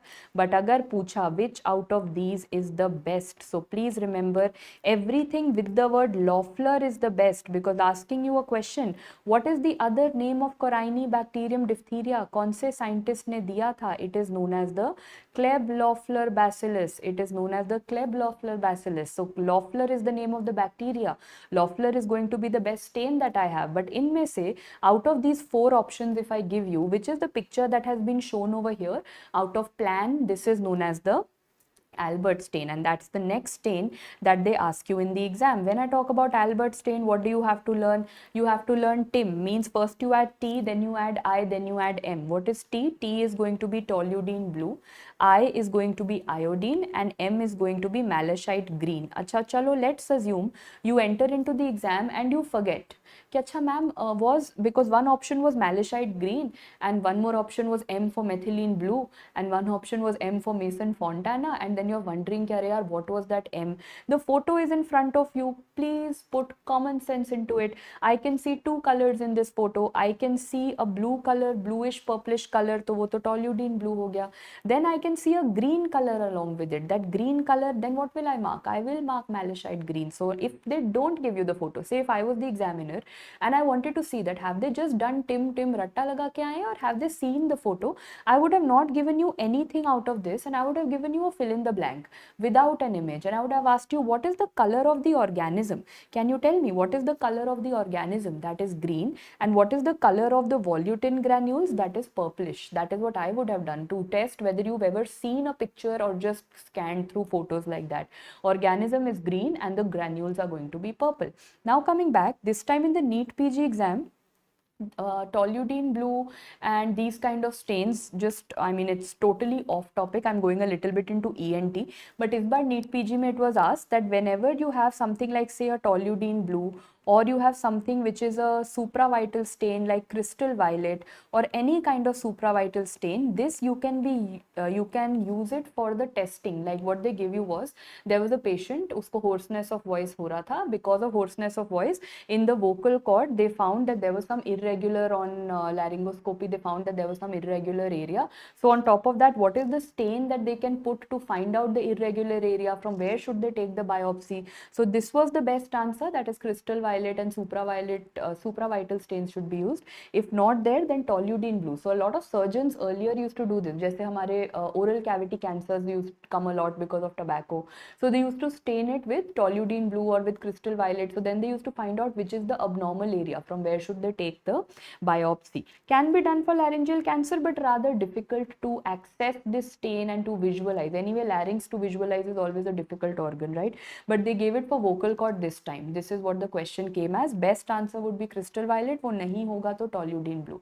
अच्छा, one more question. Where else? This is one question. Toluidine blue और कहाँ use होता है? I have taught you. Toluidine blue is the special stain in pathology for what? It is the special stain for mast cells and basophils. याद आ रहा है? Hematology वाला पढ़ा था. And number 3 I have taught you. Toluidine blue is a part of what? It is a part of TIM. मतलब it is going to be Albert stain. These are all your tall blue questions on one place. Otherwise there is no other question that you get. Now coming back, what is the enriched media? Enriched media has to be something to do with the word Loeffler. So that is going to be Loeffler serum slope. That is going to be the enriched media, Loeffler serum slope. So please remember 1, 2, 3, 4, 5, 6, 7, 8. Okay, and enriched also has 5, 6, 7, 8. 8 alphabets in enriched, 8 alphabets in Loeffler. कितना time लगेगा grow होने में? 8 hours लगेगा ma'am grow होने में. Simple. Enriched media is Loeffler media. 8 hours it will go need for the growth. But if they ask you selective media, either you can call it potassium tellurite agar, or nowadays they like to call it Tinsdale agar also. And selective media is going to take 48 hours. So now I will make you solve a question कि अगर पूछा you have a patient of this, what is this? This you all know is going to be the pseudomembrane का patient है. दूसरा there is going to be bull's neck. Bull's neck क्यों होता है? Because the patient is having lymphadenopathy, lots and lots of lymph nodes. These are the two patients. This is the patient and you took a sample and you wanted to do an early diagnosis. Why early? Because this membrane की वजह से and this big neck, patient is having respiratory difficulty. You want to start the treatment ASAP. So you want an early diagnosis. For early diagnosis, I will use Loeffler serum slope. But if I want to do the best diagnosis, then of course, I am going to do potassium tellurite agar or Tinsdale media. Very good. Now, one more question that comes over here is, which I taught you yesterday, that Loeffler serum slope, LSS, and one TB wala media, LJ media. Remember, all culture medias are sterilized by autoclave, but two culture medias which have egg, that is LJ and LSS, you don't put in autoclave, otherwise they will become anda fry. I told you that. Where will you put them? You will be putting them under inspisation. So, kaise clean karoge? It is going to be by inspisation. We read this yesterday. I'm just correlating that. Done. Finally, coming to the next two INI questions. If you want to find out diphtheria toxin, before I start, diphtheria toxin का mechanism of action क्या है? Decreasing protein synthesis, cyclic AMP, cyclic GMP, both. तो क्या होता है? So of course we all know it is going to decrease the protein synthesis. If you want to find out the test for toxigenicity, yes, all of you are right. So the test for toxigenicity is going to be LX gel precipitation test, which has a very simple way of learning. अगर see what is it? LX gel precipitation test. अगर precipitation का line मिला, this means patient में toxin था. अगर precipitation का line नहीं मिला, दिस मीन्स पेशेंट में टॉक्सिन नहीं था. So you tell me, written over here. Don't read their diagnosis, try to answer yourself. This is patient number 1. ये जो red color का sample है, this is patient number 1. Do you see lines around this? Precipitation lines दिख रहा है? I can see them. So do you think the toxin is present? Yes. So they have written this is a toxigenic Corynebacterium diphtheria. Look at patient number 2. Tell me your diagnosis. Do you see lines around it? I see lines around it. I think the toxin is present. So they asked you for the diagnosis. You will say yes, toxin is present. Look at patient number 3 over here. In patient number 3, do you see any lines around it? I don't see any lines around it. Is it toxigenic or non-toxigenic? This is a non-toxigenic strain. So simple है ना, precipitation line है तो toxin है, precipitation line नहीं है तो toxin नहीं है. So for toxigenicity you are doing the LX gel precipitation test. Whereas when I talk about susceptibility, like all of you, if you know that you have been immunized with DPT in your childhood and your parents have told you that, but you're doubtful, okay, I don't have my vaccination card, have I actually been immunized or not immunized? What is my status? Am I susceptible? Am I immune? So for susceptibility, the kind of test that you do is going to be the Schick test. First quick questions. Remember, Schick test is what test? It is the test to know the susceptibility. Next, what kind of hypersensitivity reaction is it? That is also asked. It is a type 3 hypersensitivity reaction. It's basically an intradermal testing, skin testing type होता है और तो कुछ ज़्यादा इसमें है नहीं. So please remember, a susceptible patient is going to give a positive test and an immune patient is going to give a negative test. Immune patient को तो immunity मिल चुका है ना, like all of us. Let's assume हमें DPT vaccine लगा था. So we are immune, and ma'am, if you now inject any diphtheria within me, or if I get exposed to a diphtheria patient, will I show any reaction? No, because my antibodies will fight it off. I will not show any reaction. But remember, if a person is never got any vaccination, if a person is susceptible, will that person end up showing a reaction? Yes. So now just imagine, ये आपने injection लगाया and you ended up seeing a red color reaction. You are saying, oh, Schick test is positive. What is this patient, susceptible or immune? So you will say, oh, Schick test is coming positive, matlab patient is susceptible. This person over here is susceptible. So test for susceptibility is what? It is going to be very good. It is Schick test. All the Corynebacterium questions are clear. Last day kuch padho na padho. You have to read this entire table and go, because one question pakka comes. What would I now move on to as the next question is this, which I think jaldi se bata do. Child presented with fever and lymphadenopathy. There is a gray membrane over the tonsil. Maybe they're talking about pseudoton membrane. What is required for the early diagnosis of the pathogen? For the early diagnosis, very good. Loeffler serum slope. अच्छा, यहाँ पर options में नहीं है. Best पूछा होता, then that would have been potassium tellurite agar or Tinsdale agar. Amazing. Coming to the next question. Here you have a patient who complains of watery diarrhea, stomach pain since he had consumed meat for lunch. The physician sent the sample for testing. Microbiology is saying if this is capsulated, तो at least देखो, meet से मुझे पता था ma'am milk and meet अगर 1 to 6 hours में कराएगा तो स्टैफ ऑरियस होगा, बट एक तो Staph aureus is not there. Second, they have said capsulated, तो let's move away from Staph aureus.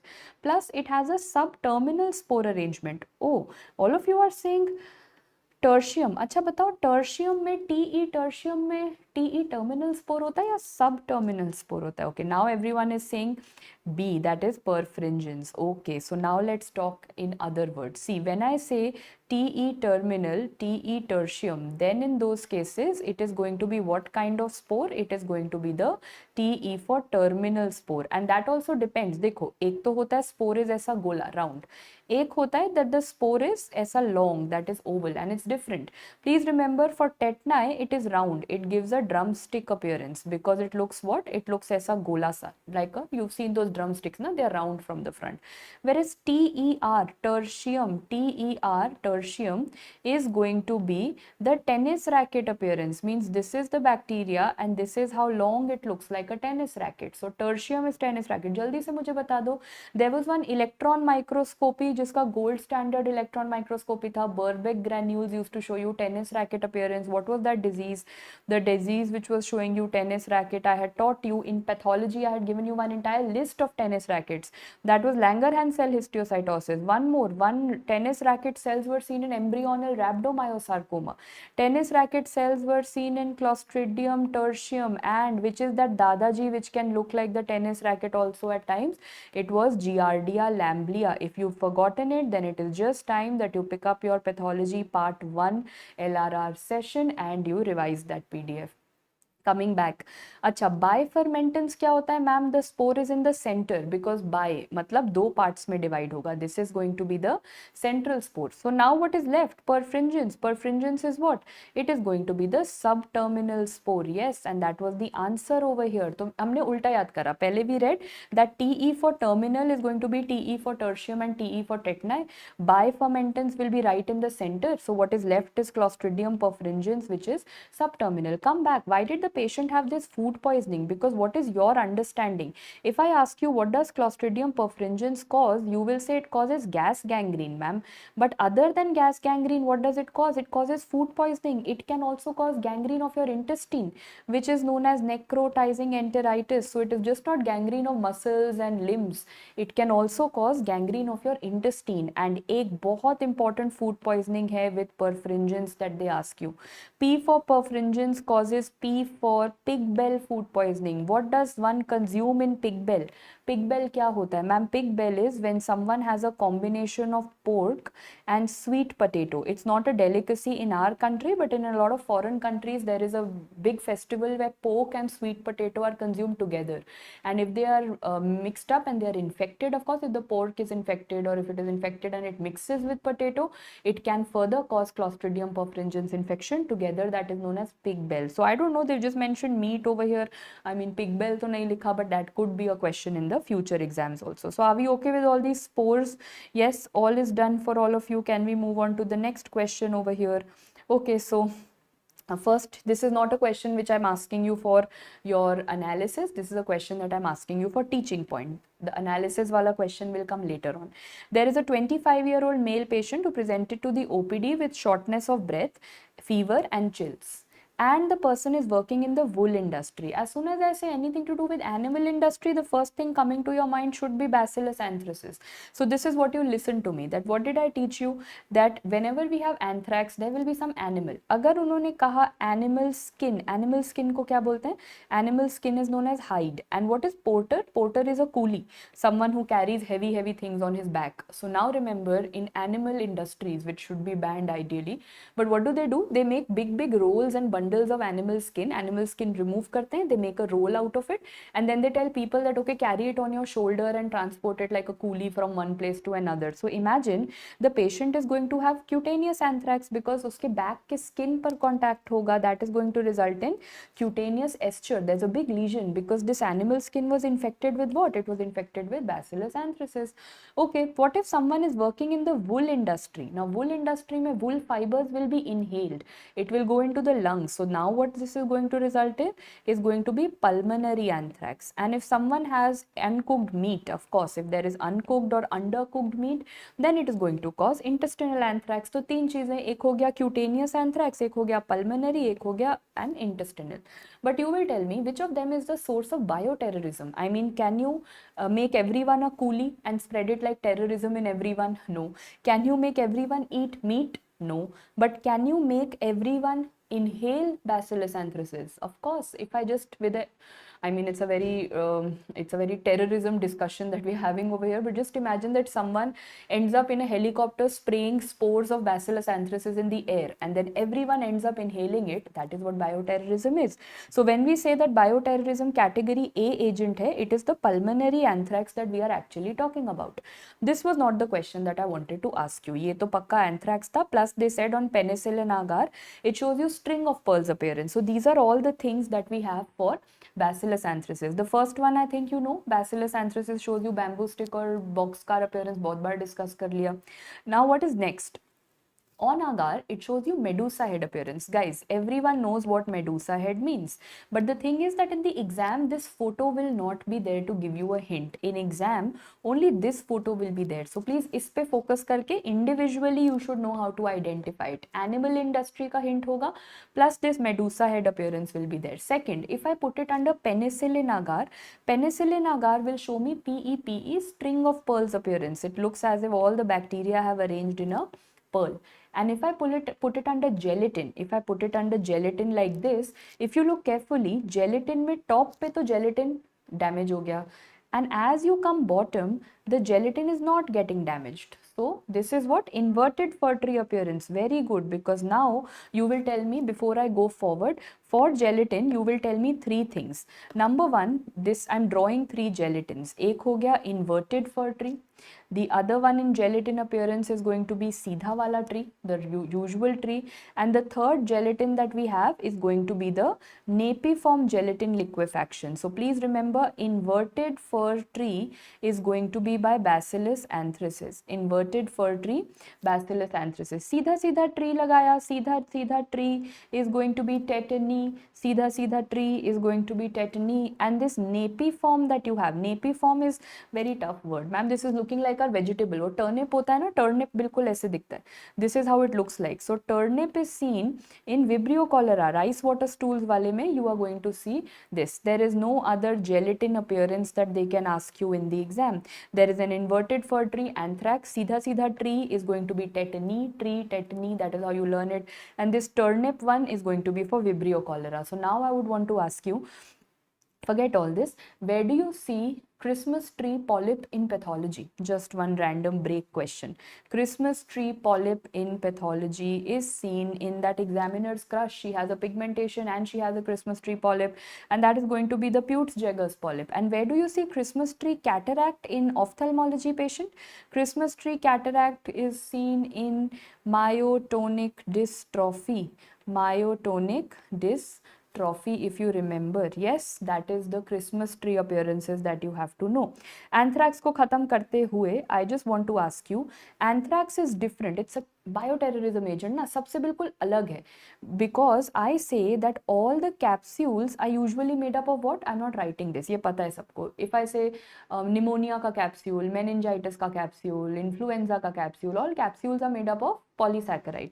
But please remember that the Bacillus anthracis capsule is made up of polypeptide, and they exactly ask you which kind of polypeptide. That is going to be polyglutamate wala peptide. So all the capsules are polysaccharide, but anthrax is polypeptide. Next, all the toxins, abhi I will teach you some toxins. All toxins will have part A, part B, fragment A, fragment B. So all toxins will have two parts. But anthrax has to be different. Anthrax says, no, I will have three parts. I will be tripartite. What are the three parts that it has? It is English Premier League, means number one is going to be, it causes edema, that is known as edema factor. Second one, it is going to cause protection. Apna protection साथ लेके चलता है. So it is known as the protective or the protection factor. And number three, it is a bioterrorism agent. Bioterrorism मतलब lethal तो होगा ना. Edema factor, protection factor, lethal factor. I've kind of understood. Protection factor, हमारा protection तो करेगा नहीं, अपना protection, self protection. Lethal factor because it wants to kill me. Edema factor, how does edema factor work? What is the mechanism of action? सोचो. Bacillus anthracis, does it decrease the protein synthesis? Does it increase cyclic AMP? Does it increase cyclic GMP? So you will remember that, ma'am, cyclic AMP का mnemonic was cyclic AMP. A was anthrax. It increases cyclic AMP. That is what you have to know. So all these anthrax points I've revised, you will answer the question now. This is for your testing. Which of the following is not a cultural characteristic of Bacillus anthracis? So if I read, medusa head appearance, दिखता है, we've seen that. String of pearls appearance, देखा है. Inverted fir tree appearance, देखा है. Bamboo stick appearance भी देखा है. But they have asked you which of them is not a cultural characteristic. All of these three are seen on some culture. Bamboo stick appearance is not seen on culture. Bamboo stick appearance is seen on gram staining. So this is not a cultural characteristic. That is how they will just twist the question. Otherwise, आता आपको सब कुछ होगा. Are you okay with this? Because now the next question is an entire INI-CET exact repeat from 2 years ago, and that is what we go on to. So first you tell me, and then I will tell you how they'll switch the question around. There is a 12-year-old boy. I don't think anyone's reading this, because once you've seen these pictures, what have you made? It's a case of tetanus. Itna to pata hai. Still, tetanus means you have stiff muscles and painful muscles and jaw cramping, jerky movements. Fine. And they have said Clostridium tetani, drumstick appearance. Ye hame pata hai. Okay, what is this appearance of tetanus known as? It looks as if the patient is smiling. That is known as rhizus sardonicus. And next, finally, the patient ends up in this bow and arrow appearance. That is known as opisthotonus. So ये तो tetanus तो है, that is obvious. Tetanus करता क्या है? Tetanus is muscle spasm. Why is the muscle getting spasmed? Because ma'am, spasm इसलिए हो रहा है because relaxer is not there. What is the relaxer? Yes. What is the answer to this question? There is inhibition of GABA release. So now listen to me very carefully. I have got you this neuromuscular junction over here, because I am going to teach you two things. Number one, I am going to teach you Clostridium tetani, because you will tell me the difference. When I say Clostridium tetani, what does it cause? It causes muscle spasms. The other one, which is the total opposite, is going to be Clostridium botulinum, because वो कराता है botulism, and botulism is going to be what? It is going to be floppy muscles. The baby becomes floppy baby, बिल्कुल loose हो जाता है. तो tetanus में all the muscles are tight, and botulism में all the muscles are very loose. And I can teach you both with the help of this one chart. So please remember, whenever someone gets infected with tetanus, what happens? तो tetanus का toxin, कौन सा toxin होगा? Tetanospasmin. Obviously, because they will give you options like tetanolysin or tetanospasmin. So don't think that the examiner is smart. You are smarter. The tetanolysin to spasm नहीं कराएगा, tetanospasmin spasm कराएगा. तो tetanospasmin is going to cause the spasms. How? Because it goes, and before that, physiology तो you will tell me na, then only micro I will tell you. What is the excitatory neuron which is going to cause muscle contraction? What does that release? The excitatory neuron releases acetylcholine, that is going to cause contraction.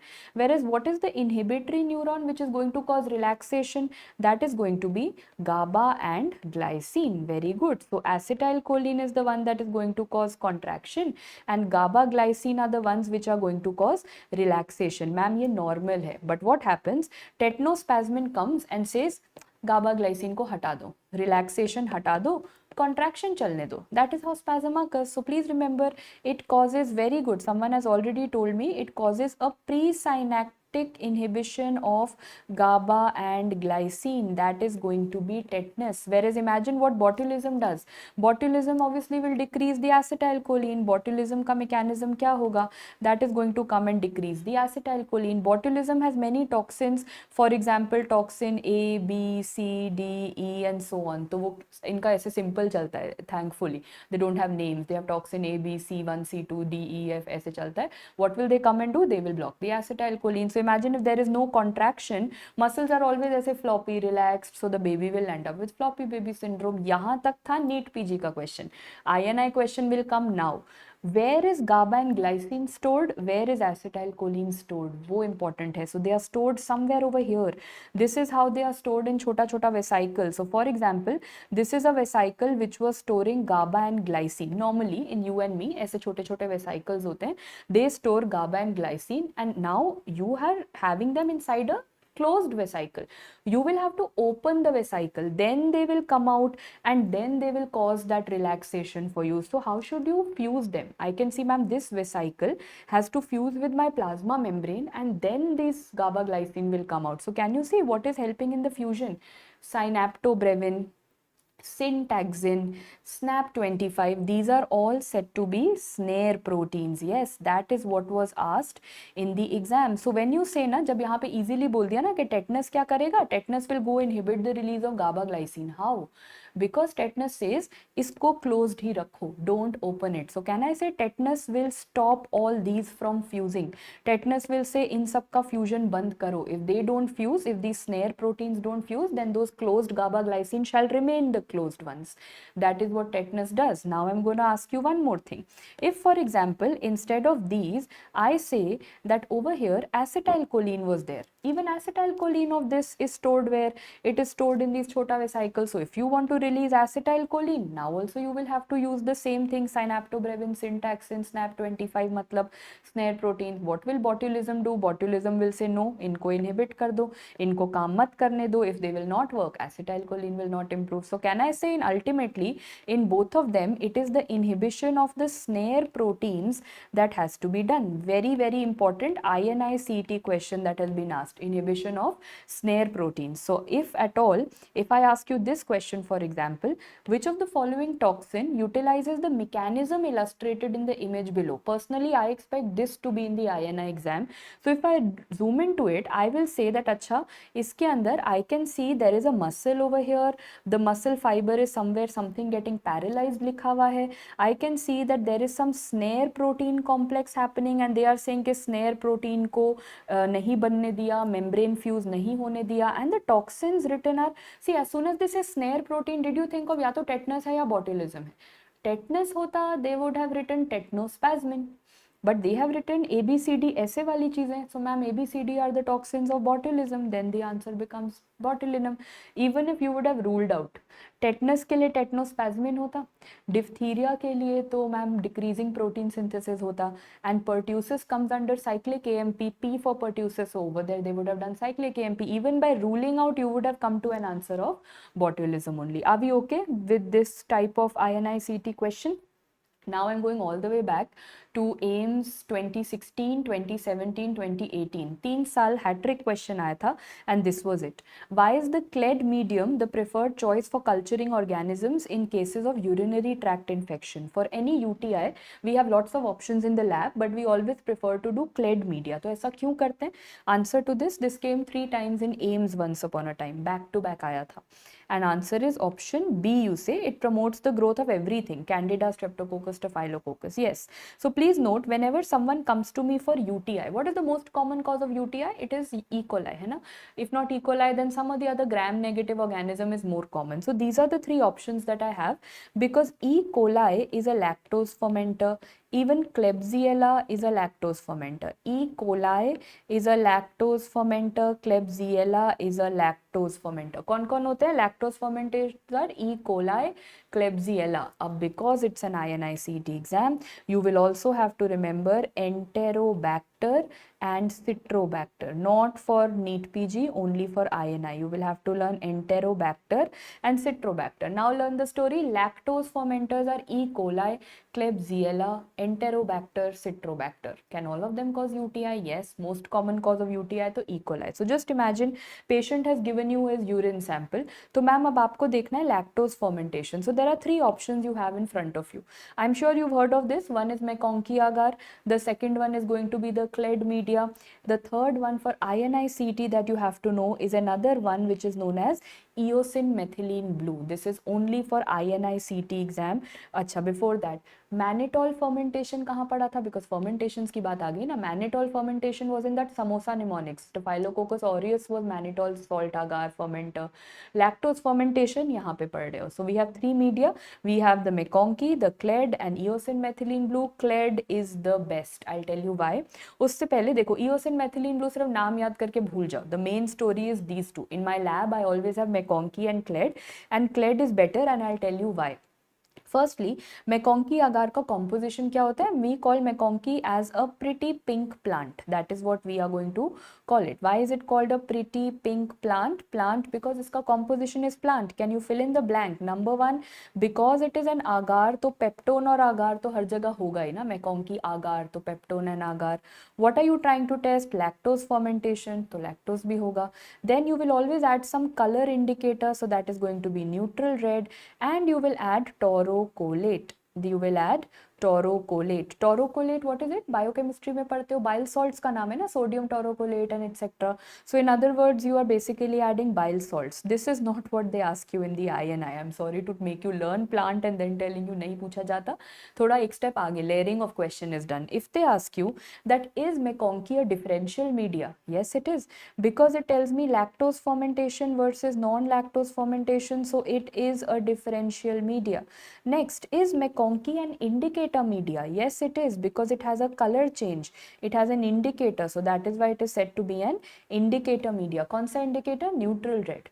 Is McConkey a selective media? Yes it is, because it has bile salts. Now selective media का क्या मतलब है? Like for example, if selective media, if for example you have ना one of those partial teachers, if I become a partial teacher and I say that what I'll do, I will only teach one student all the right information so that वो top कर जाए, and बाकी सबको I will teach wrong information and I will stop them from growing so that they don't clear the exam. Then I'm being a selfish selective media. So selective media means it allows the growth of one bacteria and it suppresses the growth of everyone else. Why have I suppressed? How have I suppressed? I have added bile salts. Bile salts will not allow everyone to grow. It will only allow these E. coli, Klebsiella, few bacteria to grow. So now, can I say McConkey agar is a differential plus indicator plus selective media? Do you agree? Because they will be options and you'll have to do a multiple choicing over there. It's a differential plus indicator plus selective media. So now you've answered it yourself. Ma'am, ये सबको grow ही नहीं होने दे रहा. Bile salt, damn toxic. McConkey is very toxic. What color? Why did I say pretty pink plant? Because lactose fermentation पे क्या color मिला? Pink colour मिल रहा है.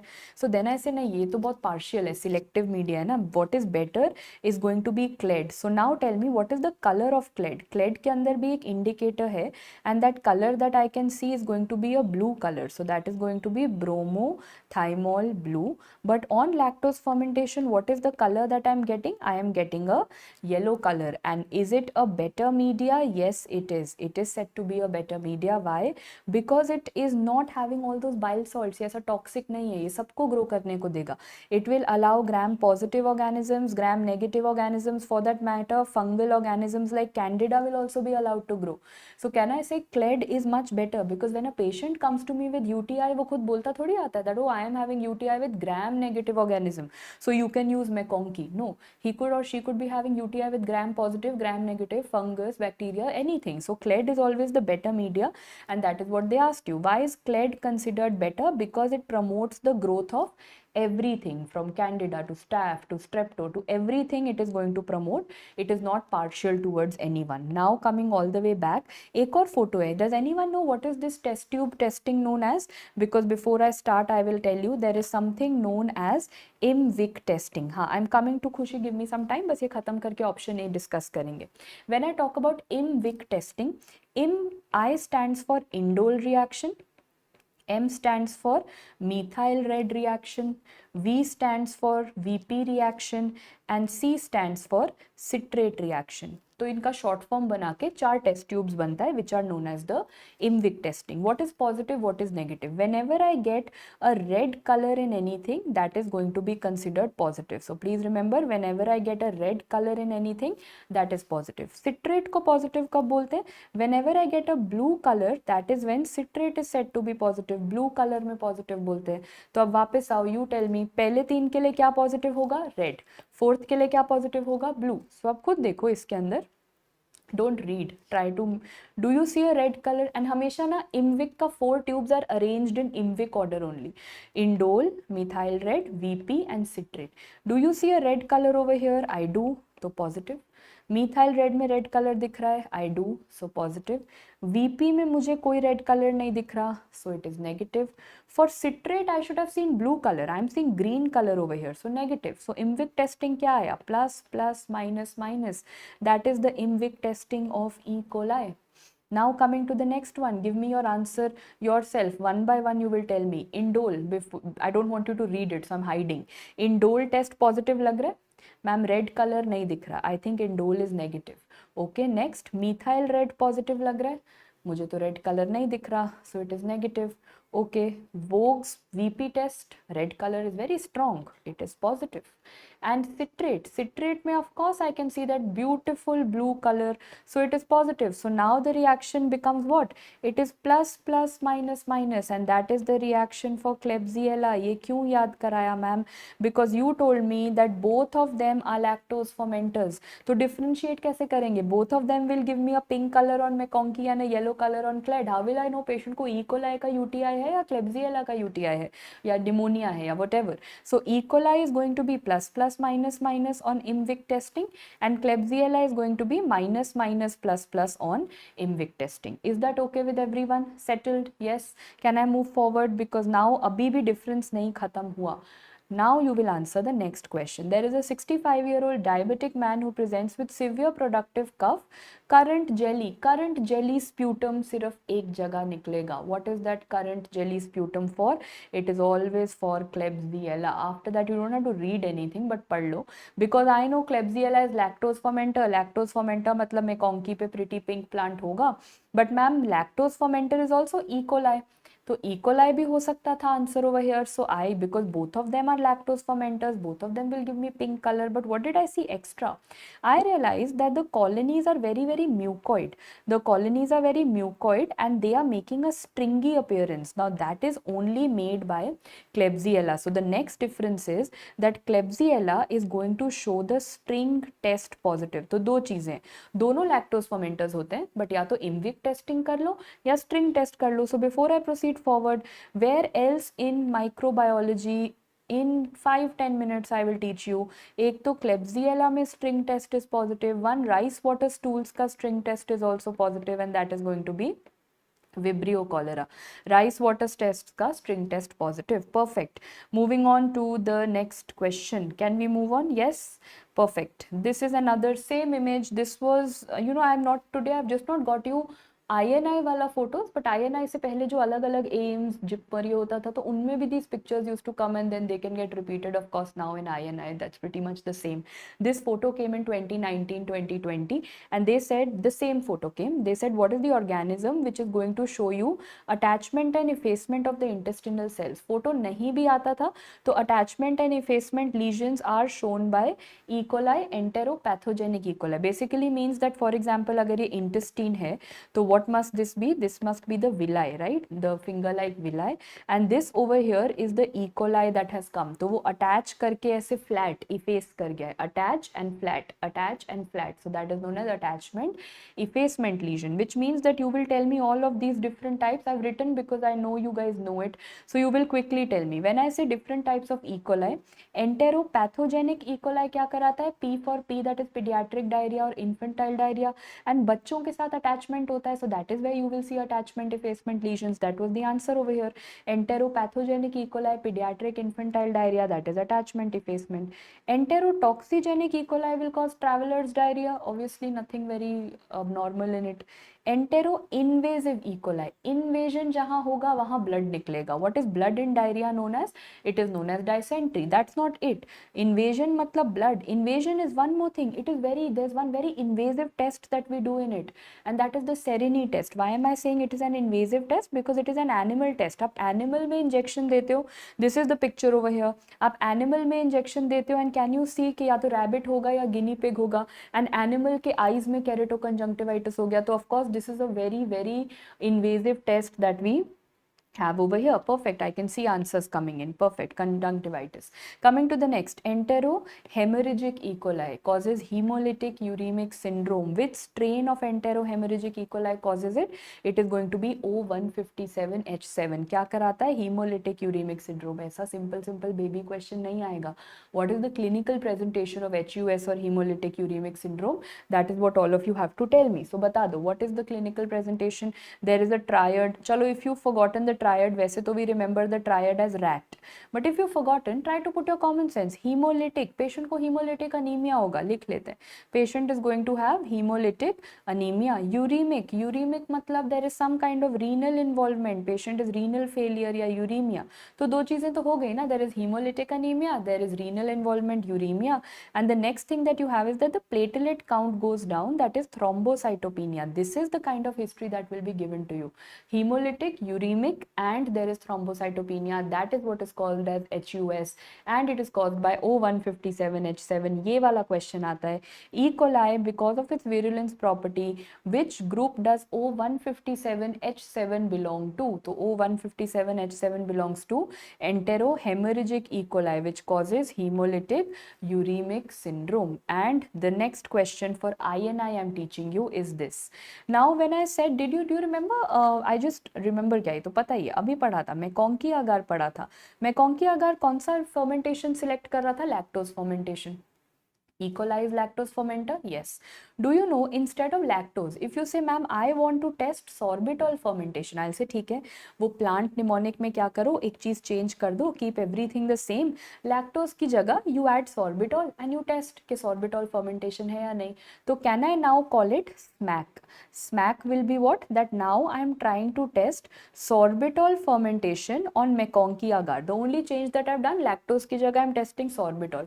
So E. coli is going to be sorbitol fermentation also. All जैसे all the E. colis were lactose fermenter, all the E. colis are also sorbitol fermenters, but O157H7 is not a sorbitol fermenter, which means O157H7 is SPAC negative. This is all for INI that I want you to know. So all the E. colis are lactose fermenters also, sorbitol fermenters also, but O157H7 is SMAC negative. Coming to the last one, enteroaggregative E. coli. जब aggregate हो गया तो देखो कैसे दिखेगा. E. coli will look like aggregates, as if you have placed one brick on top of the other. So stacked brick appearance will be seen on the Hep2 cell lines, and when all these will aggregate, the patient will end up having diarrhea for very long. How long? More than 14 days. What is that diarrhea known as? That is known as the persistent diarrhea. As easy as that. So now I think we are settled with this question. Can I move forward?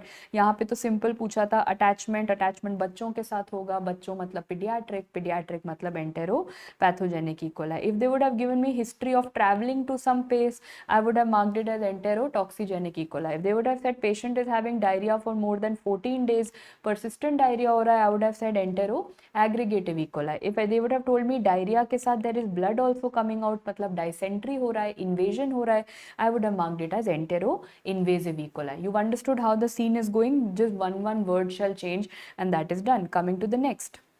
A patient has repeated episodes of diarrhea and fever. The doctor sent the patient for stool examination, of course, to the microbiome lab. In the laboratory, which is the procedure that will differentiate Salmonella from Shigella? Differentiate, because if you see, all of these are common for Salmonella Shigella. Means XLD and DCA, these are agars for Salmonella Shigella both. Selenite F broth is for Salmonella Shigella both. To differentiate between the two, this was a question that came in FMG exam, and I believe it can be repeated because it was not originally of FMG exam level.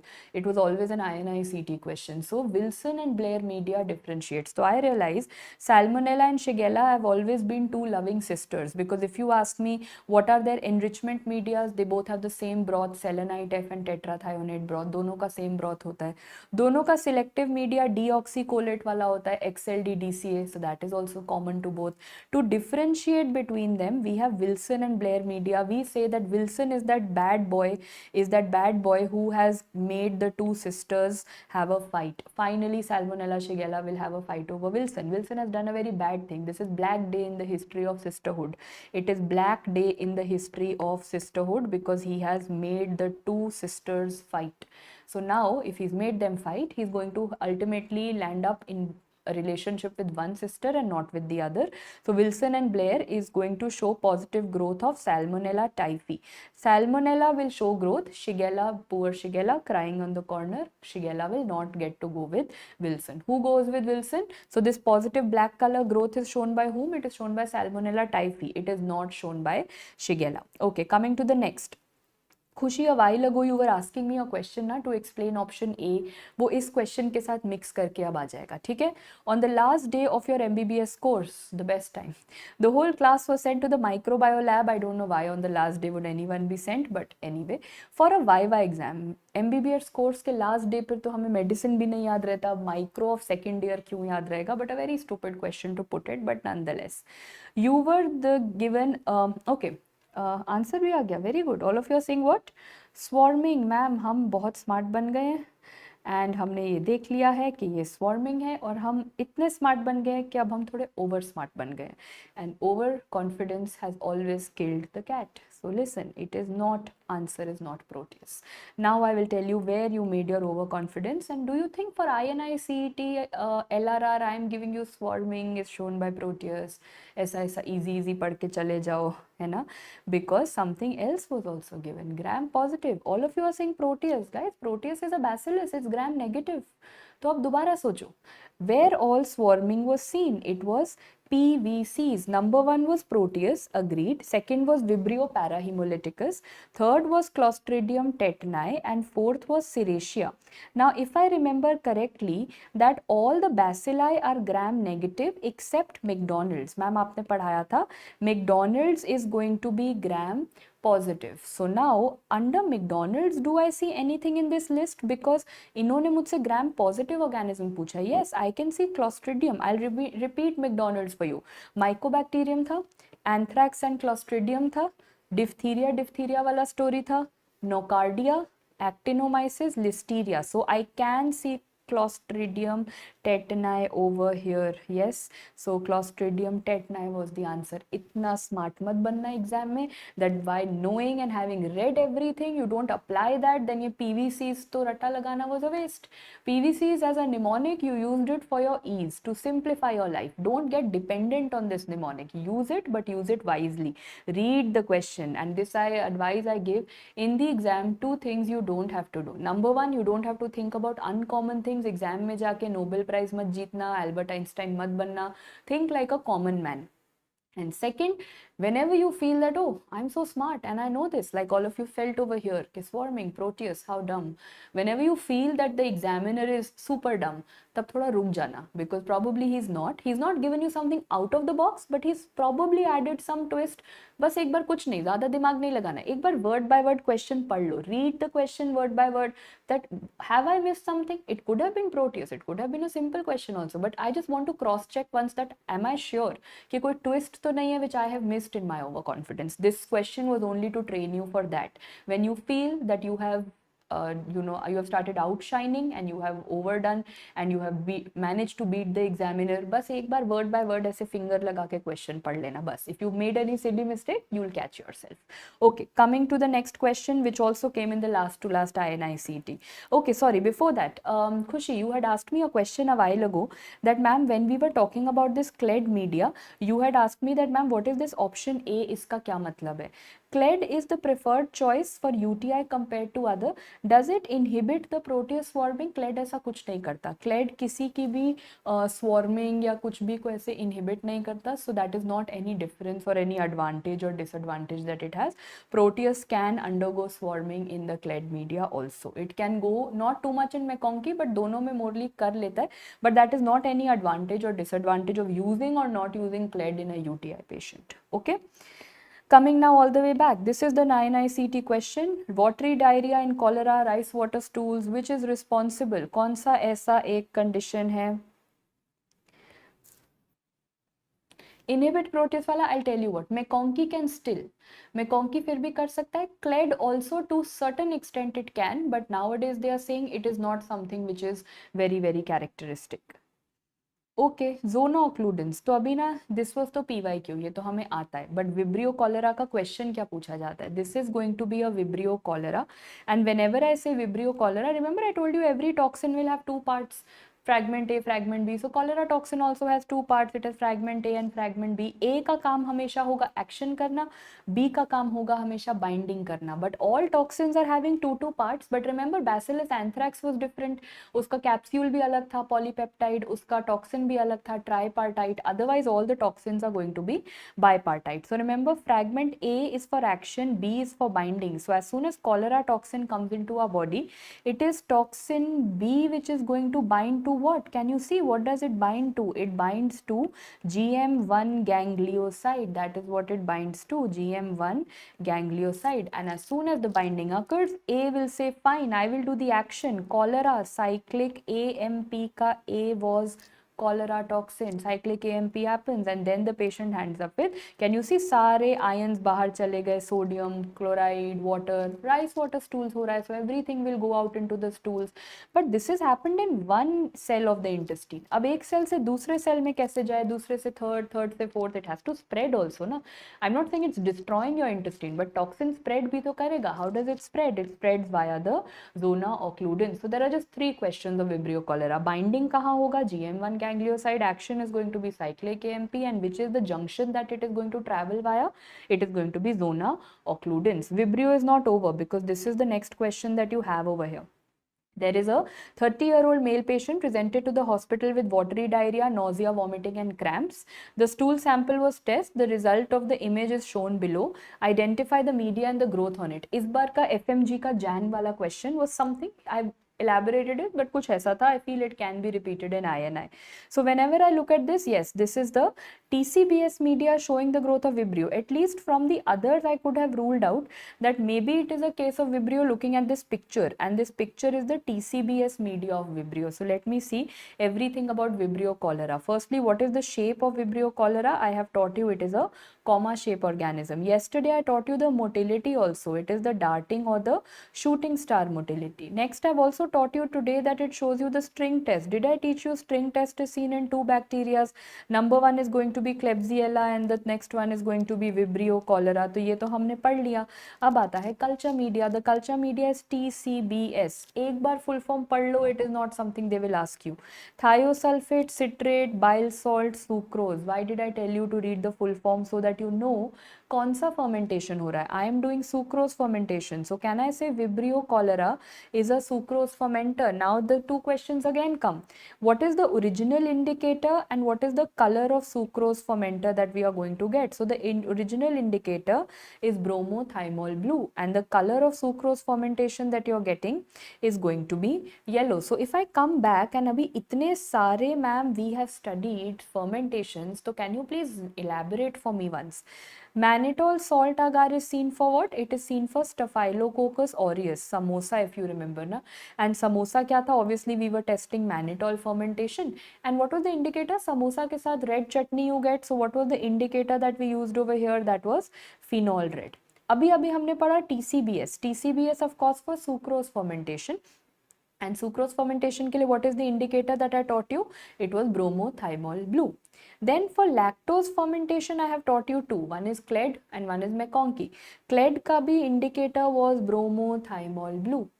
And McConkey का mnemonic was pretty pink plant. So plant matlab the indicator in McConkey was neutral red. So now I know samosa के साथ phenol red चलेगा, बाकी सब के साथ bromothymol blue चलेगा, and McConkey का तो plant है, so उसका neutral red चलेगा. But now whatever is being fermented, what colors was I getting? That will be maybe इधर उधर पढ़ के ना you will forget. I will remind you. Whenever something is fermented, we always get a yellow color. In case you had forgotten, mannitol salt agar में yellow colour आया था mannitol fermentation का. TCBS तो अभी देख लो, you are getting a yellow colour.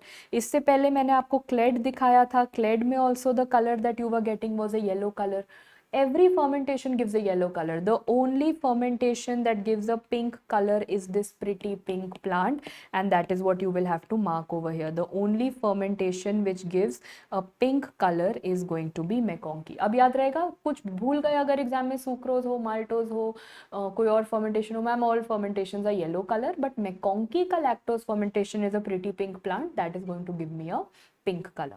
Coming back, before I end this, can you answer this question of INI-CET? Which of the following is true about the enterotoxin of the organism shown below? तो of course string test है, comma shape organism है, Vibrio तो सबने identify कर लिया. True statement निकालना है.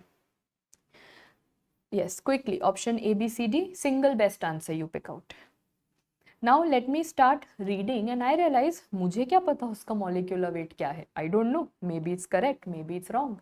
It causes the influx of ions and water from the tissue. I know it causes rice water stools, but is it involving large intestine? No, it involves small intestine. पर ma'am मुझे क्या पता, ये तो exam में जाके मुझे क्या पता था ऐसा था.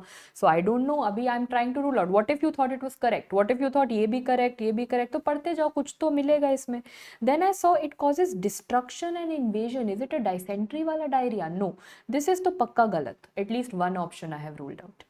Appears to cause its effect by increasing adenylyl cyclase. Yeah, that is correct. Cyclic AMP बढ़ाता है. So they told me, tell me one best true statement. I have found my true statement. This means all the others are wrong. It does not cause any destruction. It does not involve the large intestine. And molecular weight वैसे 84,000 होता है, but आपको याद नहीं रखना. So automatically the molecular weight of 2,88,000 or whatever they've written is automatically incorrect because you have found your single best statement. This question was there to prepare you that you will never know all the 4 options. There will be 1 or 2 options where you will be like, पता नहीं क्या लिखा है, I don't know, no one knows about it. Don't give up on hope. You have to keep reading, because if you have to select the single best answer, you will come to that option which you will be very confident about and you can take a safe guess about it. Okay, so all said and done. Vibrio cholera की बहुत बात हो गई. We have not spoken about other vibrios which I expect in this exam. What is common between these 3 vibrios that I have written over here? All these 3 vibrios, they are salt loving vibrios. They love the salt. Halophilic vibrio. Halophilic means they are going to cause salt loving. And have you all heard of jale pe namak chidakna? So jale pe namak, jala means all of them cause wound infection. So wound ke upar I have put some namak. On the wounds I have put some salt. Okay, so wound infection are caused by all the salt loving organisms. Now what else? When I say vibrio parahemolytic, I had told you prawns and I had told you oysters. Basically we had studied कि अच्छा sea food consumption से food poisoning होता है. Very very good, ये तो हमें पता ही है, sea food poisoning. Vibrio vulnificus is very very vulnificus, very very severe infection को क्या कहते हैं, सेप्सिस कराता है. And Vibrio alginolyticus, by the way Vibrio alginolyticus is the maximum tolerance to salt. I mean, even if you put it in 10% and above of salt also, alginolyticus will survive. And इतना ज़्यादा salty, मतलब इतना salt and मसाला वाला food होगा, तो क्या होगा? If I put so much of salt and so much of spice and masala in food, what is that term that we say? इतना spicy खाना था that आँखों में से और कानों में से धुआं निकल गया. आँखों में से मतलब the patient will end up having conjunctivitis, and कानों में से मतलब the patient will end up having otitis media. It is so salty and so spicy, that is how we learnt it, that आँखों से कानों से धुआं निकल गया. So now this is done. This was what all it caused. All of them cause wound infection, जले पे नमक. पैराहिमोलिटिकस प्रॉन्स मतलब sea food. Vulnificus very very severe sepsis कराएगा. एल्जिनोलिटिकस आंखों कानों से धुआं निकालेगा. Now comes the last expected question of INI-CET. Which of them shows you the Kanagawa phenomena? Firstly Kanagawa phenomena अगर पोर्ट्रे करना है, that is going to be done on an agar which is known as the Vagatsuma agar. Vagatsuma agar is nothing but a kind of a blood agar, and because यहाँ सब जगह salt की बात हो रही है, तो on top of that blood agar I have added a salt. You don't have to go into the detail, but usually just hear me out. Blood agar है तो क्या ढूंढ रहे होगे ma'am? Whether it is hemolytic or non-hemolytic, you want to find out of all of these hemolytic है नहीं है. Vibrio parahemolyticus is hemolytic or not? So don't have to learn it. I'm just telling you so that you get a closure. And the closure is that all the strains which are pathogenic, which can cause disease, they will break blood. Pathogenic strains are hemolytic. Non-pathogenic strains are non-hemolytic, but no one's asking you to do the interpretation. In the exam, a simple question comes, Kanagawa phenomena is for what? It is for Vibrio parahemolyticus. For Kanagawa phenomena, which agar do you use? You use the Vagatsuma agar, which is a normal blood agar with salt. हम ये ढूंढ रहे हैं कि blood break होगा या नहीं होगा. Are we okay with this also? Can we move on to the next question, which is expected in PSM this time? From which of the bacteria is the MW vaccine extracted as mentioned below? 2 more bacteria and then I'm going to go on to viruses for 30 minutes. So I think by 2:40 as expected we can move on. MW vaccine is extracted. MW vaccine पहले तो किसके लिए होता है? MW vaccine is a new vaccine which is an immunomodulator vaccine that has Very good. That has been developed for leprosy. For the diagnosis of leprosy, we have a vaccine called MW, immunomodulator vaccine. But bana kahan se? It has come from a very funny name, that is Mycobacterium indicus prani. Mycobacterium indicus prani se we ended up making the MW vaccine, and MW vaccine is an immunomodulator vaccine for leprosy. What is the culture media for leprosy? Blood agar, chocolate agar, Vagatsuma agar, TCBS, McConkey, कौन सा वाला agar use करें? No, it is non-cultivable. कुछ भी मत use करना ma'am. You can't use any blood chocolate agar for it. You have to do animal studies in it, and that is the animal that they ask you. And if you look very carefully, if you're very vela in life, you can sit and count. It has roughly 9 bands, and that is the reason that you call it the 9-banded armadillo. But in India, it is not very common to find it. India में जो ज़्यादा मिलता है वो mice मिल जाता है. So you can also do it in the foot pad of mouse. So remember, these are the animals. You have to grow it in animals. You cannot grow it on any blood chocolate nutrient agar. Coming to the next, this is a question which is the most tedha question of today's class. 27-year-old male patient presents with dry cough and fever. Chest examination shows bilateral infiltrates. On physical examination, patient is oriented to TPP, time, place, person. On per abdomen examination, splenomegaly is tested and CBC is anemic, low hemoglobin. Peripheral smear examination नीचे दिया है. What is the likely infection? So it's a path microintegration. पहले तो मुझे बस इतना बता दो, peripheral smear examination पे क्या बनाया? Diagnosis. What kind of RBCs are there? बिल्कुल गोल RBCs. Just exactly goal RBCs are a case of spherocytes. Exactly. Okay, so when we say spherocytes, what is the 3 causes of spherocytes? एक होता है autoimmune hemolytic anemia. That is the most common cause of spherocytes. Please don't say spherocytes are most commonly seen in hereditary spherocytosis. That is not the most common cause. The most common cause is autoimmune hemolytic anemia, then hereditary spherocytosis, then G6PD deficiency. So I know this much, that if hereditary spherocytosis and G6PD deficiency होता तो इस patient का ना कुछ family history दिया होता, because hereditary spherocytosis is autosomal dominant and G6PD deficiency is X-linked recessive. They would have said some mother, father, brother, sister involvement. ऐसा कुछ नहीं बोला. They are saying this is probably because of an infection. Also, the most common cause of spherocyte is going to be autoimmune hemolytic anemia. So now, autoimmune hemolytic anemia is of 2 types. One is going to be warm autoimmune hemolytic anemia, and the other one is going to be cold autoimmune hemolytic anemia. Warm wala is garam, so it is due to IgG, and cold wala is going to be, of course, cold temperature, that is going to be IgM. Now please remember, this is M wala is seen due to which infection? It is seen due to M for mycoplasma infection. It is seen because of mycoplasma infection. So warm wala warm temperature पे होगा 37 degree IgG की वजह से गर्म. Cold wala is due to IgM, and it is seen due to what? Due to mycoplasma infection. So when I looked at this, they said, oh, spherocytes. I thought of autoimmune hemolytic anemia. Then they asked me which infection can cause it. So my answer becomes mycoplasma. So one is mycoplasma causes autoimmune hemolytic anemia. But if I ask you what origin, मतलब ज़्यादा commonly क्या कराता है? Mycoplasma is actually known as the Eaton's agent. What I know is इसके पास cell wall नहीं होता. तो tell me, is mycoplasma gram positive, gram negative, or is it gram poor organism? Yesterday, if you remember, we did a list of MRCS, that they were gram-poor organisms, है ना? So now, this is the most common cause of atypical pneumonia या फिर walking pneumonia. Patient will come walking into your OPD, he is not going to have any kind of ICU admission, so it's a kind of a walking or atypical pneumonia का most common cause. Pneumonia ज़्यादा कराता है, then it causes all these autoimmune hemolytic anemias. Now, if the agar they ask you कि कौन से agar पे grow करोगे, PPLO agar. PPLO agar pe what colonies do you get? You get these kind of fried egg colonies. But now guys, these are actually very chota. You are seeing them under a microscope, so you can see acha fried egg. But these are very chota. You know why? Because mycoplasma, do we know it is the smallest bacteria? Over here, it is going to be the smallest bacteria. Is that okay? Are we okay with that? Now coming all the way back. Before that, someone has said, patient on general physical examination, patient is oriented to time, place and person. That is what is written. Patient is not oriented, ऐसा नहीं लिखा ना. It is saying that the patient is oriented to time, place and person. And देखो atypical pneumonia है तो dry cough and fever लिखा हुआ है. I think any other confusion now? Settled है ना? Coming back, so now what we see on PPLO agar, on PPLO agar it is going to be fried egg appearance, but like I told you, बहुत छोटा bacteria है, छोटा bacteria मतलब छोटा छोटा अंडा fries will be formed.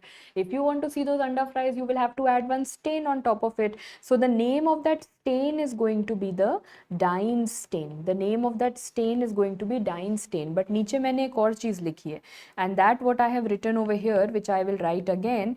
Where do you see the Dine's phenomenon? Dine's phenomenon is seen with Proteus. It is not seen with Mycoplasma. दो अलग चीजें हैं. If they ask you there are छोटा छोटा अंडा fries, on top of that what color should you add that those small अंडा fries become visible, the fried eggs become visible, you will say I'll put Dine stain.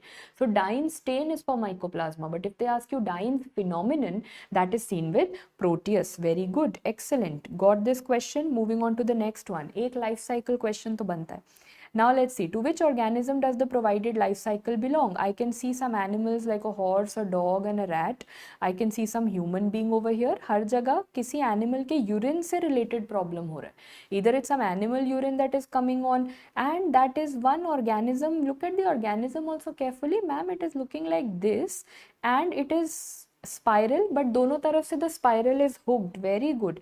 That is going to be Leptospira. So what is it about? सबसे पहले I've learned Leptospira, that yeah, it looks spira, but it is lapeta hua spira. Lapeta hua spira means it is spira, but from both ends it looks as if it is lapeta hua spira. So please note, Leptospira is going to be lapeta hua. It causes a Weil's disease. What is Weil's disease other name?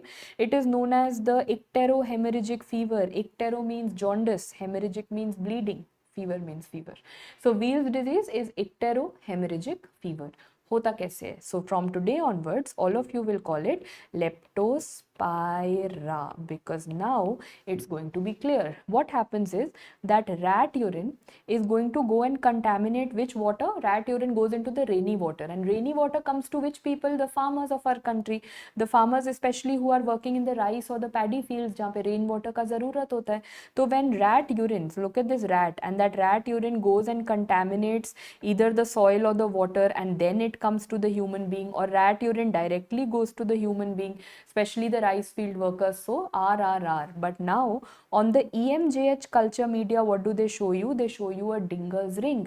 Like for example, this is test tube number 1 and 2. Please remember करना, ये ऊपर वाला ring नहीं होता. I have added a culture media to it. The name of that culture media is EMJH culture media. This is the EMJH culture media that has been added. In which are you seeing the ring originally? The second line you have to look out for. That is the Dinger's ring, and that is positive. So now you will tell me that, okay, one more thing. Very good, that is what I was asking you. Weil's disease या फिर Leptospira, कौन सा agglutination test कराएगा? Cold agglutination test, standard agglutination test, और microscopic agglutination test? If you remember I told you the mnemonic was my बिल्ली. So tell me, Leptospira causes what? It causes microscopic agglutination test. I already got that answer from Dr. Adityanshu, so that is great. Perfect. Now we'll go on to a question which yesterday Khushi had asked me, and I had promised her that I will teach all of you. This is the last that we have to do, bacteria mein. Then we'll go on to all the photos quickly on one page of virology. Let's come to this. 23 years old male comes to a family physician with complaints of painless indurated ulcer on the glans penis with clear fluid under pressure for 5 days. He gives a history of having unprotected sexual intercourse with a commercial sex worker 2 weeks ago. There's no history of any chronic illness. Vitals are stable. General physical examination shows non-tender inguinal lymph node. तो जो ulcer है that is also painless, जो lymph node है that is also painless, and there is a clear-cut sexual unprotected history. When everything is painless, obviously I'm thinking of syphilis. That is how we say it. Syphilis में ulcer painless, lymph node painless, and I told you truck driver का history होता है, यहाँ पे नहीं था. But truck drivers always walk or drive on dark roads. So what is the microscopy that you do? Whenever I'm talking about syphilis, which is the name of the bacteria that I have to mention over here, it is going to be Treponema Treponema pallidum. So when I say Treponema pallidum, it is going to be syphilis. Syphilis ka incubation period bata do, very important, 9 to 90 days. So someone has had unprotected sexual intercourse 2 weeks ago, that is obviously coming under it, but after having sexual intercourse unprotected, even up till 90 days, someone can 90 days later also come to you with the syphilis manifestation. So 9 to 90 days hota hai. Now coming to the next part that you will tell me, that this is a dark field microscope, ye to pata hai, but if you are not that rich and you're not working in that setup where dark field microscope is available, aapko to wahi wala microscope diya, regular light microscope, ke dekhna hai to isi mein dekhna hai. What will you do? You will add some black color stain. When is that, what is that stain where all the bacteria and everything start looking black? Silver. So if you are given a light microscope, then you will say, अच्छा जुगाड़ करते हैं, let me put a silver stain, I will be able to see it. If I have a dark field microscope, best. So यहाँ पे जो best answer था, that was a dark field microscope. How many types of syphilis do you have? How can the patient come? Primary syphilis, secondary syphilis, tertiary syphilis. Primary syphilis mein, as you can see, the patient, everything is painless. There is a painless genital ulcer and there is going to be a painless lymph node. Painless genital ulcer and painless lymph node is what is going to be there. This is referred to as a chancre. This is referred to as a hard chancre. Okay. Now this is primary syphilis. सब कुछ syphilis में painless चलेगा. Secondary में क्या होता है? दो हाथ. Secondary ना 2. So two hands are going to have rash and condylometulatu. This is just one way of learning. Okay. So what happens? There are some mucosal surfaces या cutaneous surfaces पे nodules are seen. Warts type are seen. Those are known as condylometum latum. They are not called condylometa acuminatum. वो कौन कराता है? Dermatology. Condylometa acuminatum is caused by human papilloma virus, HPV. This is condylometa lata, which we call as condylometulatu, so that हमें याद रहे कि secondary syphilis में होता है. Whereas when they talk about tertiary syphilis, it is involvement of organs like the central nervous system and the cardiovascular system that goes into tertiary syphilis. अब आते हैं जो कल खुशी ने पूछा था कि मैम डायग्नोसिस कैसे करा जाता है. तो एक तो dark field microscope and silver stain is one diagnosis. Nowadays what we do are antibody tests. Now there are two types of antibody tests. One is non-specific and what is specific. Non-specific में दो आते हैं. One is going to be VDRL and the other one is going to be RPR test. RPR test is the one which is rapid, जो हम card test कर सकते हैं. VDRL is the one that is going to require a microscope. So it's obviously a little more difficult. But इन दोनों में से पूछा that what is the investigation of choice for neurosyphilis for CNS?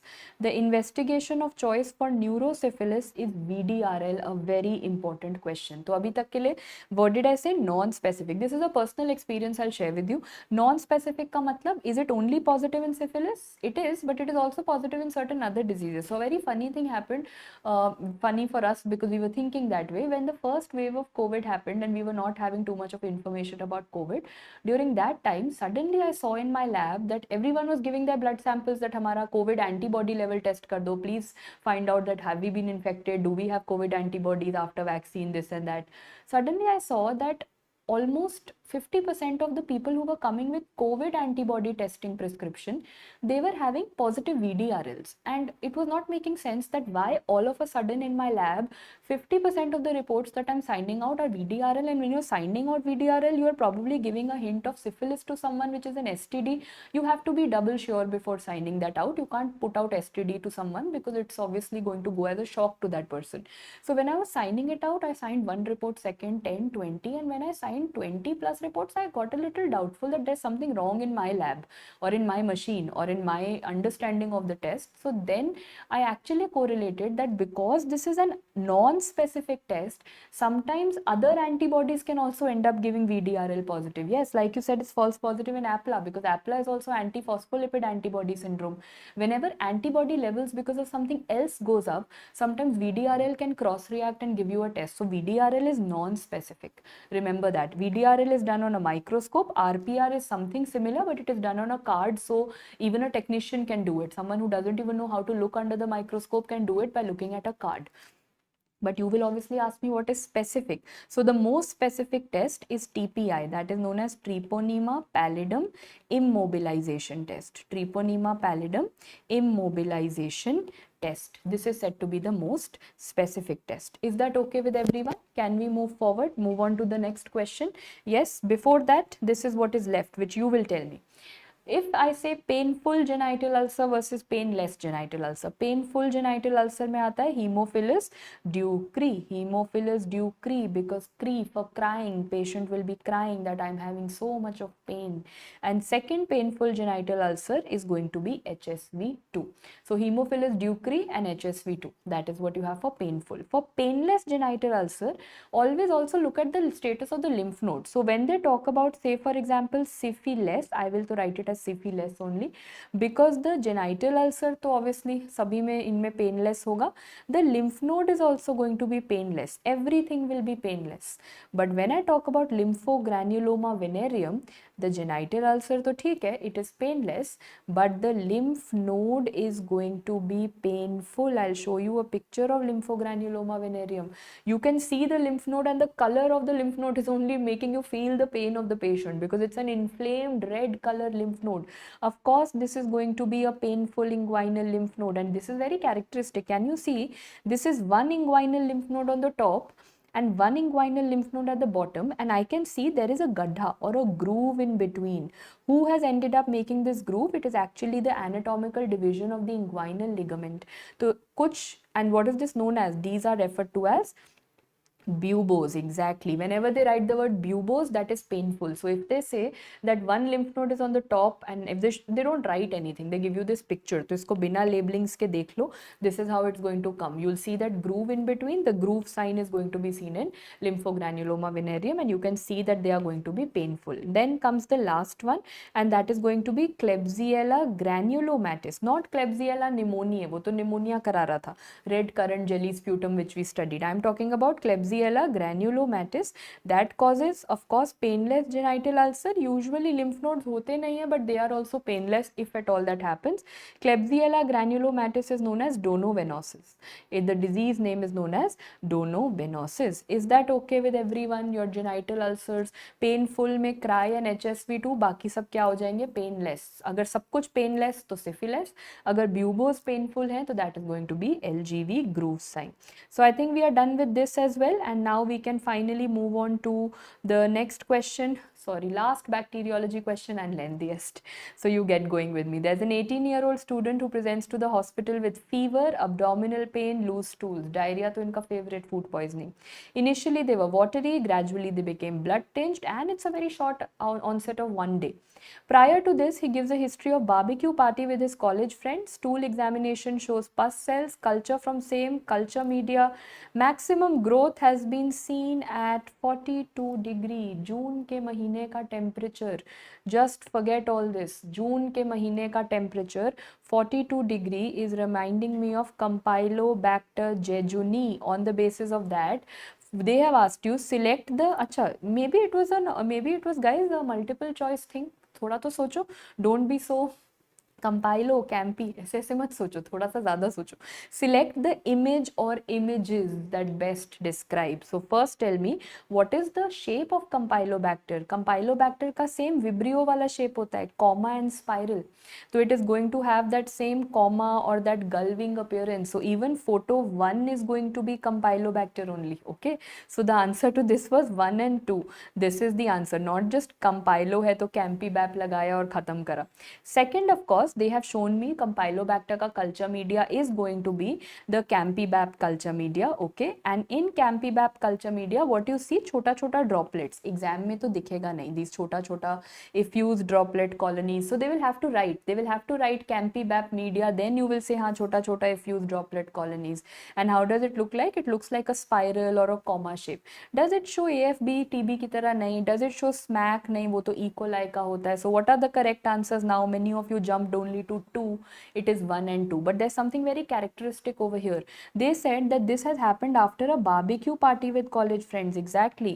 Because when they talk about Campylobacter, they will always give you a history of some kind of uncooked poultry. That is their favorite kind of history that they give you. Uncooked poultry hoga, because of which there is going to be diarrhea and all. तो ठीक है, but if this gets complicated, and I have seen many foreigners, especially when they come to India, they like to go camping and they like to go for barbecue parties and they have these uncooked poultry, but their immune system is not like ours, that we can tolerate a lot more than them, but they end up having Campylobacter jejuni. And Campylobacter jejuni के diagnosis के लिए what we do, जून का महीना, so the growth is going to occur at 42 degree, then we say अच्छा comma shape organism है, Campylobacter media पे grow कर रहा है, so fine, but what is the complication? Yes, they can land up with Guillain-Barré syndrome. I mean, Indians में भी हो जाता है, but usually I have seen, if I go back, I don't even know if this is written anywhere, I'm just telling you from personal experience, it's not documented, but I've seen that usually the immune system of people from outside India end up having more of GBS as a complication. Just a personal thing, don't recommend you to write it anywhere, सिर्फ अपना practice, Indian practice के basis पे I'm telling you. Okay, coming back, so the answer over here was option A and B. Done. Finally, coming to the last part. This question, again, if I don't make you do it, I'll feel incomplete. Which is the protein found in HPV vaccine? Cervarix, Gardasil, all those vaccines coming up. This came as a hat trick. That the same year it came in INI, it came in FMG, it came in NEET, and it just keeps getting repeated.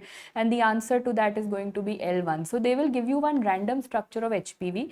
They will say सबसे बाहर होता है L1. उसके बाद अंदर बहुत सारे proteins होते हैं. Like we have E2, we have E4, we have E5, we have E6, we have E7, like that. Okay. So please remember, this L1 protein is the one that is going to be useful for making vaccine. E2 protein is the one that is going to be the controller, that agar E2 is like the principal of this school, that if E2 is not there, then all of them are going to go and have a party. So E2 is keeping everyone in control. Okay, E4 and E5 are the ones which are responsible for, what is that pap smear photo of HPV that I had shown you? Coilocyte. Let me remind you, this was the photo of coilocyte. Do you remember perinuclear halo देखा था हमने for coilocyte? Now you know coilocyte is seen in HPV. हमने pap smear में patho का first RRR में LRR में पढ़ा था. And now you know it is going to be by which proteins, that is E4 and E5. So they cause coilocyte. तो E4, E2 क्या हो गया? कंट्रोलर. E4, E5 क्या हो गए? कोइलोसाइट. E6, E7 क्या करते हैं? E6 and E7 are the ones which are responsible for cancers, that is carcinogenesis. कैसे कराते हैं? That is a question. E6 is going to go and inhibit P53. E7 is going to go and inhibit the RB gene. That same combination is asked to you in the exam. But आजकल ना they know that you've learnt it. E6 is inhibiting P53, E7 for RBG. They don't write it as a directly. They say, how is E6 and E7 going to cause cervical cancer or any other cancer of HPV? Is number one, do they activate oncogenes? नहीं. Activate कर रहे हैं किसी चीज को? नहीं, तो inhibit कर रहे हैं. Do they inactivate oncogenes? Inactivate तो है, but are P53 and RB gene, are they oncogenes or are they tumor suppressor genes? Normally, you and me, we all have P53 and RB gene. Now, what are they for us? They are my tumor suppressor genes. So, can I say E6 and E7 are indirectly going to inactivate the tumor suppressor genes? ये word लिखा होता है. This is what you have to watch out. तो जल्दी से 10-second revision. L1 protein से vaccine बनता है, which I had asked you over here. E2 is the controller. E4, E5 for coilocyte. E6 and E7 for cancers. Can I say that when this HPV comes into my body, now let me see के रट लिया वे, this is like that swarming motility. PVCs तो पढ़ लिया था, but apply करना आया is very important for us to know. So this you have learnt, very good. But now if I ask you a question, these are all your options. As soon as HPV comes into the body, which is the expression that tends to start decreasing?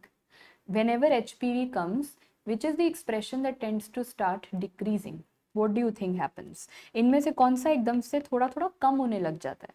See, till the time HPV was outside in the environment, who was controlling it? E2 was saying कि सब लोग साथ साथ चलो, don't get messed up here and there. As soon as it entered into my body, these people started saying, oh, we've come into the human body, हमें तो cancer कराना है. तो who is the person whom they started ignoring? किसका expression कम होने लग जाता है?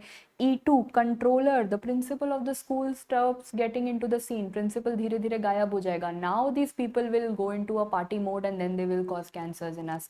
So please remember, as soon as E2 is lost, that is when these cancer causing proteins ये उल्टा चलते हैं. Principal गायब हुआ तो ये cancer causing proteins start getting more in number. That is how they could just twist the language. That's about it. Okay, so coming back to the next question. Okay, the association of human herpes virus 8 is observed in all of the following conditions except HHV8 is their INI-CET favorite herpes.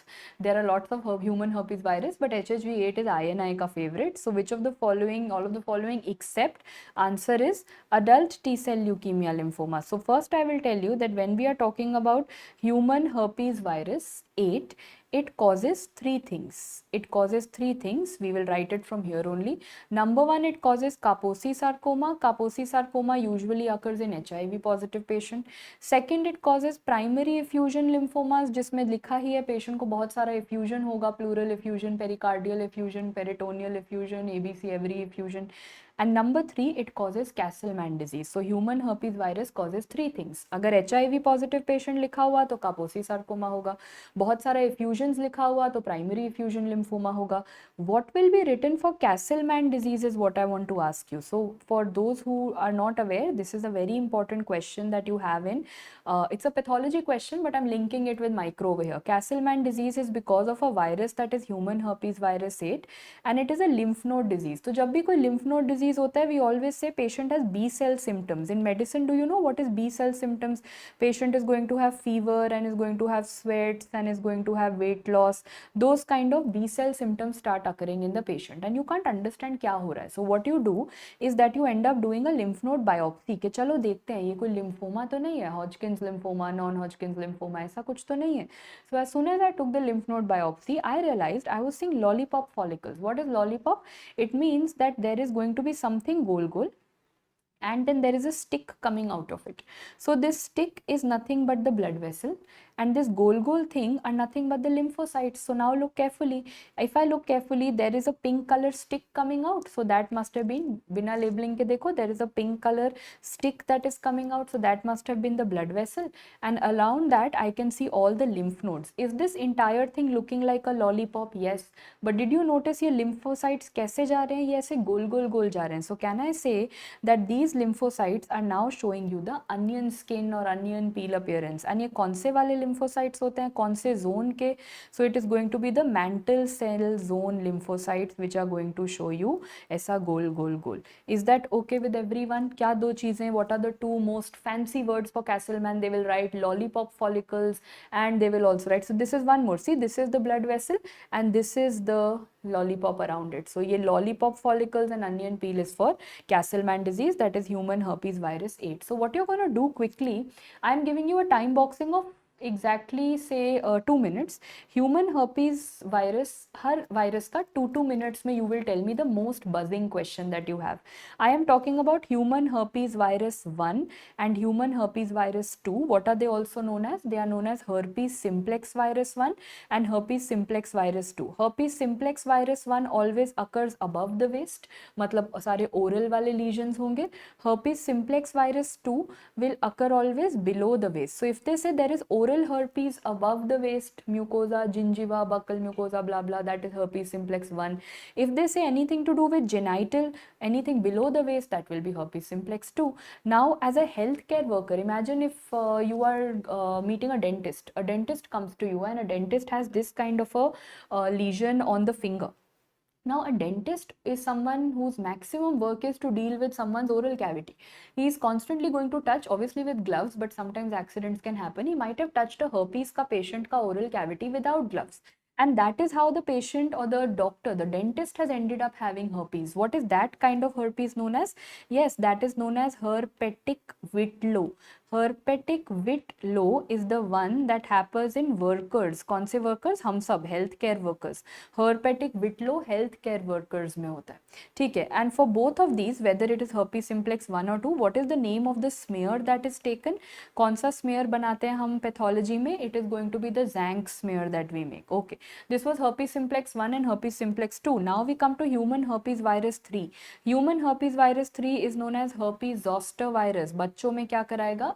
Chicken pox. Pediatrics, what is the incubation period of chicken pox? In pediatrics, they write 14 to 21 days, or in other words, it is going to be 2 to 3 weeks.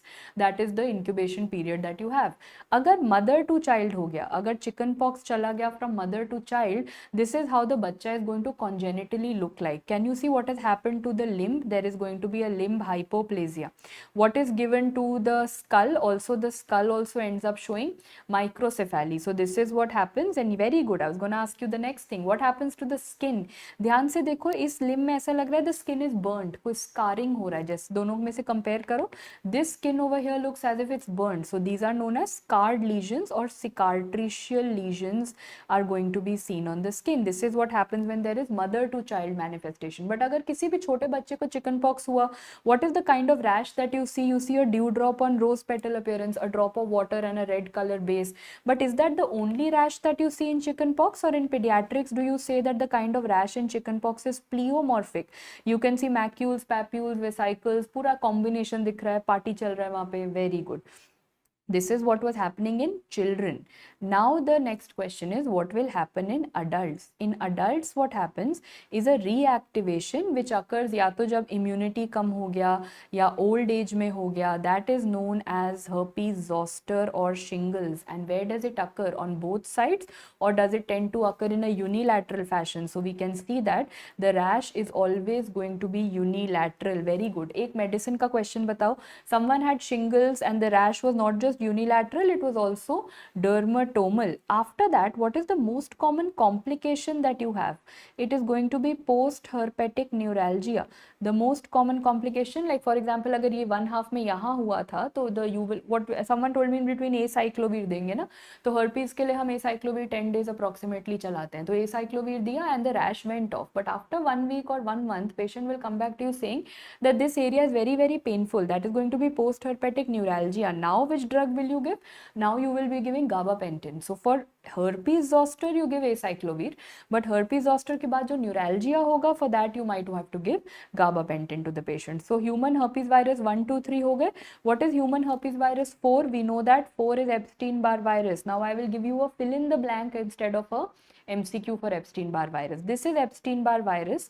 You fill in the blank that it goes into the B cells of the body or T cells of the body. Every word is a PYQ. Hence, I have not got you any questions. You are solving it with me.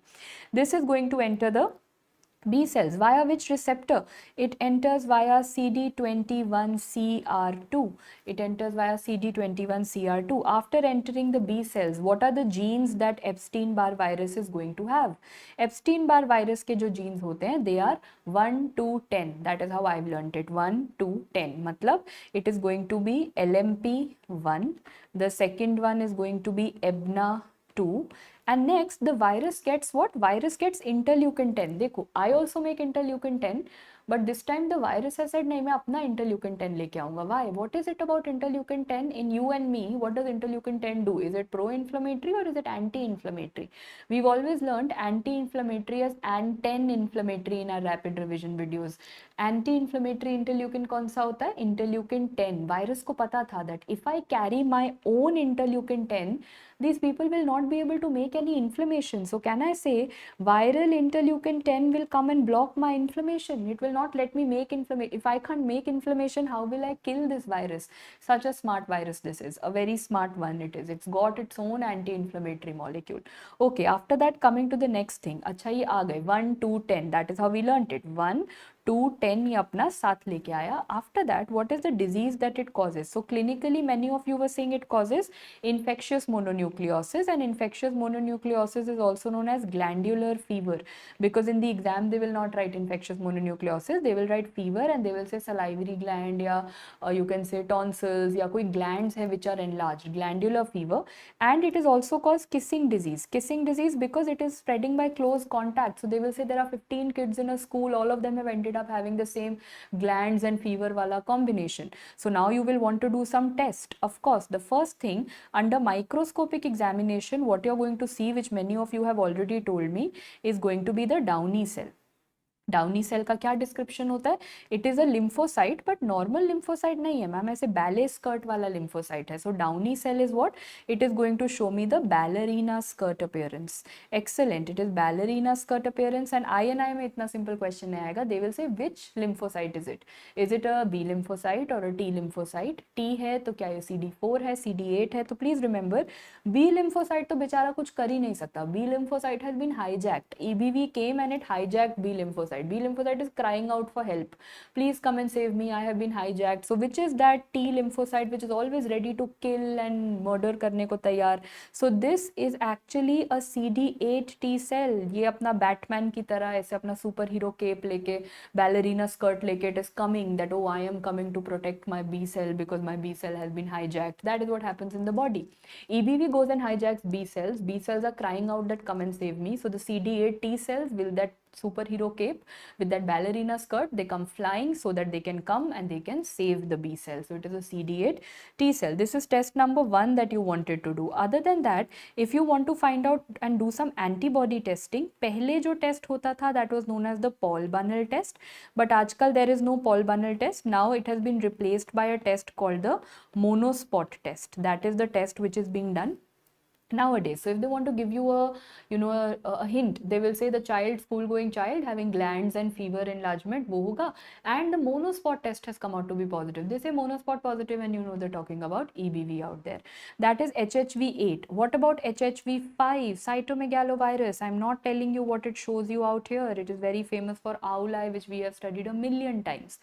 पूछा क्या जाएगा? When someone has congenital cytomegalovirus, what are the findings? So you will make this bachcha and you will write CMV around that bachcha.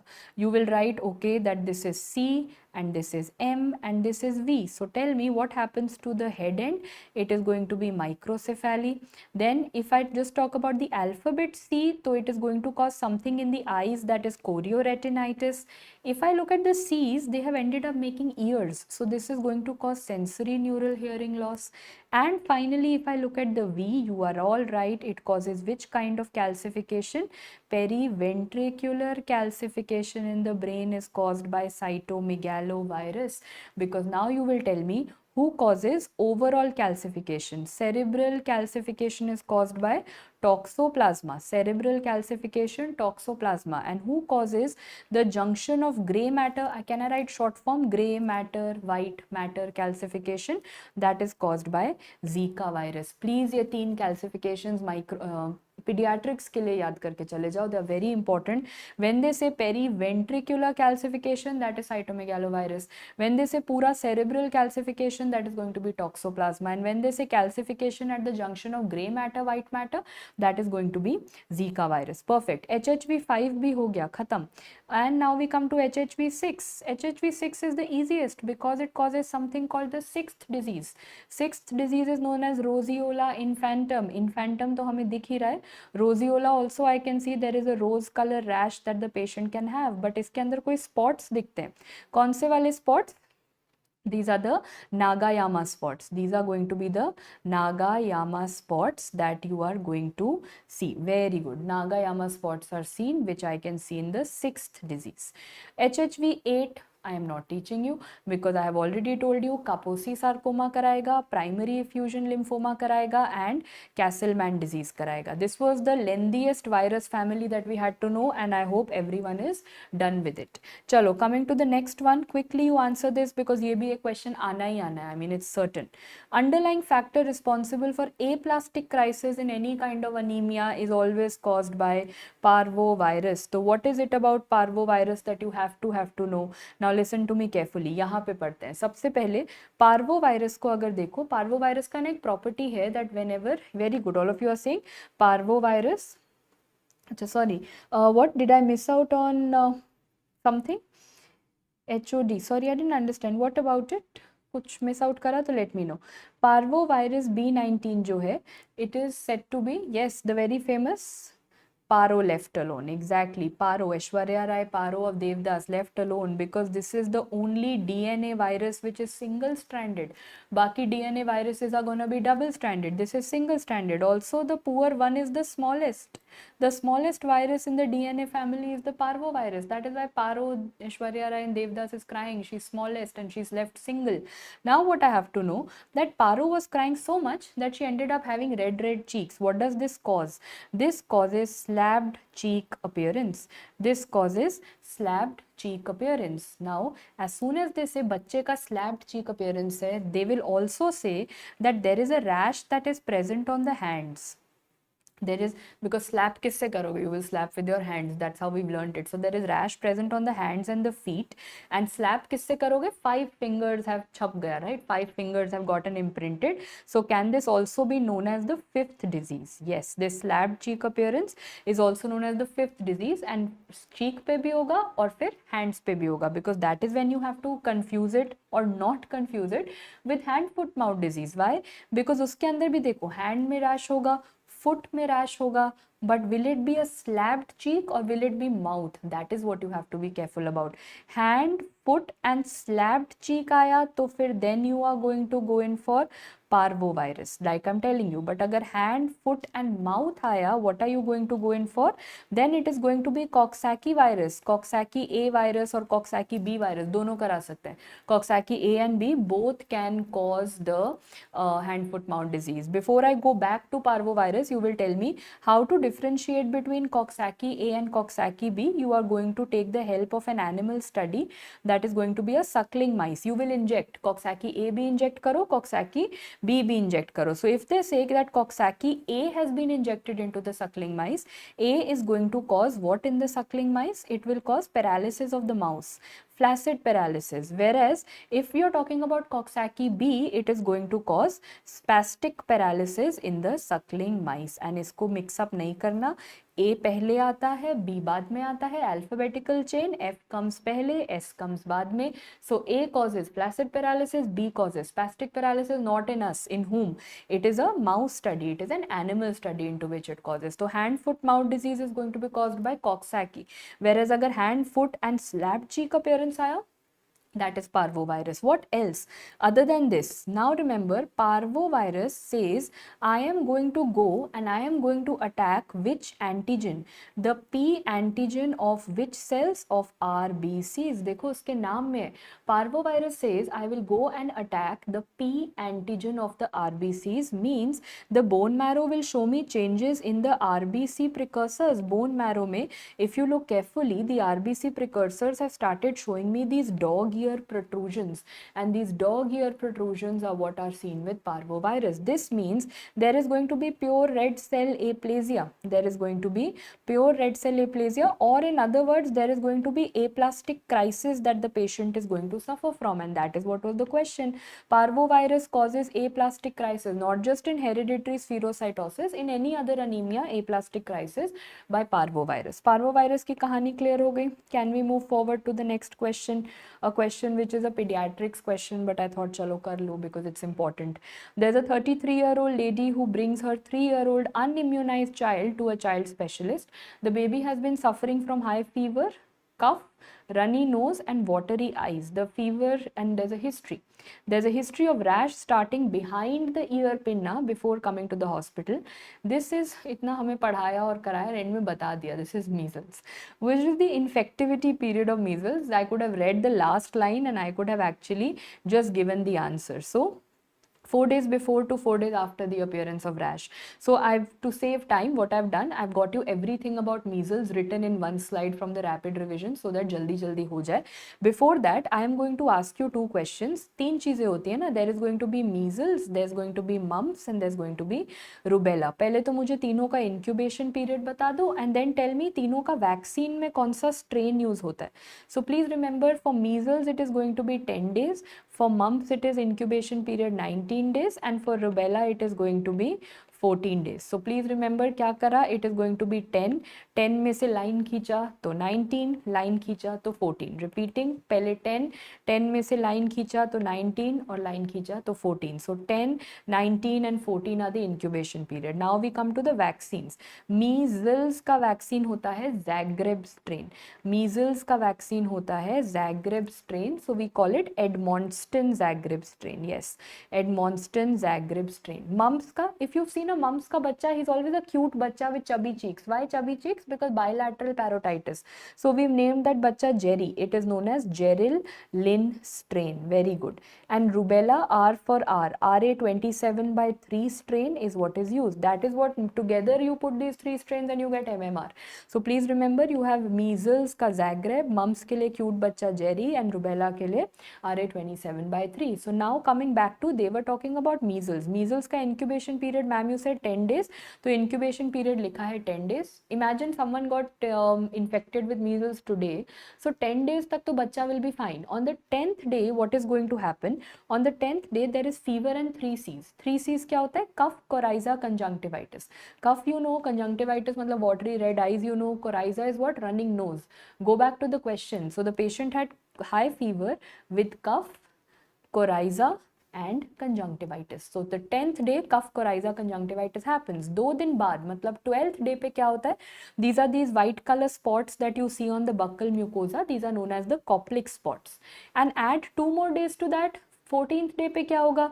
The patient is going to have fever. So remember, that is how they say. What happens on the 10th day? 10th day मतलब incubation period खत्म, disease का first day. तो 10th day पे fever and 3 C's, 12th day पे Koplik spots, 14th day पे rash. Rash begins where? Rash begins from behind the ears and it is going to go gradually down. Before 4 days and after 4 days of the rash is the maximum infectivity. 4 days before and 4 days after the appearance of the rash is the maximum infectivity period. Now I will take you back to pathology and I will ask you, what are the giant cells that you see in measles? In measles we see M का उल्टा W, it is the Warthin-Finkelday giant cell. तो क्या feature होता है of measles? Measles का जो feature है, measles is a virus. Virus will go in the nucleus also, virus will go in the cytoplasm also. So they ask you, which are the viruses that go in the nucleus also and in the cytoplasm, intranuclear and intracytoplasmic? One is measles and the other is cytomegalovirus. This you will have to mug up. There are 2 viruses, measles and CMV. Both of them are going to go inside the nucleus also and inside the cytoplasm also. So I hope this is okay with everyone so that I can move on to 2-3 chota questions and wrap up the session. Some very quick session, quick wale questions that I have to finish off for all of you. This is one of them. Which of the following enterotoxin is likely to be responsible for causing diarrhea and vomiting in a chota 6-month-old बच्चा? Anyway, infant में diarrhea का most common cause जो मुझे पता है that is rotavirus, है ना? Neonates और infants में बच्चों का most common cause of diarrhea rotavirus. तो यही पूछना चाह रहे हैं, rotavirus का what is going to be the incubation period? Yes, option B. Are you sure? Someone says A, and I think that would be a better answer. When I'm talking about rotavirus, there are set pattern 3-4 questions of rotavirus. सबसे पहले rotavirus देखने में कैसा होता है? Rotavirus is like a rotating wheel. It's a rotating wheel, or you can say it's a goal wheel जैसा structure. इसमें से what is the most important virulence factor for causing diarrhea? It is NSP4. So there are many proteins out of these. You don't have to learn them. You just have to learn diarrhea कौन सा कराता है? NSP4 कराता है. That is what was my answer. answer over here. It is the most common cause of diarrhea in children. Yes, तो तभी पहले से we try to put a rotavirus vaccine to बच्चास. They come by the name of Rotatech, Rotarix, और इनका क्या side effect होता है, which we have discussed in our pathology sessions also. That is intussusception. Intussusception के याद है? I told you 1 million causes, but examiner के दो favorite causes are either a Peutz-Jeghers polyp or it is a rotavirus का vaccine. इन दोनों का favorite leading question होता है for intussusception. We have studied this. तो इसमें there is nothing new that I wanted to tell you. This is the question that I am expecting this time. What is false about Ebola virus? Is it a filovirus transmitted by mosquito? Bats act as a reservoir and nosocomial transmission is seen. Can you tell me, guys, false about Ebola virus? The last two questions I believe that you have. Okay, you are saying it is transmitted by a mosquito is false because it is transmitted by something else. So please remember this year 2024 they have been pretty much obsessed with bats. अगर वो लोग bat का history देंगे तो आपको Ebola लिखना है. But अगर वो लोग इसमें कुछ ऐड कर देंगे and they will now call it a fruit bat, which is that virus that you will think of? You will think of Nipah virus. So please repeating once again, only bat लिखा हुआ तो Ebola सोचना, fruit bat लिखा हुआ तो Nipah सोचना. So for example over here they say there is an exposure to a bat and usually the life cycle goes on between bat and animal. By chance गलती से that bat either comes in contact with us or the animal comes in contact with us, तो bat का history होगा, that is how Ebola will come to us. And then I can see an arrow going like this, मतलब Ebola is also going to show me nosocomial, patient to patient, patient to doctor, person to person. So bats act as reservoir, correct. Nosocomial transmission seen, correct. And which family does it belong to? It is a Filoviridae family. Is it transmitted by any mosquito? No, it is a bat transmission. So now remember Ebola virus का जो सबसे, because Ebola and Nipah they are very scared of nowadays, the most dangerous strain of Ebola virus that we have is going to be the Zaire Ebola virus. The most dangerous strain, Zaire Ebola virus. Whereas if they say which is the least dangerous strain, that is going to be Reston. And the names are only telling you, ना Reston तो rest कर रहा है, तो वो तो कुछ भी नहीं कर रहा. Least dangerous. Zaire is like zehar. It's like poison, zehar. तो वो zehar मचा रहा है. It is going to cause a lot of Ebola. So now tell me, if they ask you, these days Ebola vaccine बन चुका है. By the way, there is number 1 for the prevention. I have number 1, that is an Ebola vaccine. So they will ask you, Ebola vaccine किसके against बना है? Jair Ebola के against बना है या रेस्टॉन के अगेंस्ट बना है? So common sense Ebola vaccine तो मोस्ट डेंजरस के अगेंस्ट बनेगा, against Zaire it has been made. Second, if they ask you the treatment, for the treatment they have made a monoclonal antibody. ध्यान से पढ़ो, monoclonal antibody for Zaire Ebola virus. The name tells you, INICET drug we are giving. दोबारा पढ़ लो, monoclonal antibody for Zaire Ebola virus. तो INICET is the drug and vaccine दोनों Zaire के लिए बना because Zaire is the most dangerous. It is the most zehar one. So Ebola is going to be bat and Nipah virus is going to be fruit bat. Now coming back, खुशी, yes, viruses की family बहुत detail में नहीं but थोड़ा थोड़ा याद करना. Like these two that I showed you, Rio virus और Rotavirus is the same thing. Ebola virus belongs to Filoviridae family. These ones too you have to know. I think coming to the last question that you have for the day is what you have to learn. Match the items in the life cycle of Japanese encephalitis virus. So only asking you because dengue, chikungunya सब पढ़ लेते हैं. Japanese encephalitis everyone leaves. Hence I've got you Japanese encephalitis. So what do you think the life cycle is fitting best for? After that you will also tell me there is a new updated vaccine thing for Japanese encephalitis that you will be telling me. Genvac के बारे में बताओगे. Before that, okay, so accidental host तो हम होंगे. I believe it doesn't come very commonly to us. Then coming to vector. Vector हमेशा मच्छर होता है. Vector is always some mosquito. So Culex. Now we are left with what is the reservoir? The reservoir are going to be the RD'd birds. And what is the amplifier? The amplifier is going to be the pigs. That is what you have. So this is the final answer, but abhi kuch aise samajh nahi aaya. So this is the last table that I have to teach you, and after that we are done for the day. These are, why are they put together? Because they are all arbovirus. तो arbo को split करो, arthropod bone viruses. Arthropod मतलब इन सब का कोई ना कोई, there is some kind of vector. So how I have learned, almost everything is going to be by Aedes. Almost everything is going to be by Aedes. Japanese encephalitis is by the Culex mosquito, and forest में ticks होते हैं, तो Caisseneur forest disease is because of heart tick. Repeating, all of them are almost by Aedes. Anyway, ये क्या रटोगे यार, dengue, chikungunya, ये तो पता ही है, they are by Aedes mosquito. Culex is going to be the one that is going to cause Japanese encephalitis, and Caisseneur forest disease is going to be caused by heart tick.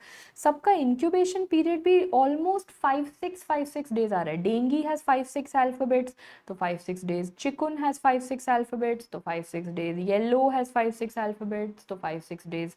Caisseneur forest disease जो होता है, that is going to be 4 to 8 days, and Japanese encephalitis being a very lengthy name is 5 to 15 days. I didn't tell you too many incubation periods this time, but can you tell me syphilis का क्या था? 9 to 90 days याद है सबको? अभी हमने पढ़ा chicken pox के लिए it was 2 to 3 weeks or 14 to 21 days. अभी I am saying for dengue, chikungunya and yellow fever it is same. जिनका Aedes उनका 5-6 days चलेगा. Japanese encephalitis with Culex is little lengthy, 5 to 15 days, and Caisseneur forest disease is going to be what? So forest के साथ हमारे को पता लग जाएगा that is going to be the heart tick. Now out of this, quickly tell me dengue fever के लिए कौन सा antigen test कराते हैं? The antigen testing that is done is going to be the NS1 antigen, and the antibody testing done is of course going to be IgM ELISA. This gets you a lot of questions, so please note, antigen testing is best done between day 1 to day 5 of fever. Between day 1 to day 5 of dengue you get the antigen testing done, and after that what are you going to do? You are going to switch over after 5th day to antibody testing. Chikungunya के लिए क्या question आता है? This is going to be the chick sign. No one will ask you about the chick sign because chikungunya, chick sign, common sense, but they will ask you होता क्या? You can see, I don't need to write it, the nose has become pigmented, that is the chick sign. Coming to yellow fever. Yellow fever के vaccine का क्या नाम है? It is a 17D vaccine. Someone coming from Africa or some endemic area of yellow fever और उसके पास अगर certificate है yellow fever का, तो what is the validity of that 17D vaccine certificate? That certificate is going to have a lifelong validity. This is a question that they ask you in PSM also. अब बस बचा Japanese encephalitis which is in front of you. So first vector, कौन सा vector होता है? That is going to be the मच्छर is what? The मच्छर is Culex, ये हम जानते हैं. So there are two cycles. I will split it and show you. I can see one cycle on the left which is between Culex and this ardid bird. ये natural cycle है, ये इसका reservoir है. Bird Culex, ये normally forest में ये चल रहा है. Bird Culex, natural cycle. By chance if it goes into the pigs are amplifiers. If it goes Culex pig तो ये बढ़ जाएगा. It will get amplified. Who is the amplifier? Pig. And galti say if that Culex ends up coming to me, that will be an accidental host. So what is the natural cycle? The natural cycle is between Culex and the ardid bird. The natural cycle is Culex and the ardid bird. The amplifier cycle is what? Amplifier cycle is going to be by the Culex and the pig. Pig amplify करता है और हम तो accidental हैं. तो देख लो हम क्या है? We are the accidental. Vector कौन है? इट इज द क्यूलेक्स मच्छर. एम्पलीफायर कौन है? It is the pig. And natural reservoir कौन है? It is the ardeid birds. Now coming back SA 14 वो तो ठीक है. आजकल तो ये सब नहीं यूज हो रहा ना. आजकल क्या यूज हो रहा है? Which all of you I think had told me earlier also. The Jenvac vaccine. जाने से पहले एक लास्ट चीज बता दो, इसमें कौन सा स्ट्रेन यूज होता है for Jenvac vaccine, because I personally feel that will be the question. So just one last and then I won't test your patience. Yes, that you have to tell me. Genvac vaccine of course. What is the strain? Vero cell line में बनता है, that is fine. But what is the strain? Kolar. Did anyone say that? Okay, I think I am getting a lag of, but just in case, I hope you did. We are using the Kolar strain for the Genvac vaccine. Yeah, I got the answers. All of you have said that. Very good. Okay, so Genvac strain for Kolar vaccine, Genvac vaccine with Kolar strain is what we are using. The session got so extended that the mic batteries also gave up. Okay, but well in time, yeah. So I was just saying that we are done with the session. I'm going to add 2 more slides at the end. One is going to be all the structure of the viruses. So you just need to go through those 5-6 photos, and all the inclusion bodies ka I have made one chart and I'm going to put that. Those two you will see as in the PDF as bonus slides. Baki aur kuch nahi hai for bonus. You are pretty much settled. Right. Thank you so much for joining in, guys. Thank you so much.